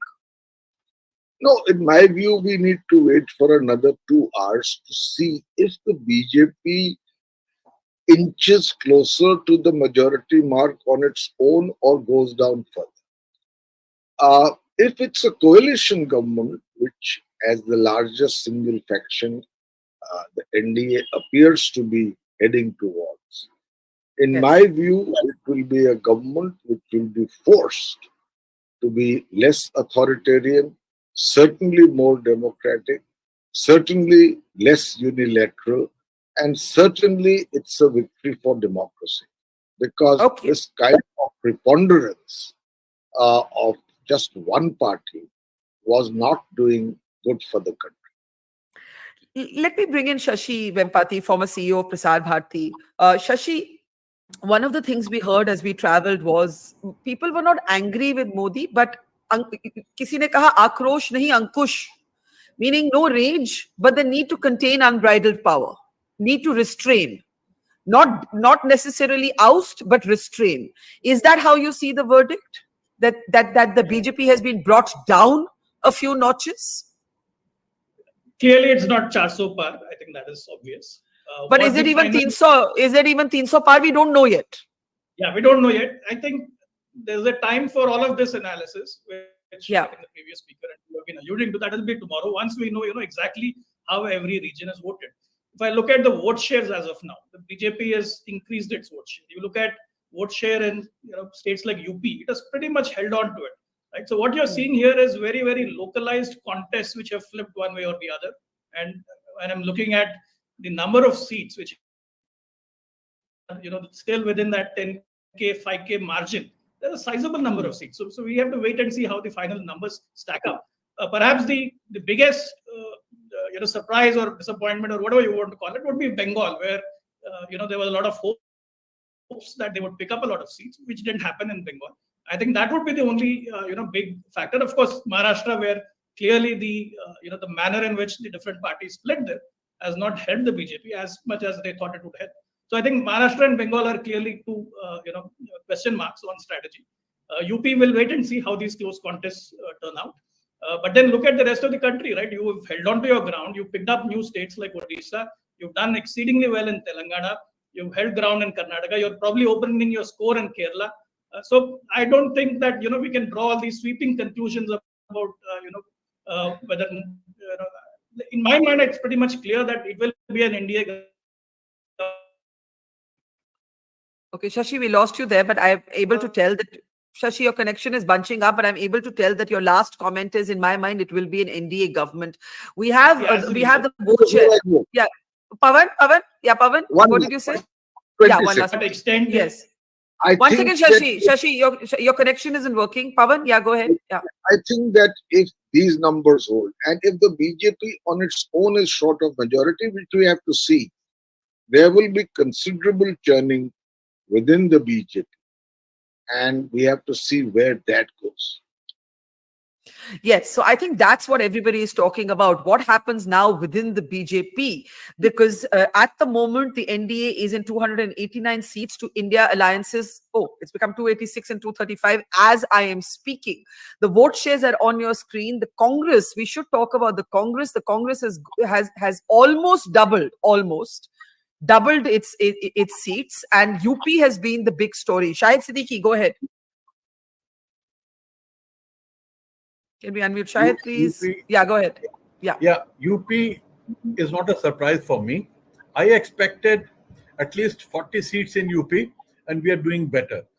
For me, what is surprising is Bihar and Odisha. Bihar, we expected more seats for India Alliance. But let me tell you that this has happened despite the efforts of BJP to break the parties in Maharashtra, to put chief ministers behind bar, to send ED, CBI, everything. They have thrown everything against the opposition.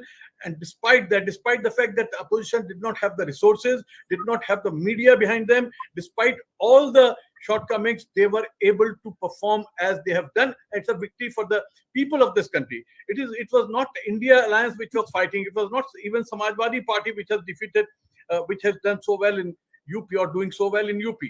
It is the people of this country, because the people of this country are ultimately democratic. Ultimately, they are inclusive. They dislike any politics which tries to exclude any community or any group beyond a point.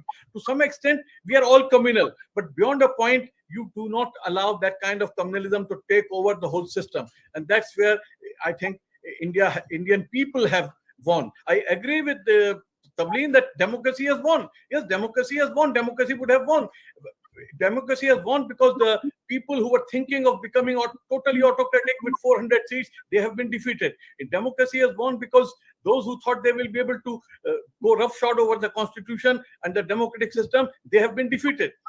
Whatever the ultimate results, BJP may be able to get majority on its own or without, or with the support of its allies, but the fact remains that it's a victory for the idea of India, in which we have always believed, and the people of this country have believed. I think that's a very positive thing which has happened, and we must all appreciate the people. And the point that there have not been any wrongdoing in the system, there has been. We have got so many reports, but despite that, when the people decide, then despite all the efforts to hijack the elections, they fail, because when the people go one way, then they go whole hog, they go very strongly. And if the India Alliance had been done it earlier, had more resources, then definitely we would have been able to form the government on our own. But I don't see that happening now. But despite that, I think there's a great change and great thing for the country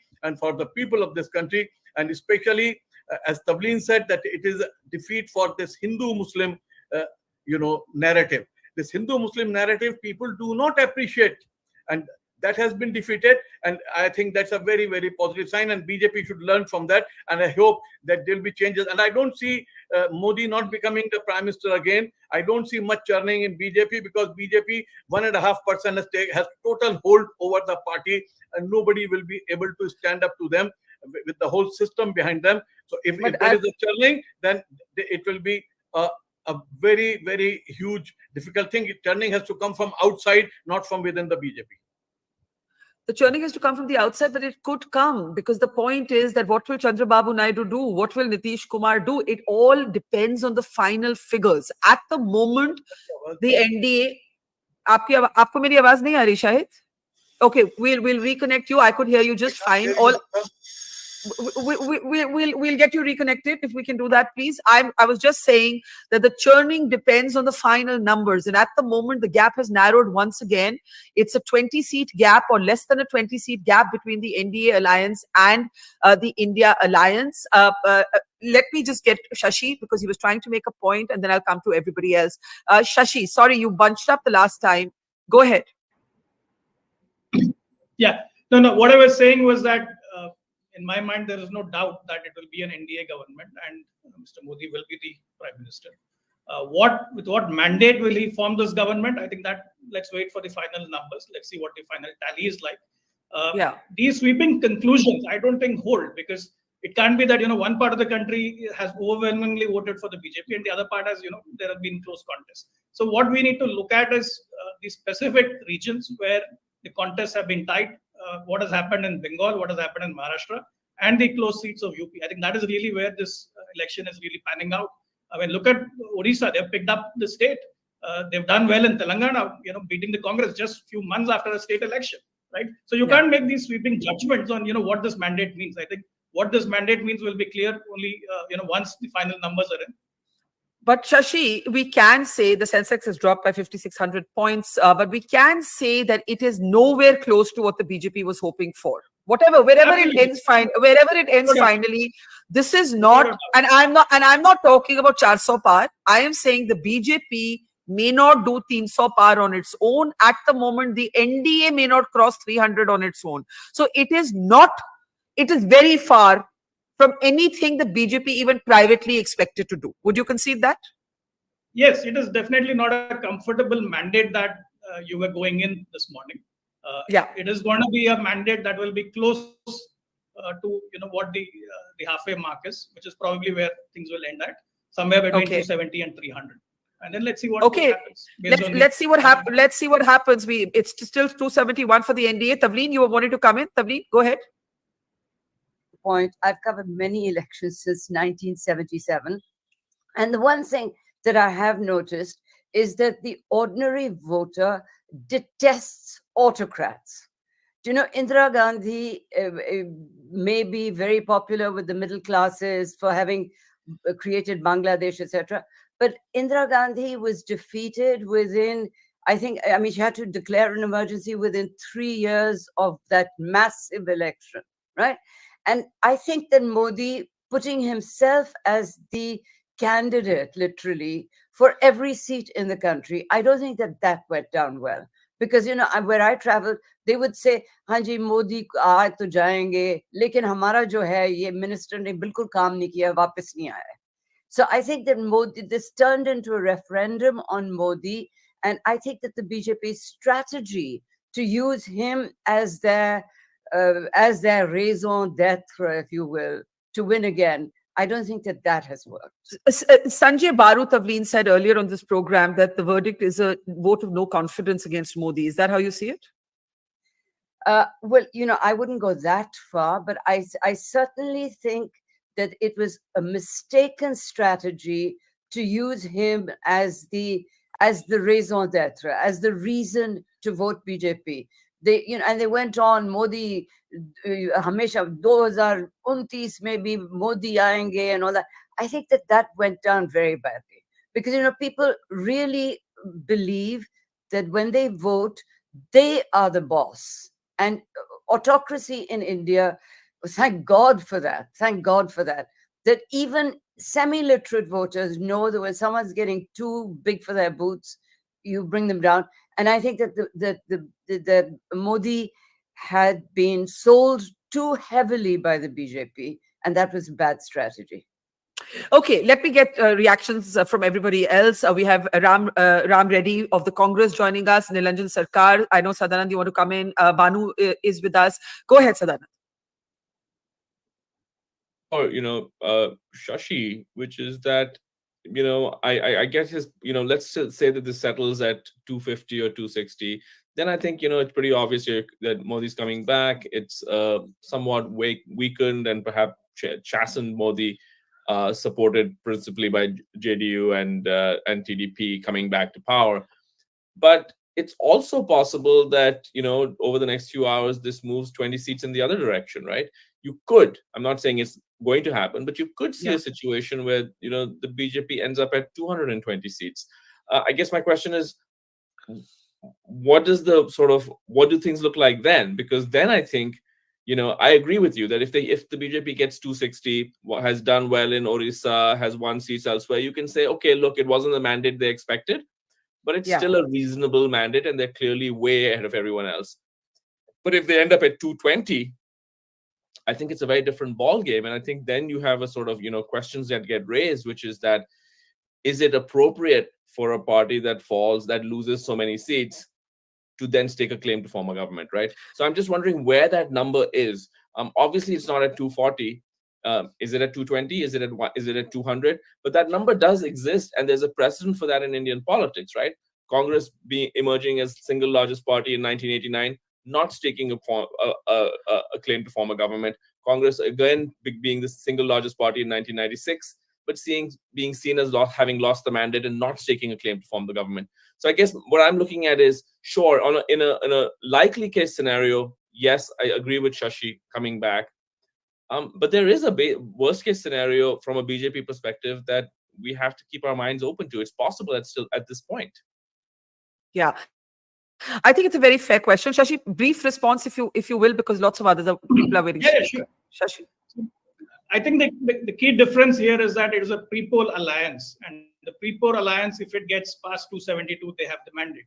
So I don't think there's any doubt there that they won't form the government in that scenario. Question is, what are the final numbers? How close are they to 272 and beyond? My guess is it'll probably be somewhere between 290 and 300 for the NDA.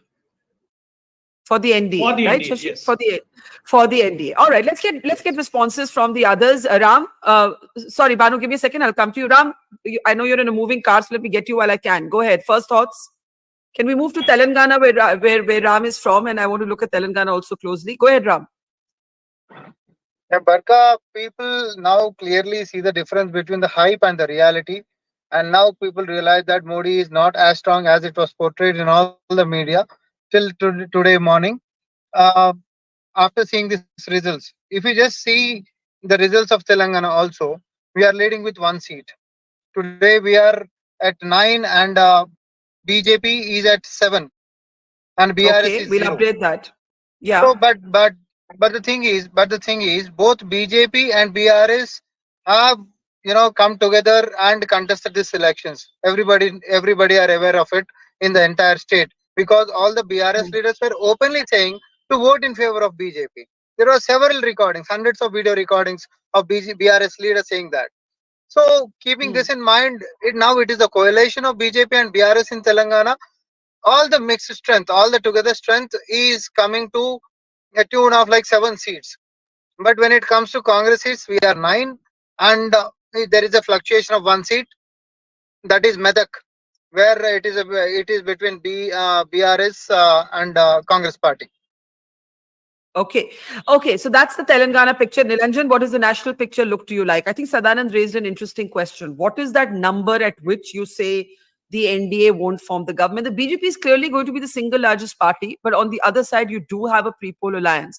I know in your own writings, you wrote about the constitution successfully entering the political lexicon because a number of Dalits in particular saw it as directly linked to their reservation rights, protected and guaranteed to them by the Indian constitution. The BJP's more rabble-rousing parliamentarians definitely scored an own goal by actually saying ki 400 par chahiye so we can change the constitution. The big national picture to you, who are the big winners, who are the big losers today so far? So I think there were 2 stories that were happening side by side, right? So when the exit polls predicted these sort of very, huge margins of victory for the BJP and the NDA, what they saw was that despite the dissension on things like the constitution, on joblessness, that somehow the BJP wouldn't lose too many seats in the north.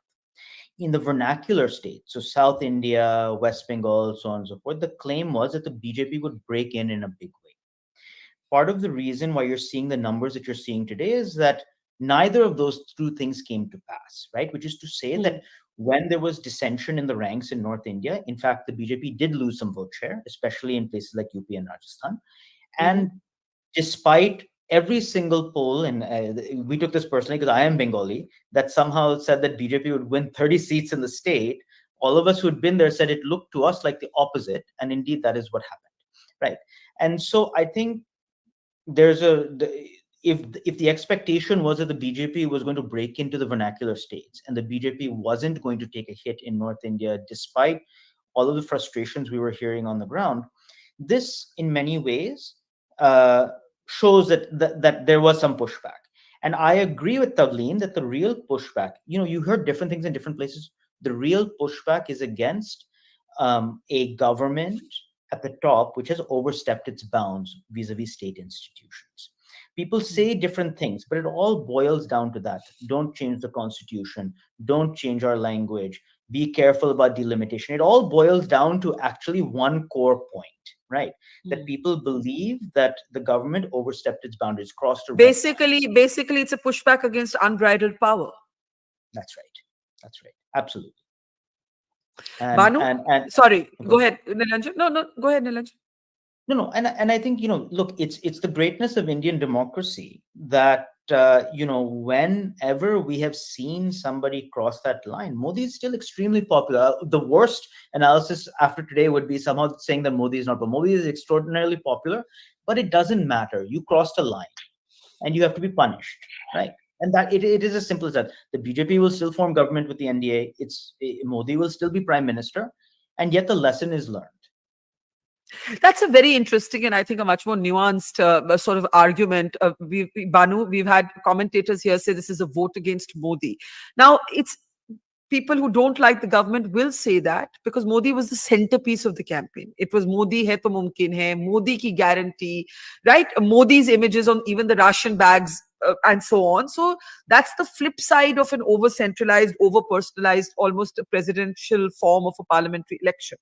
But Nilanjan makes the point that the Indian voter, and Taven also made the same point, nobody likes anybody, doesn't matter which party, with too much power. Is that how you read what's happened? So, first of all, in any democracy, the people are the winners. So, kudos to the people of India. And also, the second winner is the election commission for me. And hopefully, the biases about the election commission and the voting machines are buried once for all yet again. So all of us, I think, suffered from anchoring bias between the 303 that BJP got in 2019 and the 400 Par campaign. We all got stuck, and I think we all predicted somewhere around 330, 340 for the BJP.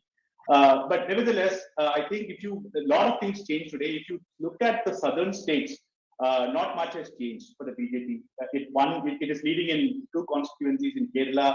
It won one in Tamil Nadu, and we have to see the vote share. I think it's already doubled from 5% in 2019 to now 10%. In Andhra Pradesh, it is around 20 seats, I guess. In Telangana, it's 18. So I think that if you look at the southern states, I think apart from Karnataka, it is by expectations. But if you look at the 3 largest states that sends the most number of MPs to parliament, UP, Maharashtra, and Bengal, that's where I think BJP has faltered, especially in Purvanchal. And I think a lot of these are still low margin seats, and I think these are going to go to the wire. So we have to wait and see. And in fact, drawing conclusions based on these seats is sort of presumptuous. I think we can wait for bigger conclusions, but there are some conclusions. The BJP is short of a majority, and it's struggling to cross the majority mark. The NDA is short of 300. The story of the election, there are 2 states that have delivered this for the India Alliance, Uttar Pradesh and Bengal, right? That is what we are looking at right now. Basically, that is exactly in complete contradiction to what the exit polls had projected for both of these states. And indeed, despite all misgivings about the electoral process, the people of India have shown that they are absolutely irrepressible. Even if state institutions, you can argue about the media, you can argue about the umpiring by the election commission, but the voter is not scared to express her opinion. I also find Nilanjan's argument very interesting. By the way, here's a breakdown of some of the BJP allies. Will these allies stay with the BJP? 15 leads for the JDU, 16 for the TDP, 5 for the SHS, 5 for the LJP. So just something to think about, because all kinds of potential churning and realignment is now going to take place. Okay, I want to bring in Taven and Karthik. I'm going to request you to, if you can actually maybe hop off and give us a vote share comparison quickly. But in the meantime, we can also look at India, how the India Alliance is breaking down. 97 for the Congress, 33 for the Samajwadi Party, 29 for the Trinamool Congress, 21 for the DMK, and 10 for the Shiv Sena Uddhav Thackeray. Go ahead, Karthik. Barkha, the vote share data is with the team and we are processing it, but just a sort of a broad number that I can give you is the Congress's vote share has jumped up by 6 percentage points. The BJP's has jumped up by roughly 2 percentage points. And I think therein lies the story where the exit polls could not catch this. Most exit polls were giving the Congress a jump of roughly 2 percentage points over the 2019 number. But the Congress has crossed 25%, and it is not very far now from where it was in 2009. That is a big jump.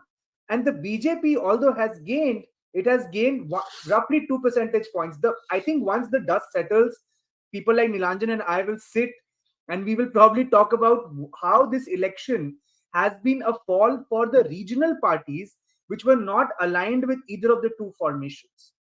The other thing, but that doesn't reconcile with how the Samajwadi Party, Mamata Banerjee and Chandra Babu Naidu have performed. So let me take your point and open that up. You believe... No, but Chandra Babu Naidu was aligned with the BJP. Samajwadi Party is aligned with the Congress. I see. You're saying that people had to choose a national anchor, basically. Exactly, okay, yes. okay. Tavleen, you wanted to come in? Karthik, I'm going to request you to give us the vote share comparison as soon as you can. Tavleen, go ahead. Tavleen? Maharashtra. Yeah, go ahead. Now I can. Yes, I can. Yeah. Maharashtra to me has been very interesting because here you had this, they got rid of a government with really very high levels of corruption. Everybody knew about those MLAs where they were taken, they were flown in, jets from one 5-star resort. Do you remember that? Do you remember the pulling down of the government 2 years ago, right? And then you have this totally amoral, you take in people who you considered corrupt and you form a new government with the BJP in charge. And at the same time, you have the BJP, certainly you have the Prime Minister going on about how he's the great moralist and there's going to be no corruption and all this. Now, what is interesting is there is very high levels of corruption lower down and people involved. I don't want to get into the details of it, but there are BJP people in this state who are trying to steal colleges and sell the land. And it's a very, very rough lot of BJP people indulging in very serious corruption. So in Maharashtra, what they've done is say, no, we don't accept this. This business of caste, etc. I don't believe it's that at all. I think it's when you have the leader of the country saying, I will put all these corrupt people in jail and, you will not see corruption, etc. And then you have really very high levels of corruption below that. And people can see that there is that corruption. That hasn't gone down well. So Maharashtra to me is a very interesting result. Okay. Shahid, do you want to come in on Nilanjan's point that you can't draw a lazy conclusion that Modi has suddenly become unpopular? Modi has been contained by the voters of India. You see, Indira Gandhi, when she was defeated, was still extremely popular. But here I agree with Tavleen, and that's the point I made earlier, that the people do not want any person to become an autocrat. Even those who want to vote for BJP, those who support Modi, do not accept that. And that's why in the very beginning, I said there's a victory for the people of this country who believe in democracy. So democracy for them is not just one party or the other party or the EVM or the this kind of vote or that kind. For them, democracy means that there has to be a rule of law. Nobody should be strong enough to go roughshod over the system. And I think that is very important. Another point I would like to make is that it's not just a victory for BJP. BJP may get whatever seat it's going to get ultimately. Am I? Yeah, we can hear you. Whatever. Please. Yes, please. Yeah, I can hear another voice. Yeah. No, sorry. So it is whatever the number of seats BJP gets. The point is that this was an election where all the forces were stacked up against the Congress and the Samajwadi and this alliance. See, media had to play a very important. This is a big defeat for the. I'm sorry to say, there's a big defeat for the media. Media for the last 10 years, especially for last 5 years, and during the elections till this morning, was going absolutely one way. It was absolutely not allowing the opposition to have any space. The voice of the opposition was totally... Once again, Tavleen wants to interject. Tavleen wants to interject. She can come in. Let me finish. Okay. You can disagree. You can disagree. But that is the point I want to make. A huge amount of space in the media. In fact, if No, you look at and the kind of money which was thrown in, the kind of interviews which were given by Modi, now nearly 80 interviews to these channels, the way they went whole hog, that has been defeated, and that is a big victory for the India Alliance and for the people who want this change to take place. A change has come, whether BJP comes back to power or not, but the change has come, and the change has been forced on them by the people of this country. That is the point I want to make. Okay. Tavleen, respond, and then I'll go to the others. Yeah. I think it's very unfair to use the media as a whipping dog here. Rahul Gandhi, Priyanka Gandhi have been covered. No, I don't agree with you that they're not being covered. They were given covering is something else. Acha, let her speak now. Shahid, now let her speak. Yeah. Okay, let me just make my point. It is and on social media, by the way, where I spend a lot of time, the abuse that I have had, if every time I've opened my mouth against the Congress party, please don't imagine that. In fact, the Rahul Gandhi and the Congress party have probably been more active on social media than the thing. And as for the newspapers, I work for a newspaper that has certainly not taken sides. So, there are some newspapers that always take sides. But, I think that the Hindi media, probably, I think, one or two of the more important Hindi newspapers have been biased. And the television channels have, they have okay. Okay, let's maybe hold off the meta conclusions till we have all the data, but let's look ahead at what can happen next.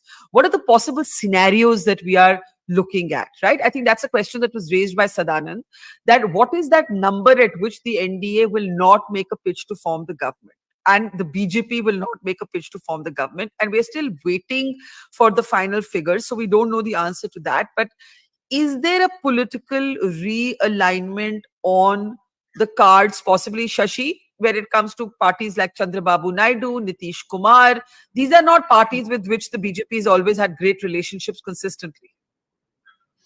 I very much doubt that, because as I can see it, if the pre-poll alliance is past 272, they have the mandate to form the government. I don't think there's any doubt there. First thing. Second thing, the big allies in the NDA are JDU from Bihar, where they have a government to run, TDP, where they're just going to form a new government. There is no way in hell they're going to bolt the ship now. There is nothing to gain, because you don't have a strong poll on the other side. You have a Congress which is less than 100. Think of what kind of a government that would be, where the principal party is not even 100 seats, right? So that is a non-starter. I don't think that scenario is playing out. What we need to be really looking at is what is the mandate with which the NDA will be able to form the government, whether it is at 300, than 300, because that will determine the contours of what kind of an agenda, what kind of cabinet, what kind of political give and take that will happen. Yeah, I think that's fair. Sadanand, you wanted to come in there. Go ahead. And, can we unmute Sadanand? Yeah, there you are.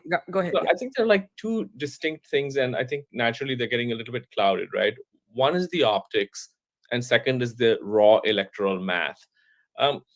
If you look at the optics, this is undoubtedly a huge blow to the BJP, because of what they had talked about, because of their talking about 400 par, because of the fact that they are so much richer than other parties. They have all this muscle. They have these nasty trolls on social media. They have this whole machinery that they've built over 10 years, and they have the outsized personality of the prime minister. So because they come into, they have this image of an all-conquering army. For them to fall short and lose, at least at this stage, they're losing roughly more than 60 seats. It's no doubt that optically this is a setback for them and a defeat for them. Yeah. But I don't think we should necessarily confuse that with the math of forming a government. If you look at governments in the pre-Modi era, 240 seats is a lot. Congress when Congress won 206 seats in 2009, that was considered a huge achievement. Before that, they formed a government with 145 seats and ran it for 5 years. So I think the fact is that the optics suggest that that Modi has received a setback. We have to be upfront and honest about that. But we also have to acknowledge that one party is going to probably come out of this at 240 with a pre-poll alliance that is well above the 272 mark. And another party is going to come out of this having done significantly better than before. All credit to Congress, all credit to Rahul Gandhi, but still being short of triple figures or hovering at the triple figure mark. So I don't think that when you're looking at the hard math of forming a government, these two are really, it's the same story as the story of, which is an story of, which is an attractive story of the hubris of the BJP humbled. Both can be true. The BJP's hubris has led to a humbling, but that does not materially affect its prospects of forming a government. Nilanjan, I saw you nodding in agreement that, Modi has been brought down more than a few pegs, but he's still in pole position to form the government. Is that how you see it? Yeah, absolutely. And I would take it a step further. I think before the exit polls had come out, I made a comment that while we care, the truth is that the average voter I spoke to could care less whether the BJP won 240 seats or 340 seats. The government will be the same. The prime minister will be the same. And I don't believe that, given what we've seen of how the BJP governs, that just because it has 240 seats or 250 seats, that somehow it's going to become a loose coalition as opposed to a highly centralized sort of, the kind of political centralization that we've been seeing. Of course, it will require some arm twisting and so on and so forth, but I don't think that I think we assume that the BJP is fully capable of that. It is still far bigger than all of its coalition partners, right? So I don't think that I don't think there are any major implications for governance, right? Other than what the BJP and Prime Minister Modi choose to do after they form government. Do they realize that this was a red line that was crossed? It is a red line that was crossed. Today it's showing up electorally, but it actually started with CAA. It started with farmers. These are people who thought that they could not take the parliamentary electoral route to oppose the government. They took to the streets, right? And this is sort of how electoral processes work. Elections are a lagging indicator. Elections are the last thing that happened. The CPM had all but lost before it finally lost the election in West Bengal, right? So, this in some sense should be a wake-up call to the BJP that it has crossed a line, that people did not believe that they could air their grievances through the electoral and parliamentary process. And as long as you don't cross certain red lines, the popularity of Modi, the overall popularity of the BJP can still carry the day. Okay, let me bring in others on this very interesting question. Nilanjan, just one question to you. You said it doesn't really matter what number they end up at. You believe they'll run the same kind of government as they would have? So you're saying that the BJP at 303, the BJP at 240, and the BJP at 330, whatever, I'm just making up random numbers, it has the same mandate? No, so to us who look at numbers, it doesn't. But in terms of what they do, in terms of governance, in terms of what the structure is, in terms of political centralization, I don't think very much changes. So you don't think the BJP is going to take this as a humbling if they form the government? Only insofar as they understand that there are certain red lines that maybe they shouldn't be crossing. But in terms of the overall governing structure, you still have one party which is far bigger than all of the other coalition partners. And you have two people at the top whose method of governance involves a very significant amount of political centralization, not just with institutions, but within their own parties and coalitions. And it has been so for a very long time. So let's get responses to this. This is a very interesting argument because, Shashi, you've been arguing that the mandate will be determined by the final numbers. In a way, what Nilanjan is saying is that the essential way of the Modi-Shah-run BJP isn't going to change, neither the party nor the government, even if they come down 65 seats. No, I don't think so. I don't agree with that, because the one thing you will have to give credit to Mr. Modi is that he learns from mistakes and he improvises. Clearly, this is a humbling trend that we are seeing, and I don't think you will see the same kind of political management that happened in the past happening now, because he clearly knows that that will not resonate with the people. There's a certain message in the manner in which different regions have voted, and he will respect that, knowing him, having seen him, for more than a decade now. So I don't think that that argument holds, that their politics will still be the same. No, it will not. It will change, and they will improvise. They will learn from these mistakes, and they will have a different approach. Now, what that approach would be, I think let's wait and see based on the final numbers. Okay, let's open this up. Banu, you wanted to come in. Banu? I have to be unmuted. Yes. No, yeah. Couple of things. One is, if we take a step back and look at the campaign, see, Modi was fighting a two-time anti-incumbency, right? However good the government's may be, people get at a single phase for 10 years. So maybe that effect is there, and that's why the hyperbolic campaign came into picture. On how Prime Minister Modi will manage the coalition, we have to look at how the BJP managed the Rajya Sabha. Okay, it is a mix of consensus building using carrots and also people should remember that PM Modi was organizing secretary for the BJP in the 90s, and he has actually switched coalitions, especially in Himachal Pradesh, Madhya Pradesh, and so on. So I think he's not alien to stitching coalitions and running coalitions. And the way the Rajya Sabha was run, where the consensus was built and support was got for various bills, should give a pointer to all of us. Well, I think the question is, will there be a more conciliatory leader or a more aggressive leader? And will that be determined by the numbers? Neelanjan says, the numbers won't change. Jo jeeta wohi Sikandar. It doesn't matter how many seats you form the government with, but there are other views on it. We do have some sense, a fall of 60 seats right now for the BJP, pretty close to the 80 seat mark that Yogendra Yadav had spoken about. Just to be fair, at this point, nobody really believed him when he made that point, but it's looking like that right now. Let's see. Shashi says, let's wait another hour. We'll see where the final numbers end up. A gain of 44 for the Congress. Maybe we can spend some time talking about where this leaves the Congress. Shashi, you wanted to come in? Sorry. Yeah? Yeah, I have a point to make. Yes. Yeah, I have a point to make. So I'm recalling what happened in 2012 Gujarat Assembly elections. I remember this very well because I was in Ahmedabad that day when Mr. Modi went out to give his victory speech at the party office in Kanpur. And from the time he started his speech to the time he ended his speech, there were 12 seats that flipped because the contests were so close, right? Yeah. So I would say that, let the vote count happen. We need to be well past the 50% mark, maybe closer to the 70-80% mark of vote being counted before we can draw very firm conclusions on the final numbers. I think that's absolutely fair. We don't disagree with that. I'm just going by the trends that we have right now, or the leads that we have right now.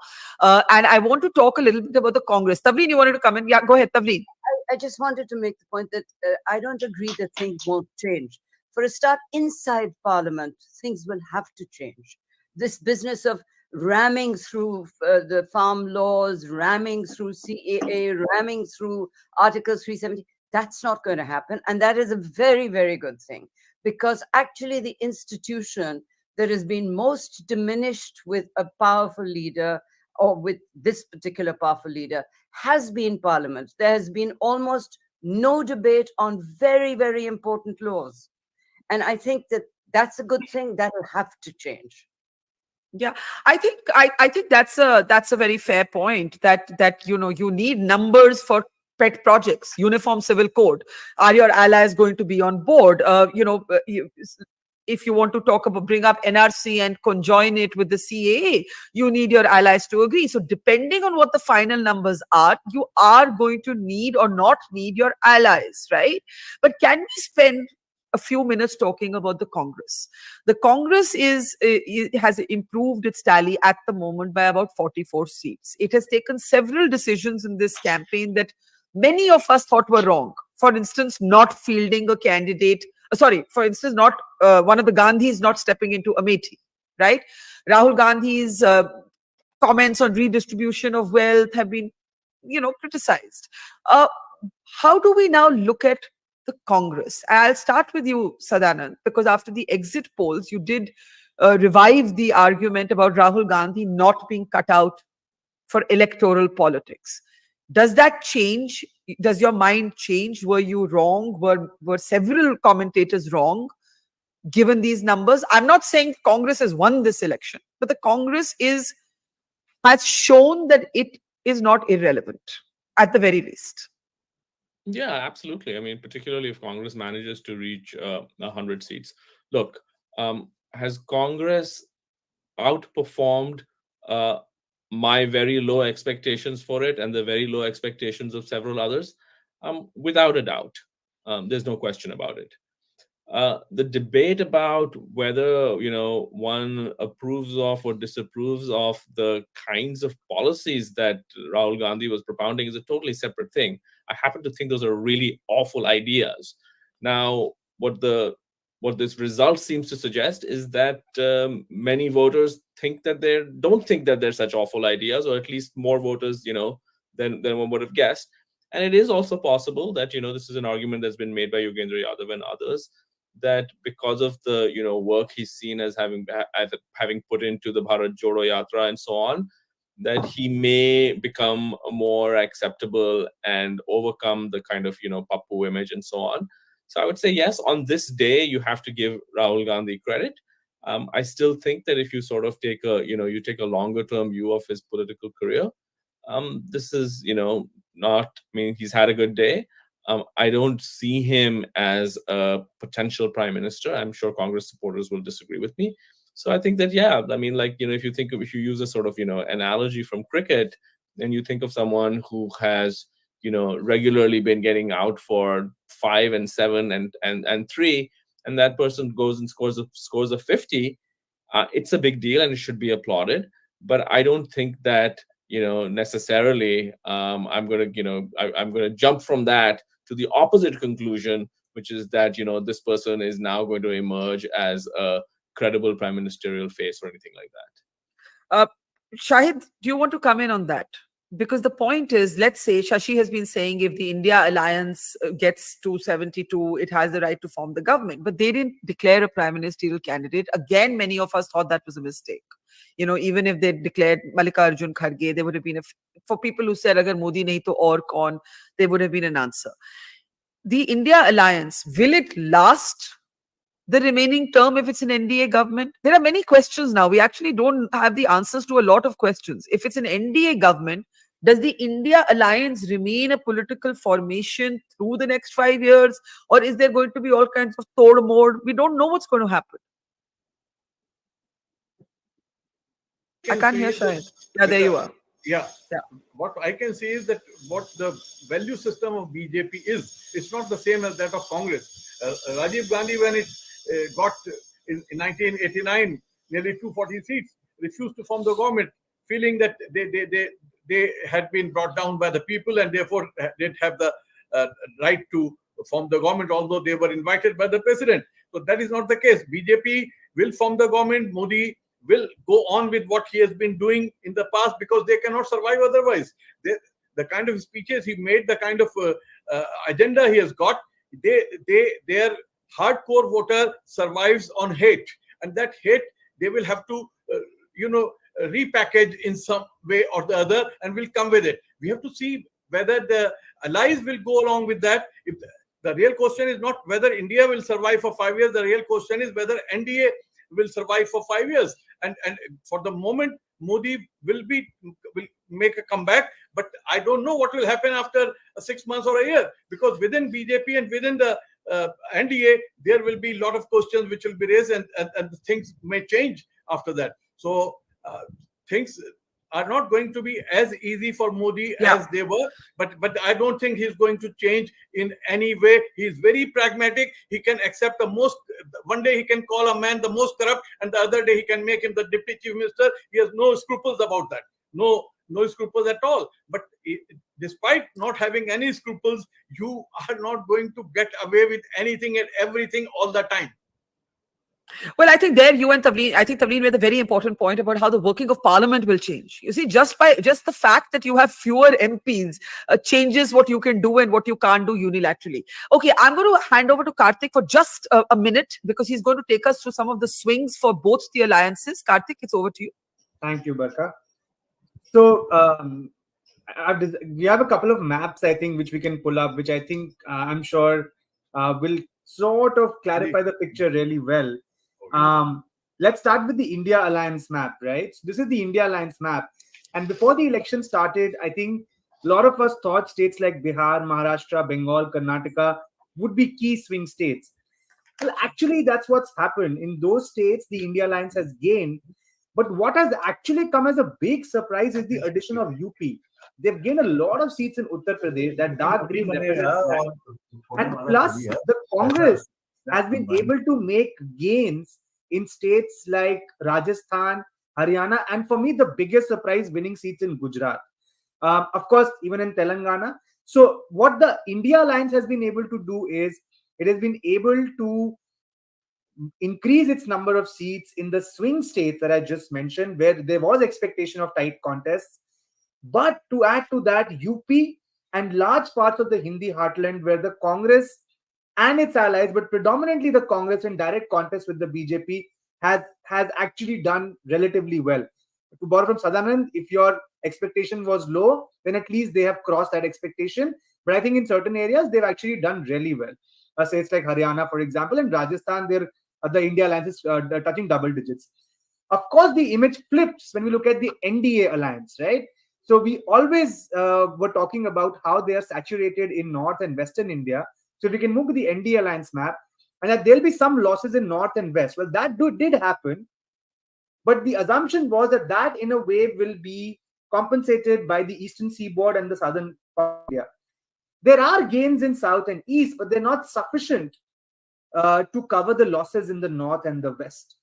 And I think the turning of West Bengal in a big way has contributed hugely to the loss of the NDA Alliance, plus the emergence of UP as a swing state, which I don't think a lot of people were, at least I wasn't counting as a swing state. I actually thought if the India Alliance repeated the performance of 2019, where they kept the BJP around 60, that would be a decent performance. But this for me is a fantastic performance, because I keep in mind that the BSP is no longer a part of the opposition. But I think one of the stories once this election settles is how the BSP's vote share is plummeted to single digits. And my sense is that some of that vote, at least a large part of it, of course the BJP would have got it. But because of the emphasis on the constitution, the India Alliance, primarily because of the Congress, was able to corner the Dalit vote, because the Dalits are not natural allies of the SP because of their social composition in their vote banks. So UP was the big outlier. And of course, as I said, surgical strikes by the Congress in states like Haryana, Rajasthan and Gujarat, where they're able to pick up these two handful of seats. And then the BJP was not able, of course, they lost in the swing states, but they were not able to compensate for it in the eastern board. If we can then see where the Congress is gaining the most, well, if you see, last time the Congress had a single state with double-digit seats. That was Kerala. This time, by the end counting ends, it is a possibility that number may increase to 4 or 5. See, these numbers are from a few minutes back. So Kerala 12, double digit. Maharashtra 11. I don't think that anybody was giving Congress double digit numbers in Maharashtra. In fact, they were being thought of as the weakest link in the Mahavikas Aghadi, but they, along with Shiv Sena UBT, have done a very good job in Maharashtra, it seems. Of course, these numbers are fluctuating. Karnataka, they are in that 9 to 10 zone, so it's fluctuating. Rajasthan, again, they're in that 9 to 10 zone. Tamil Nadu, they only contested single-digit seats. Telangana, they would hope to move to 10, but I doubt that. But Uttar Pradesh, imagine winning 2 seats in 2014, 1 in 2019, having just 2 MLAs in the entire 403-member assembly in Uttar Pradesh, and winning 8 MP seats, or leading in 8 MP seats. This is huge for the Congress, a swing of 7 seats. Now, if we look at the same for the BJP, where the BJP has lost, the biggest losses for the BJP, of course, are coming from Uttar Pradesh, where they lost 30 seats. Madhya Pradesh, they are gaining 1. Gujarat, they are losing 2. Rajasthan, they are losing 11. Karnataka, 9. Maharashtra, 12. Bengal, 8. Jharkhand, 2. Haryana, 6. They only seem to be gaining in Odisha, 10 seats, big chunk, and Telangana, 4. Madhya Pradesh, they are gaining 1 seat. And Andhra Pradesh also, because of the alliance, they might gain a couple of seats here and there. And Kerala, it seems they're getting 2 seats. So that's basically the larger national perspective. But I guess once the dust settles, we will have a lot of micro details to ponder about. For example, in UP, I'd be very interested in understanding how the BSP vote share kind of has scattered between the two formations. Back to you, Barkha. Yeah, thank you. Okay, thank you, Karthik, for that deep dive. Sadanand, I know you have to leave. You're on America time. Let me get a last perspective from you. I think we're still counting numbers. Hi, Zainab. It's good to see you. Zainab Sikandar of the RLD is with us. Shashi, Nilanjan, Banu, Tavleen are still with us. Sadanand, last thoughts. This isn't fully over yet. I think most of us agree that it's going to be an NDA government. I think Shashi makes the very important point that the mandate of this government will be determined by the final figures. As we speak, the NDA has hit 300. There could be close contests. It could inch above, but it isn't the BJP inching above 300. The BJP looks set to fall below the majority mark on its own. Sadanand. Yeah, so I think, at this point, the best case scenario from a BJP perspective is that that NDA gets above 300 and that the BJP gets at least above 250, right? For the past, hour and a half or so, they've been struggling at around the 240 mark. Obviously, even if it does that, it's a real come down compared to everything that was suggested by the exit polls and what was suggested by the party. But as I hit the sack, I just want to say that when I wake up in a few hours, I would not be surprised if the BJP has managed to either pick up about 15 seats or 20 seats even compared to now, or lose even more ground, right? And I actually think, and this is sort of I would agree with Tavleen and Shashi over here that actually the numbers are going to be enormously important, both for the Prime Minister's image and for the workability of a government and for the kind of policies that it's likely to follow. A BJP going in with 200 and forming a government with 220 or 230 is very different from a BJP forming a government with 260. Let alone being able to somehow, at this point, inch across that single party majority mark. So, game still very much still on. My bet at this point is that, we are going to see Modi sworn in as Prime Minister again, but it'll be a very different government, very different feeling government, I would imagine, than from what we've seen in the last two iterations. Okay, Sadanand, we're going to say thank you to you. For anybody who's just tuning in, and I can't imagine who that person is. Here's the situation right now. The NDA is below the 300 mark. The BJP is below the majority mark. It still seems likely to be an NDA government with the BJP as the single largest party. But the BJP, unless something changes over the next 60 minutes or so, is unlikely to reach a majority of its own. One thing we can call is it in the battle of pollsters, Yogendra Yadav, who's not a pollster, who's a politician actually with the opposition, has come closest thus far to having called the election accurately, because he did say that the BJP would be pulled below the majority mark. Taven Singh is with us, Banu Chandra is with us, Nilanjan, Shashi are with us, Zainab Sikandar of the RLD and Abhishek Dutt of the Congress are with us. Welcome everybody. Karthikeya, before I know you're going to go soon as well, just give us a quick overview of where things stand in a more granular way for anybody who's just tuning in and saying, hey, what the hell is going on? So at this point, the NDA alliance, as per our numbers, 298, and of this, BJP is roughly 241. India alliance 225, Congress 93. And as I was just using the maps to show, essentially what's happened is that there were 4 swing states in my dictionary at least. Add Rajasthan, Haryana, and that's 5th, I guess, half and half each. And in all 5 states, the BJP has suffered losses. Karnataka, Maharashtra, Bengal, Bihar, and Rajasthan, Haryana. Some more, some less. That, as per exit polls, was supposed to happen, but that was supposed to get compensated by gains in Odisha, Telangana, Andhra Pradesh, and actually Bengal was supposed to be a gain for the BJP. The gains in Odisha have fructified, and Andhra have fructified, and Telangana have fructified, but they've not been sufficient to compensate for these swing states, only because UP has swung. I think that's the big story. So UP has swung in a big way, which I don't think anybody anticipated. Everybody was giving them 65 plus or 60 plus. And at this point, even as we speak, I think the India alliance are like 38, 41, there and there, yo-yoing around that 40 mark. I mean, I think even those who thought that there would be some hit thought it would be a 5 or 6 seat hit. Correct, but at this point, India is 44 to the NDA is the 35. So that I think is the biggest swing, because Otherwise, the idea was that in these swing states, the BJP is able to contain damage. In Karnataka, they had an alliance with JDS. In Maharashtra, they had broken the parties. In Bihar, they had gotten the JDU from the India fold. And in West Bengal, they were working on their party machinery and the narratives. And one thought, they'll be able to gain control of these swing states. What has happened is Karnataka, Bihar, Maharashtra have dealt them some more, some less blows. Bengal has dealt them a big blow.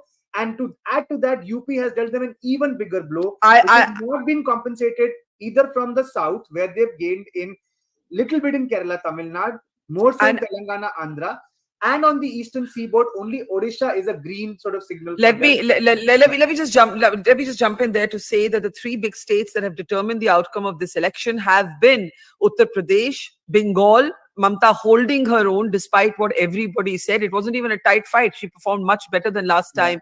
And look at the table on the swings of the BJP. Okay, so this is interesting. The BJP has gone down by about 30 seats from the last time. It's not gone down in Madhya Pradesh. It's gone down 2 seats in Gujarat. It's gained 10 in Odisha. It's gone. Am I reading this right? Gone down The BJP has gone down 11 in Rajasthan, again something that nobody actually predicted. And in 5 to 7, but nobody said 11. In Karnataka, the Congress wagered that it would get 10 seats. It's almost close to. It's almost made it, because the BJP has gone down about 9 seats. And I can't actually read Maharashtra. If you could play that, Maharashtra, it's down by about 12 seats. Is that down for the BJP? Is it down for the BJP or the NDA? Can I remove the banner, please? This is all for BJP, Barkha. That's what this slide is all about. That we showed a slide where the Congress is gaining, and this is a slide where we are showing where the BJP is losing. So the Congress is gaining in all the states where the BJP, of course, and look at these swings. To add to that, Bengal is a negative swing of 8, Haryana -6, Jharkhand -2, and Telangana is a gain of 4. So again, reiterating that the negative swings are not compensated by the positive swings. That's right. And I can see Ujjwal Deepak of the BJP joining us. Let's open this up. We have a good idea of the Congress and the BJP swings. Shruti Kapila is with us as well. Tavleen said democracy has won. Is the biggest loser exit polls, or is it somebody else, Tavleen? The biggest loser is Narendra Modi.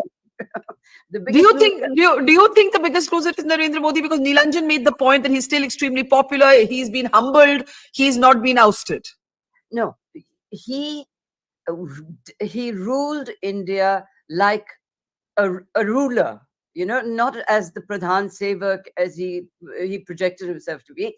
His picture was on every Labharthi's gifts, his statues. You couldn't go to an airport without running into a cutout of Narendra Modi. You couldn't go to a train station without running into Narendra Modi. He really ruled like an autocrat. And I think that he's going to find it very hard to be that kind of prime minister again. He's definitely the biggest, in my view, in the biggest loser in this election. The other biggest loser, in my view, is Yogi Adityanath. Because, as Karthike was saying, UP has really... Can we go back to the first slide where we can see the UP swing? Go ahead, Tavleen. Yeah. So, in UP... Taveen, go ahead. Yeah. When I was in UP, this double-engine Sarkar business was going on a lot. And, you met Muslims who were really disenchanted with what was going on. But everybody thought that Yogi would for sure be able to pull the BJP to at least 60, right? That's what I'd heard. And, it really is a shock that, for me personally. So I think Yogi is a big loser, and I'm very happy about that, because I think that this business of the bulldozer justice that he started and actually showed off about in interviews about, oh, this is wonderful. And, it was terrible, some of the things that happened. People was in their houses when they were broken down in UP. And, so for me, as far as I'm concerned, it's a good thing. I think the two people who've lost the most in this election, politicians that have, are Modi and Yogi. Barkha, can I add something quickly? Yeah, sure. Karnataka is a big lift up for Mr. Mallikarjun Kharge. The Congress is sweeping Hyderabad, Karnataka. That's very interesting. Basically, everything has been largely predictable other than UP and Bengal. When I say predictable, I don't mean by the exit polls. I'm saying what the parties expected to do, right? Mr. Modi thought that they were going to make dramatic gains in Bengal and dramatic gains in Telangana, and that would offset marginal losses in Uttar Pradesh. I think the BJP did expect some losses in Uttar Pradesh. What happened instead was dramatic losses in Uttar Pradesh and no compensation in Bengal. These two states have really defined the outcome of the election, and to some degree, the Congress holding its, resisting in Rajasthan, right? And Telangana. Haryana. But Haryana was expected. Haryana, the Congress was expected to do much better. The scale, Barkha, is pretty 6-4. Can I add something else in UP, Barkha? It's very interesting. UP mein, the Purvachal seats have swung in a big way, which means that the caste calculus was a very big factor. The only way in which you could have won Purvachal in such a Hindutva ka leher was if you played your caste politics right. And this despite the fact that the BSP was seen to be, I'm not making a claim, I'm just saying, look at the candidate selection, seemed to be helping the BJP through its candidate selection. Okay. I really need to open this up. Yeah, Karthik, we've got lots of people waiting to speak. Ujjwal, how disappointed are you? No. What is the reason for disappointment, Barkha? We are winning. आप 400 पार के बाद 300 पार भी नहीं हो रहे हो अभी NDA के साथ. हाँ जी. Who's making the government? Who's becoming the Prime Minister of India? You tell me. At the moment, I think it's NDA. Prime Minister Modi. NDA is going to form the government with a clear majority. Also, I would like to ask one question. Today, I am going to talk about EVMs. As on time, at 1:15 in the afternoon, on the results day, does Congress or the UPA or the Indi Gadbandhan believe in EVMs and the transparency of the election commission? Do they believe in it? Do you believe in it? I have always believed in it. I have always believed in it. You can see my tweet yesterday. Is democracy still existent in India? Does it still exist? What happened to all the allegations made? Acha, एक minute, election commission. Yeah. And I will put it to the Congress and others who thought electoral democracy was imperiled. I am not one of those. My tweet this morning or yesterday said that whoever wins, we must not question the electoral process, right? Definitely. Now, can you now tell me, are you disappointed? No. BJP and NDA together are making the government. We are achieving what we wanted. We wanted Prime Minister Modi to become the Prime Minister for a third time. And just wait till 6 p.m. We are making the government. Why should we be even unhappy? We are very happy. The ludus are still in process. They are getting delivered and we are going to celebrate in the evening. 400 par nara. So what is the reason to celebrate here for the Congress and Indi Gadbandhan? That they perform better? Let's ask them. Let's ask them. Abhishek Dutt, what is the reason for you to be happy when they are not forming the government? Abhishek? नफरत के बाजार में मोहब्बत की दुकान खुल गई. You know, first of all, I'm extremely thankful to the voters of our country for giving this beautiful mandate. The BJP spokesperson is still showing his arrogance on your channel. He must understand that in Ayodhya, BJP is losing. The way BJP started this election, it was never a fair election. Freezing the Congress party's bank account just before the election when we were doing our booking by advertisement for choppers, they come up with this absurd notice from the election commission that our accounts are frozen. At the same time, misusing their machinery, misuse of ED, CBI. See, people of a country are not blind. They might not speak, but they do vote. When you talked about the press, if you look at the ranking of fair press, India stands 157 number out of 176. I was on ground for the last 5 months. I've been all over UP. I happen to be co-in charge for Karnataka. The writing on the wall was very clear that Bharatiya Janata Party is losing. And the more they started misusing words like Mahila, Masjid, they will take away your Mangal Sutra. People don't like this. And you know what Narendra Modi ji started in 2014? Let me tell our BJP spokesperson. The first person to raise his voice against EVM was Narendra Modi ji, not the Congress party or us. The day he started his campaign in 2013, he said EVM is not right, it should be ballot paper. And whatever he started with in 2014 is in complete contradiction. But Abhishek, Abhishek, can I ask you something? Yes, please. We'll talk about the politics, but it is true that since last night, once the exit polls came, a number of opposition leaders, Mr. Kharge's unprecedented open letter to the bureaucracy to act without fear or favor, to asking workers to reach district headquarters, it seemed for a moment that the Congress would not have accepted an adverse verdict. And I think what Ujjwal is saying is you can't celebrate democracy if it goes your way and question it if it doesn't go your way. And that's a legitimate question to ask today. Barkha, let me give you an example. During the last Vidhan Sabha election, I happened to be in Karnataka, Bengaluru, when I can say it on a channel with complete fact, Soumya Reddy had won the election. The election commissioner had not signed on an application. I was there. After which, all of a sudden, she loses the election. But she asked for a recount, right? She asked for the recount. Yes, no, because she didn't ask for the recount. We had won the election. Okay. Then the election commissioner signs on the document and leaves the place. We kept on screaming and protesting, and I know I've contested 4 elections, till now. Once the signatures are done, then nothing happens. So we were very clear that BJP will try their best to misuse the machinery, and as an opposition, we have to be strong on ground also. We have to tell our workers that we are there fighting against Bharatiya Janata Party. It's not only Bharatiya Janata Party. I'm telling you, leaders within Bharatiya Janata Party will be happy today. The way Modi ji has sidelined everyone in Bharatiya Janata Party and the opposition people, they don't like it. He wants to bulldoze his image everywhere. Okay. Sorry. You complete your point, then I'll go to the others. Yeah. And at the same time, we must not forget 4 facts. The Bharat Jodo Yatra by Shri Rahul Gandhi ji, the Nyaya Yatra by Mr. Rahul Gandhi ji, the way Mr. Kharge ji has managed all the alliance partners. At the same time, Priyanka ji went all over the country and fought the fight against constitution. The way Bharatiya Janata Party was claiming that they want to change the constitution of a country. Tell me, have you ever met one person who's criticizing the constitution of our country? Why Bharatiya Janata Party? No, I have been reporting that from my travels, in particular, India's Dalit community started worrying that their reservation was going to be, the protection that the constitution gave them would be dented if the BJP got an overwhelming mandate. Meanwhile, Kishori Lal Sharma, a choice that many of us criticized for, we said that the Gandhis had run away. He's leading in Amethi. I'm just saying he's leading in Amethi. I need to get Shruti and Zainab in and then go around the panel again. Barkha, just one second. Yes, just one second. Okay.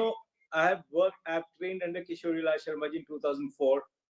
When his ticket got announced, I had tweeted, he's one person who knows Amethi inside out. And he will come as a dark horse and defeat Barkha. Not me. Defeat Barkha. He'll defeat the Bharatiya Janata Party. And I'm so happy someone like him who knows Amethi and people trust him. And he's defeated our BJP candidate from there. That's an old picture of Kishori Lal Sharma from very young Priyanka Gandhi. In this election.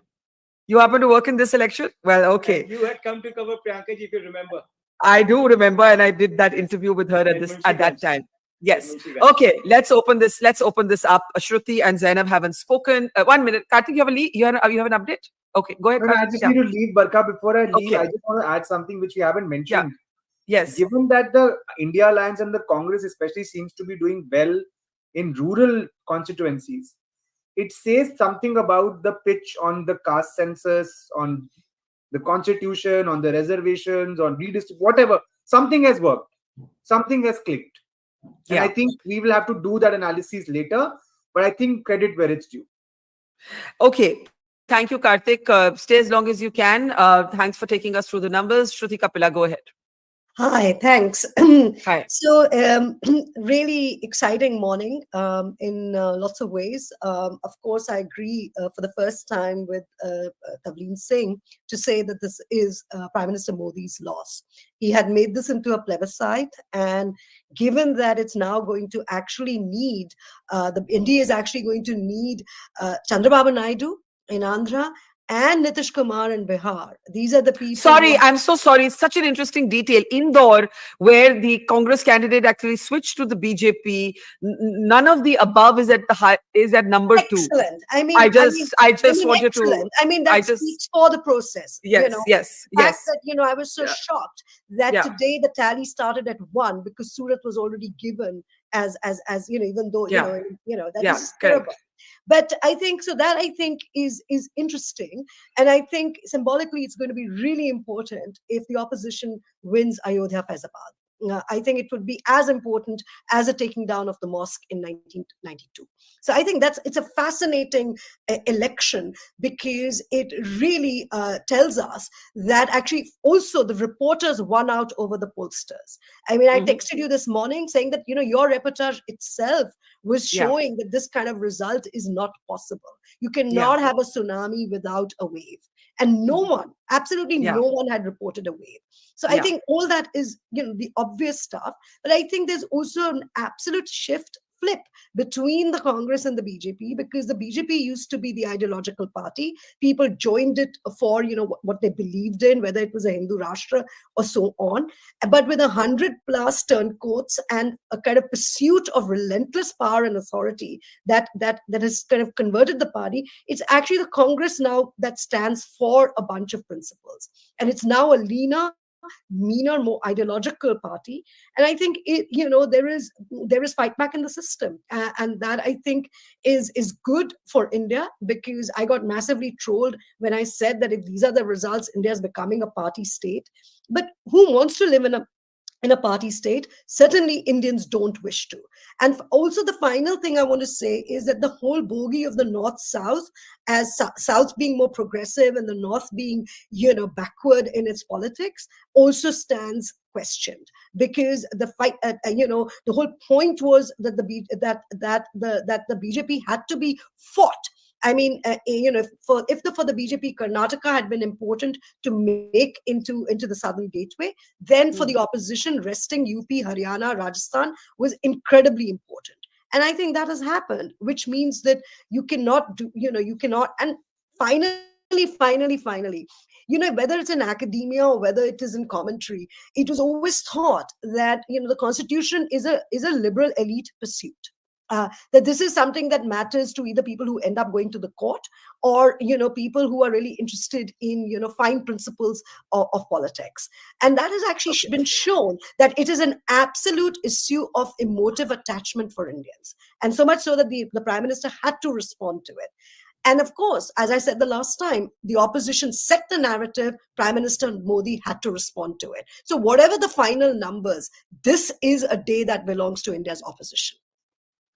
Okay, Zainab, do you agree? You're obviously with the NDA, the RLD. Do you believe that Mr. Modi has been humbled, the day belongs to the opposition, the NDA could form the government, but the moral victory or the narrative victory is still that of the oppositions, not just because of Modi, Prime Minister Modi's charge of power, but because the BJP is falling below the majority mark on its own? Zainab. Firstly, Barkha, let's get one thing clear. The NDA is coming back to power. So whether the number is there or not is another question. The NDA is forming government again. So let's have that very clear. Now, I've always said this in all the shows that I came in. Actually, the yardstick had been changed from the very beginning. The entire nara of 400 par basically was showing that we are going to have a major tsunami victory. But the reality is that, call it psychology, call it the way Modi ji wanted to run his campaign, he was a winner from the very start.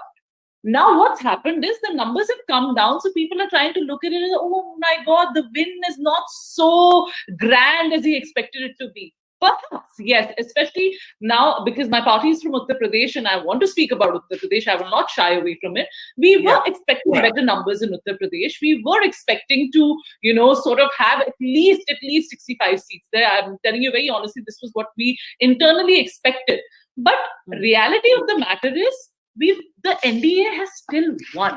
So you can't just, make this topic entirely about how, it's just the India alliance. Of course, they've come back. Yes, they have. I've also been a political analyst, so I've covered the last two general elections, as a political analyst. So I know, of course, the India Alliance has come back. But here again, you have to see the power of regional parties, which I always speak about, that the regional parties are the ones who are supposed to be called the winners. Even in NDA right now, look at TDP, look at Nitish Kumarji. I mean, the phenomenal numbers that they have come with. So, and also another thing that I would like to point out, firstly, the entire bogey of EVM, which I always hated. And Congress has to concede that they use EVM selectively as a fair instrument of democracy and sometimes an unfair instrument of democracy. So they have to agree that they've always taken the EVM as an excuse for losing, number one.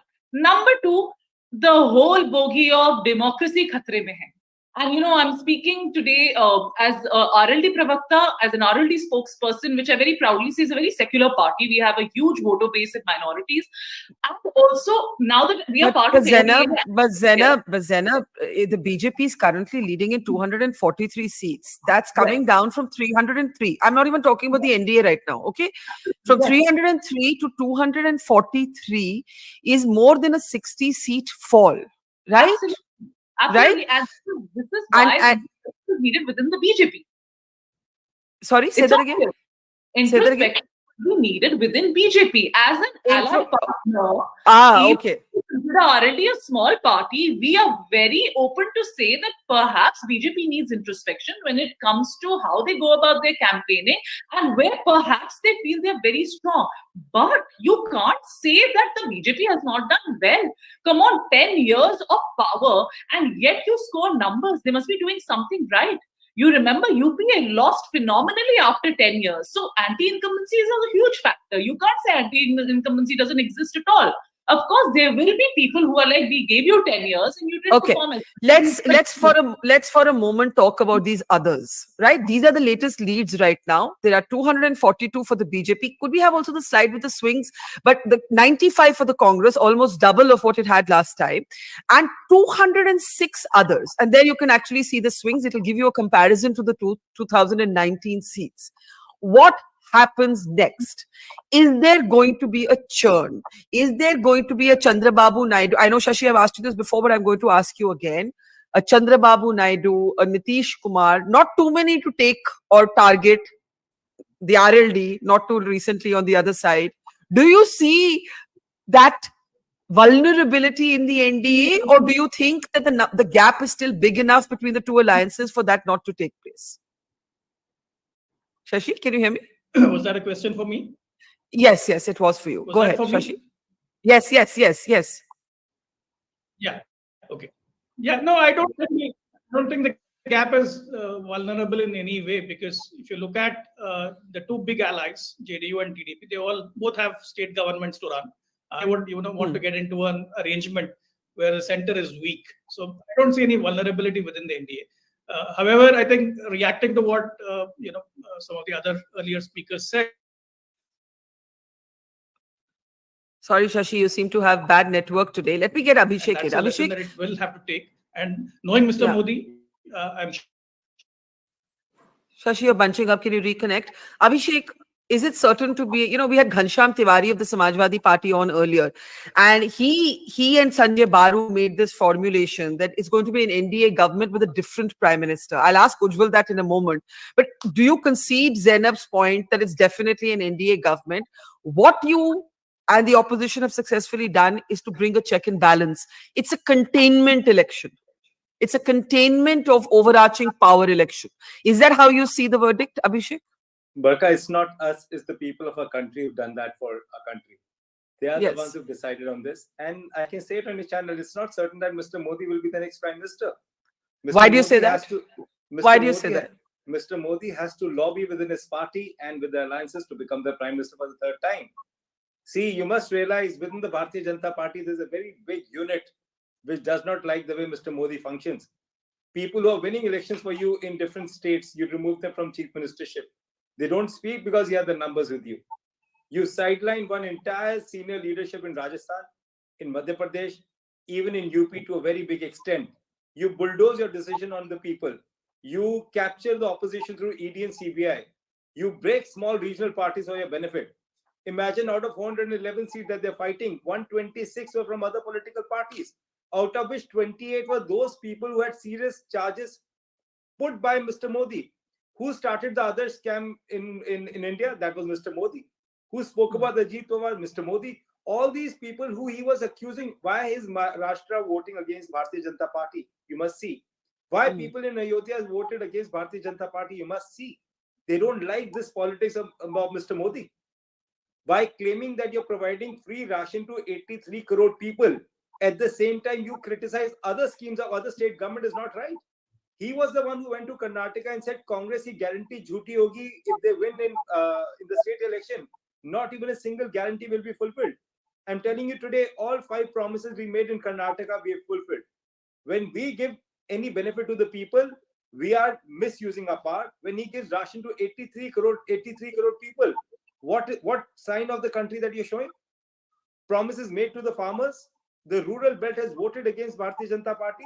At the same time, all the SC segment have voted against them because the way they show themselves and what they do in reality is very different. In Maharashtra, 2 Rajya Sabha given to one person who comes from the Congress, Mr. Ashok Chavan, other is Mr. Deora. People within Maharashtra and Bharatiya Janata Party are not happy with the way they're functioning. When you're passing on Rajya Sabha to Congress people who they've been fighting for the last 40 years. And I'm telling you today, you will not be surprised. A lot of small regional parties might leave. I'm telling you again, after seeing Uttar Pradesh result, I can tell you today, a lot of small parties might leave BJP and come and stand with the India Alliance. So here's the question for you, Ujjwal. Chandra Babu Naidu, I know Shashi Vempati said, why would he leave? There's state politics. Nitish Kumar can leave anytime, leave anybody anytime. We know this, right? You said there's nothing to be disappointed about. Is it the NDA vulnerable? You have only a, 30, and I'm just calculating. You have less than a 50-seat gap between the two alliances.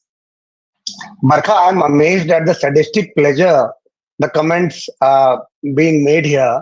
Like, you know, in Chhattisgarh, there's a kahavat कि मुझे इस बात का दुख नहीं है कि मेरे हाथ की थाली गिर गई, मुझे इस बात की खुशी कि तेरे हाथ का रसगुल्ला गिर गया. Look at it. Look at it. अंग्रेजी में कहते हैं Schadenfreude, but yes. So look at the irony here. The opposition, the entire opposition is fighting for Mr. Modi to be removed as a prime minister. They're not fighting. They didn't fight the election for their win. They fought the election कि मोदी और योगी हार जाएं, कुछ कम हो जाए, रसगुल्ला गिर जाए. So look at it. Look at how opposition has behaved. They've only spread misinformation in the entire campaign. And this conspiracy theory is being put up by Mr. Abhishek here, by our fellow spokesperson, that Mr. Modi will have to lobby and this guy will leave. And so that is within our party. He should not worry about it. What I'm amazed at is that these people are happy of, you know, the people winning who have Vanshwad in their families, a Gandhi family ruling the entire country for over 5 decades, 6 decades now. So tell me one thing, when did it last happen that the incumbent government, the ruling government won for the 3rd time in India? This is only for the 2nd time this is happening, right? Shouldn't that be the reason to celebrate for BJP and NDA? Okay, why should we even be disappointed? Let me take that to Taven Singh. Taven, you identified 2 big losers in, political losers today. You said one was Mr. Modi because it was a referendum on Mr. Modi. The other was Yogi Adityanath, given what's happened in Uttar Pradesh. Ujjwal makes the point that the government is theirs, the prime minister is going to be Mr. Modi, and the entire opposition has one singular aim कि किसी तरह कोई और प्रधानमंत्री आए. How do you call this a defeat? It's, this is a 3rd term election. How do you call this a defeat? Why do you call Modi the biggest loser today? Because it was a plebiscite. It was a referendum on Modi. He said over and over again, just think of me when you're voting.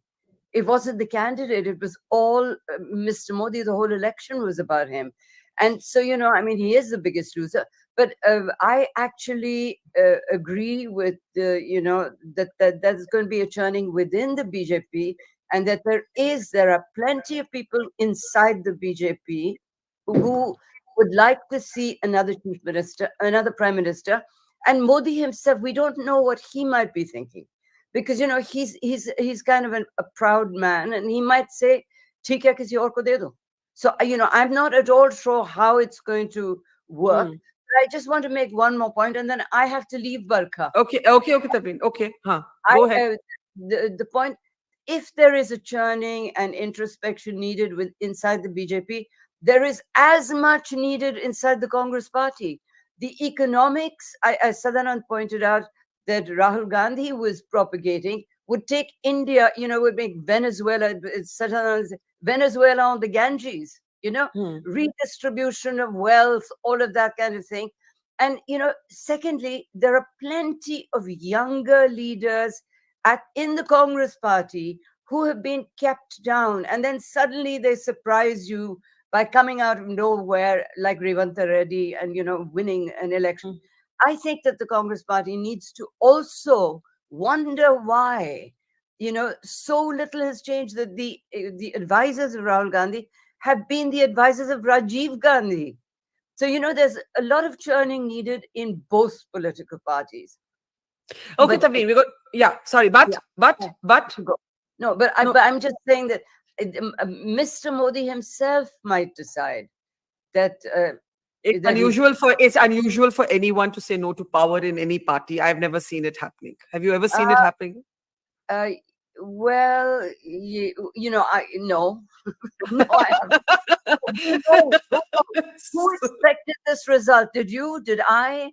I mean, Yogendra Yadav expected it. I thought that the BJP would come down to. I think most of us who traveled thought that the BJP would come down 20, 25 seats. Instead, the BJP has come down 60 plus seats. That's the difference. I think that is the difference. So in politics, anything can happen. But as I said before, democracy has won, and we should all celebrate. Absolutely. Okay. Bye, Taven.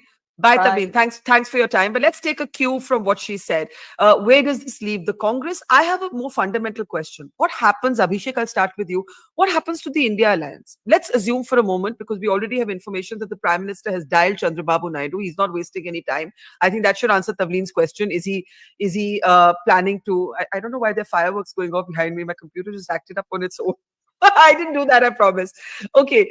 My question is, the NDA forms the government. Mr. Modi, a weakened Mr. Modi, is the Prime Minister. This is the most likely scenario. We can theorize all we want, but this is the most likely scenario. What happens to the India alliance over the next 5 years, 2 years, 3 years? Does it remain as it is? What happens? Because right now it was existential. Everybody came together, buried their egos, probably too late. Questions will be asked. If India alliance had started earlier, maybe this result could have been different. But what happens now, Abhishek? Barkha, I've always maintained one stand very clearly. India alliance had about 26 partners. Bharatiya Janata Party is contesting with 43 parties altogether. No one spoke about them. Just because we are more transparent in nature, we discussed in public domain, we reached out to people, we took their opinion. And I'm telling you, that is the beauty about India alliance. Can I just say that the good news is that, and this has nothing to do with whether he's in which party he's in, Prajwal Revanna, rape accused, loses from JDS Hassan. I think we can all agree. We can all agree that, can we come out of this white, please? Can you please come out of this? I want to see my panelists. I think we can all agree that this is good news. Can clap on this. Even Ujjwal Deepak will clap on this. Thank you. Go ahead, Abhishek. Yes. About Prajwal Revanna, what we felt bad is the own Bharatiya Janata Party senior leader wrote to the Bharatiya Janata Party saying, don't give this person a ticket. There are series of cases against him. There's series of so-called, atrocities on women that he's done. But still, Bharatiya Janata Party went ahead and gave him the ticket. What was the pressure on Bharatiya Janata Party to give someone like Prajwal a ticket? No, the BJP didn't give him a ticket. One second. The BJP didn't give him a ticket. Our alliance partner gave him a ticket. Well, same thing. No, that's actually wrong. Factually wrong. Then the Prime Minister. No, the alliance partner decides. While I'm happy that he lost. I will not speak in between. You can speak first, please. Please carry. No, but I can't entertain a factually wrong statement. First, okay. Then see. Okay. While I'm happy that he lost. No. Okay. The BJP didn't give him a ticket. Okay, guys. Guys,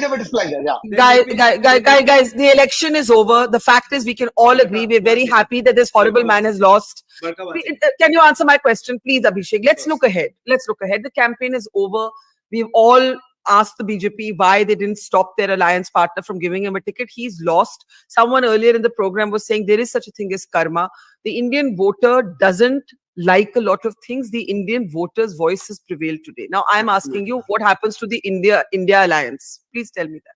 See, as far as I know, I feel even in the meeting that we had day for yesterday with all the alliance leaders in it, we were all very clear that whatever exit poll that people have been pressurized to say, to come and speak, I'm using the word pressurized, to create a perception that BJP is winning, was incorrect. People on ground knew the position of Bharatiya Janata Party. And I'm sure the way we all have done right now, yes, even though Bharatiya Janata Party is at the moment, they say they're forming the government. The big changes earlier, they used to say Modi is forming the government. Now Bharatiya Janata Party itself is using the word BJP. Narendra Modi ji never used the word BJP. He said Modi ki guarantee, which RSS was very upset with. He never said BJP ki guarantee. He doesn't believe in BJP himself. As a Prime Minister of Bharatiya Janata Party, you're naming yourself Modi ki guarantee. That means Modi is bigger than BJP. People don't like all these things. And I'm telling you, let the results come out. Bharatiya Janata Party might not, and I said this on a TV debate 3 months back, BJP will not cross 230. And I'm repeating this again today. Bharatiya Janata Party might not cross 230. I'm actually interested to know what the latest individual leads are. If we can have that nationally, if I can have the national leads for the BJP and the Congress separately. In the meantime, the NDA is still below 300. Shruti, what are the questions that arise for both sides now? Let's look ahead. I think we agree that it's most likely going to be an NDA government. Most likely. I mean, I'm just saying most likely because anything can happen. But it looks like it's going to be an NDA government. I'd be very surprised if the Prime Minister did not seek a third term for himself. Yeah, thank you. Thank you. I think it's a really interesting time for party politics in India. I think, I mean, my point was that if India doesn't want to go into a party state, it will have to go bipartisan. And I think in some ways, I'm not saying regional parties don't count. They, in fact, are the kingmakers. But what you are seeing is for the first time, two national parties with massive footprints. I mean, I think Congress crossing the 90 plus mark is incredibly important for India's, as it were, bipartisanship. Because India is a federal structure, it will always have regional players, whether it's the TMC, whether it's Chandra Babu Naidu. But you're now going to have two, as it were, opposite pivots, or two opposite kind of poles through which Indian politics is going to be conducted. I do think that the BJP and its affiliates will have to kind of renegotiate, as much as the BJP may have to, have conversations with, TDP and so on. I think the internal conversation now in the Sangh Parivar is the one to watch, both vis-a-vis the RSS, but also I think, I mean, speaking to people who were aspirants for the BJP as, leaders or running for parliament, I mean, there was a real despondency because what the BJP had done was actually, now to speak very analytically for a second, had actually denuded the power of representation, which is to say your local MP counted for very little. And that actually is a big problem. If you had centralized your political structure so much, it is a plebiscite on Modi. Whatever the BJP may say today, it is his loss. Because the entire party machinery, the entire campaign, in fact, the entire country has been led by one man and in his name. And I think it will be interesting to see now how that conversation goes. Because there will be the need for dialogue, mediation, compromise, and can, as it were, such a centralizing authority do it? This is the difference between Indira Gandhi's 1975 moment or whatever in the 70s, when she had full spectrum control over the party, but she did not have rival affiliate bodies.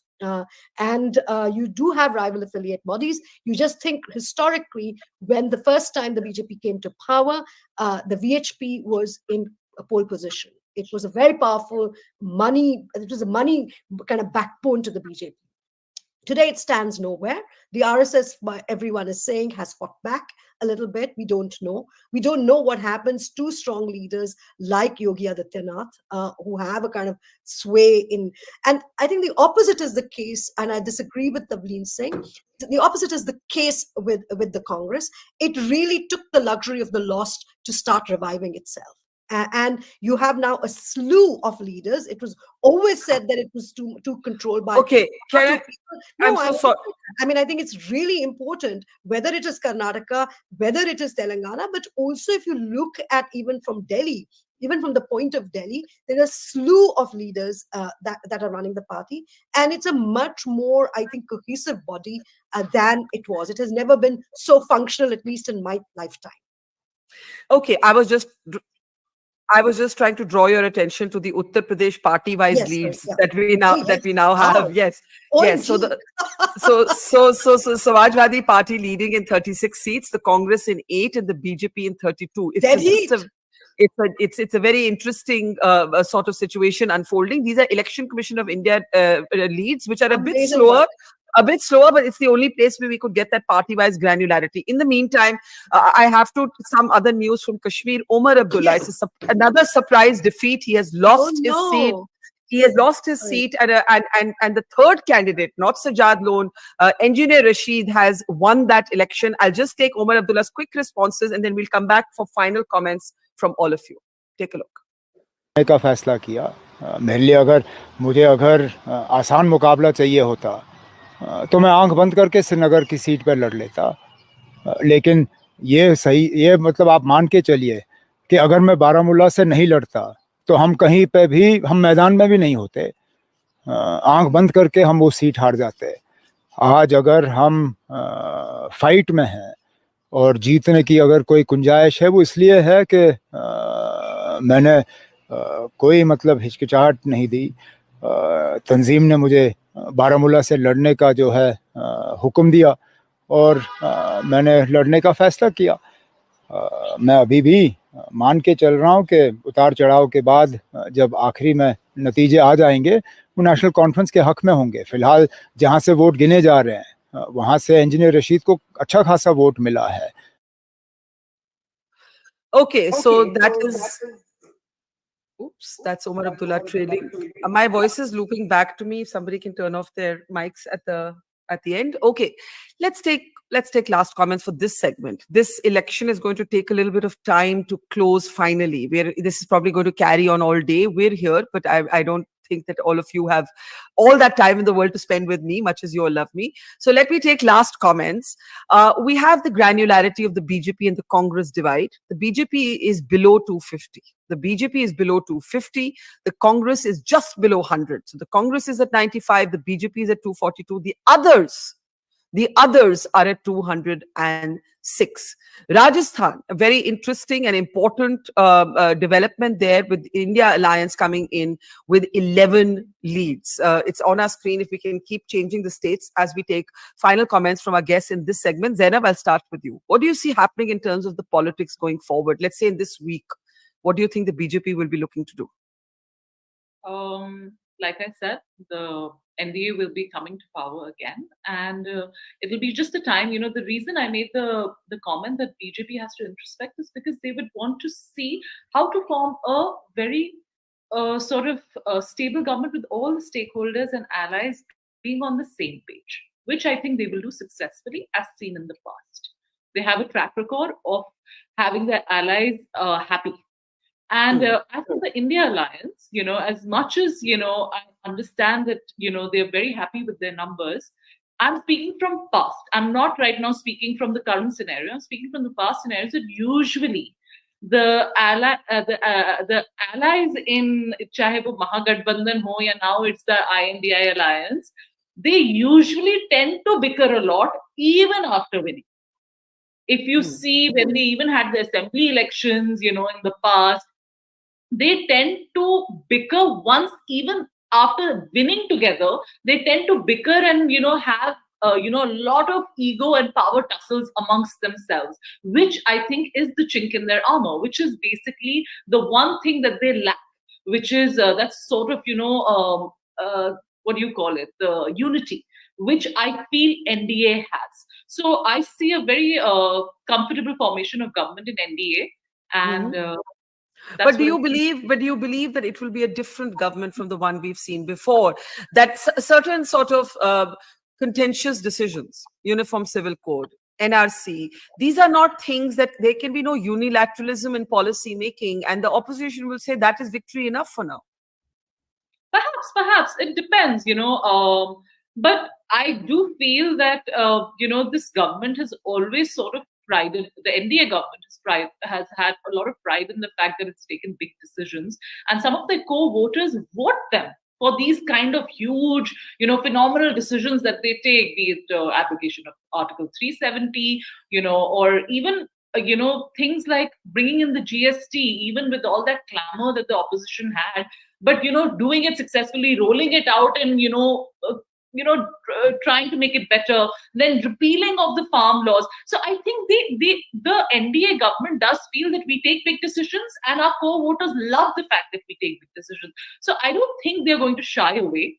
Maybe they will not. But they need the numbers, right? They need numbers to take those decisions. Yeah, but the numbers are there. Where I don't understand what is lacking in the numbers. I don't see. I'm saying I'm only asking what you can do with 200 and let's say 50 seats. Yes. You can't do with 303 seats, because at 250 seats, at 250 seats, you need your allies to agree. At 250 seats, you need your allies to agree with your choices. Which is why at 303, you don't need your allies to agree. You can tell the allies, this is what we want, do it. That's the difference. Which is why I'm again and again, but the point I'm making is NDA is forming government. Initially when we used to talk, we used to say BJP is, forming government, but now we're saying NDA is forming government. So alliance partners are very key in this. And also the fact that our democracy is thriving, which a lot of people had said it's not. I believe, and I have always believed, that Indian democracy is thriving, and this election is proof of the fact that our democracy is doing very well. And it's been a glorious election, even for NDA's win. I think it's perfect because it has sort of disproved all this, this all dark. Basically, all assumptions by everybody have been challenged by the vote. Those dark negative assumptions of, democracy is not doing well, EVMs are rigged, all that has been done away with. So I'm happy that NDA is coming to power after removing all these assumptions about, democracy. Okay. Abhishek, last comments? Modi is not coming into power. BJP is not coming into power. NDA is. Why do you say that? NDA is coming into power. I'm not saying that. It's the alliances of Bharatiya Janata Party saying it. Till yesterday, it was all about Modi. Yeah. Today, it's all about democracy. And I'm telling you, looking at the past, performance of Mr. Modi with his alliances, whether it is Shiv Sena, whether it was PTP, whether it is IRM, Gaya Ram Singh, all the alliances that Modi has worked with has left Modi ji because of his aggressive way of dealing with public. I can tell you today, the moment you will ask Mr. Jain Chaudhary about the farmers' law, and the day he speaks with Mr. Modi regarding them, if he's in agreement with them, he must make a statement. If he's not in agreement with them, he must come forward and speak. This is the victory of democracy. Yes, NDA at the moment has an upper edge, but the way they were projecting themselves everywhere, bulldozing every agency, every politician, every corporate, everyone who raised his voice, whether it was a journalist, whether it was a YouTuber, all that needs to stop in our country. Our country has to accept that we need to agree to disagree on things, but then we need to enjoy the democracy of our country. The way they have bulldozed their decision onto people, this election result is a reflection on the way they bulldoze their decisions. And today, whatever Bharatiya Janata Party has claimed in the manifesto, I'm telling you, they cannot achieve anything, because if they form the government, is the NDA that will form the government, not Bharatiya Janata Party. Ujjwal, I want you to respond to everything you've heard so far. When we were traveling, log kehte the, haan, akrosh nahi hai, ankush hai. Means there's no rage, but there's a need to restrain. Would you concede that that's what's happened here? Barkha, first of all, let me congratulate you and the entire media fraternity. The BJP has always been, providing that masala to the media, and today is the day. So look at it. If it was a landslide victory for the BJP, we would not be having this debate at 2 p.m., right? Everything was done and dusted quite well. I know. Right? I thought 12 baje khatam ho jayega kahani, hai na? So it is a great day for the media fraternity and for all the political Chanakya. So, so including all the spokespersons. So we have a job to, adhere to for the next 15 days. So what's going to happen? Who's going to become the minister? What is happening to the right parties? But having said that, democracy is definitely one. So the kind of misinformation which the opposition and the entire India Alliance was making, that was not true. We have to respect the election commission. We have to respect the EVM. We have to respect the transparency in which BJP fought the election. And we were defending Election Commission of India as a party. And why so? And we were making fun of the world's biggest event where 64 crore people voted.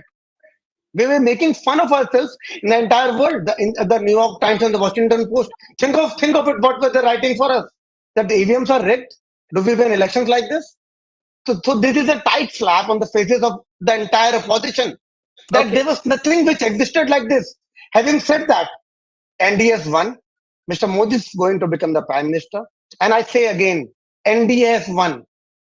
We've always said NDA. We're fighting as one combined group. No. It is NDA with its leader as Mr. Modi. And yes, Modi ki guarantee because people trust in him because he delivers. And having said that again, we wouldn't compromise on the core principles of our party. We have never done that. May it be 370, may it be Ram Mandir.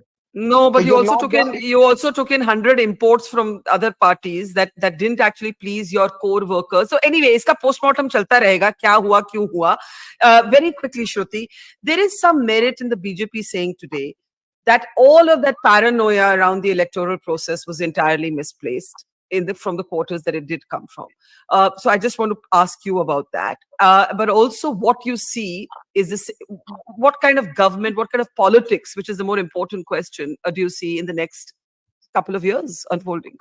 More contested, more competitive, and therefore more just and more equal politics. That's number one. Number two, you cannot deny, I'm not talking about EVMs, but the question of credibility on the process was justifiably there because of what happened in Surat, what happened in Indore, and indeed what happened in Chandigarh local elections. So I don't think it just came from paranoia. There was real evidence, and therefore full power to the opposition and its legal teams for putting on the pressure, not just to having a kind of counter narrative, but to holding what has been a fairly authoritative government to account. So yes, democracy has won as spoken, but it has taken a massive fight back at the level of actually narrative, at the level of, as it were, joining up. Because as you know, I mean, the BJP's official numbers in terms of its coffers are $6 billion.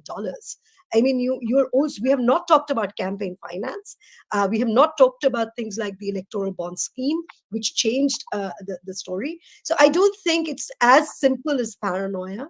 I never doubted the EVMs. I never thought about it. But yes, there were credibility issues with the way the Election Commission had conducted itself. So yeah, exactly. Exciting times, more interesting times. We are likely to have more political debate than meeting silence and having to read people's silence. So yes, very good times. Okay, Dr. Shruti Kapila, Abhishek Dutt, Ujjwal Nikam, and Zainab Sikandar, thank you.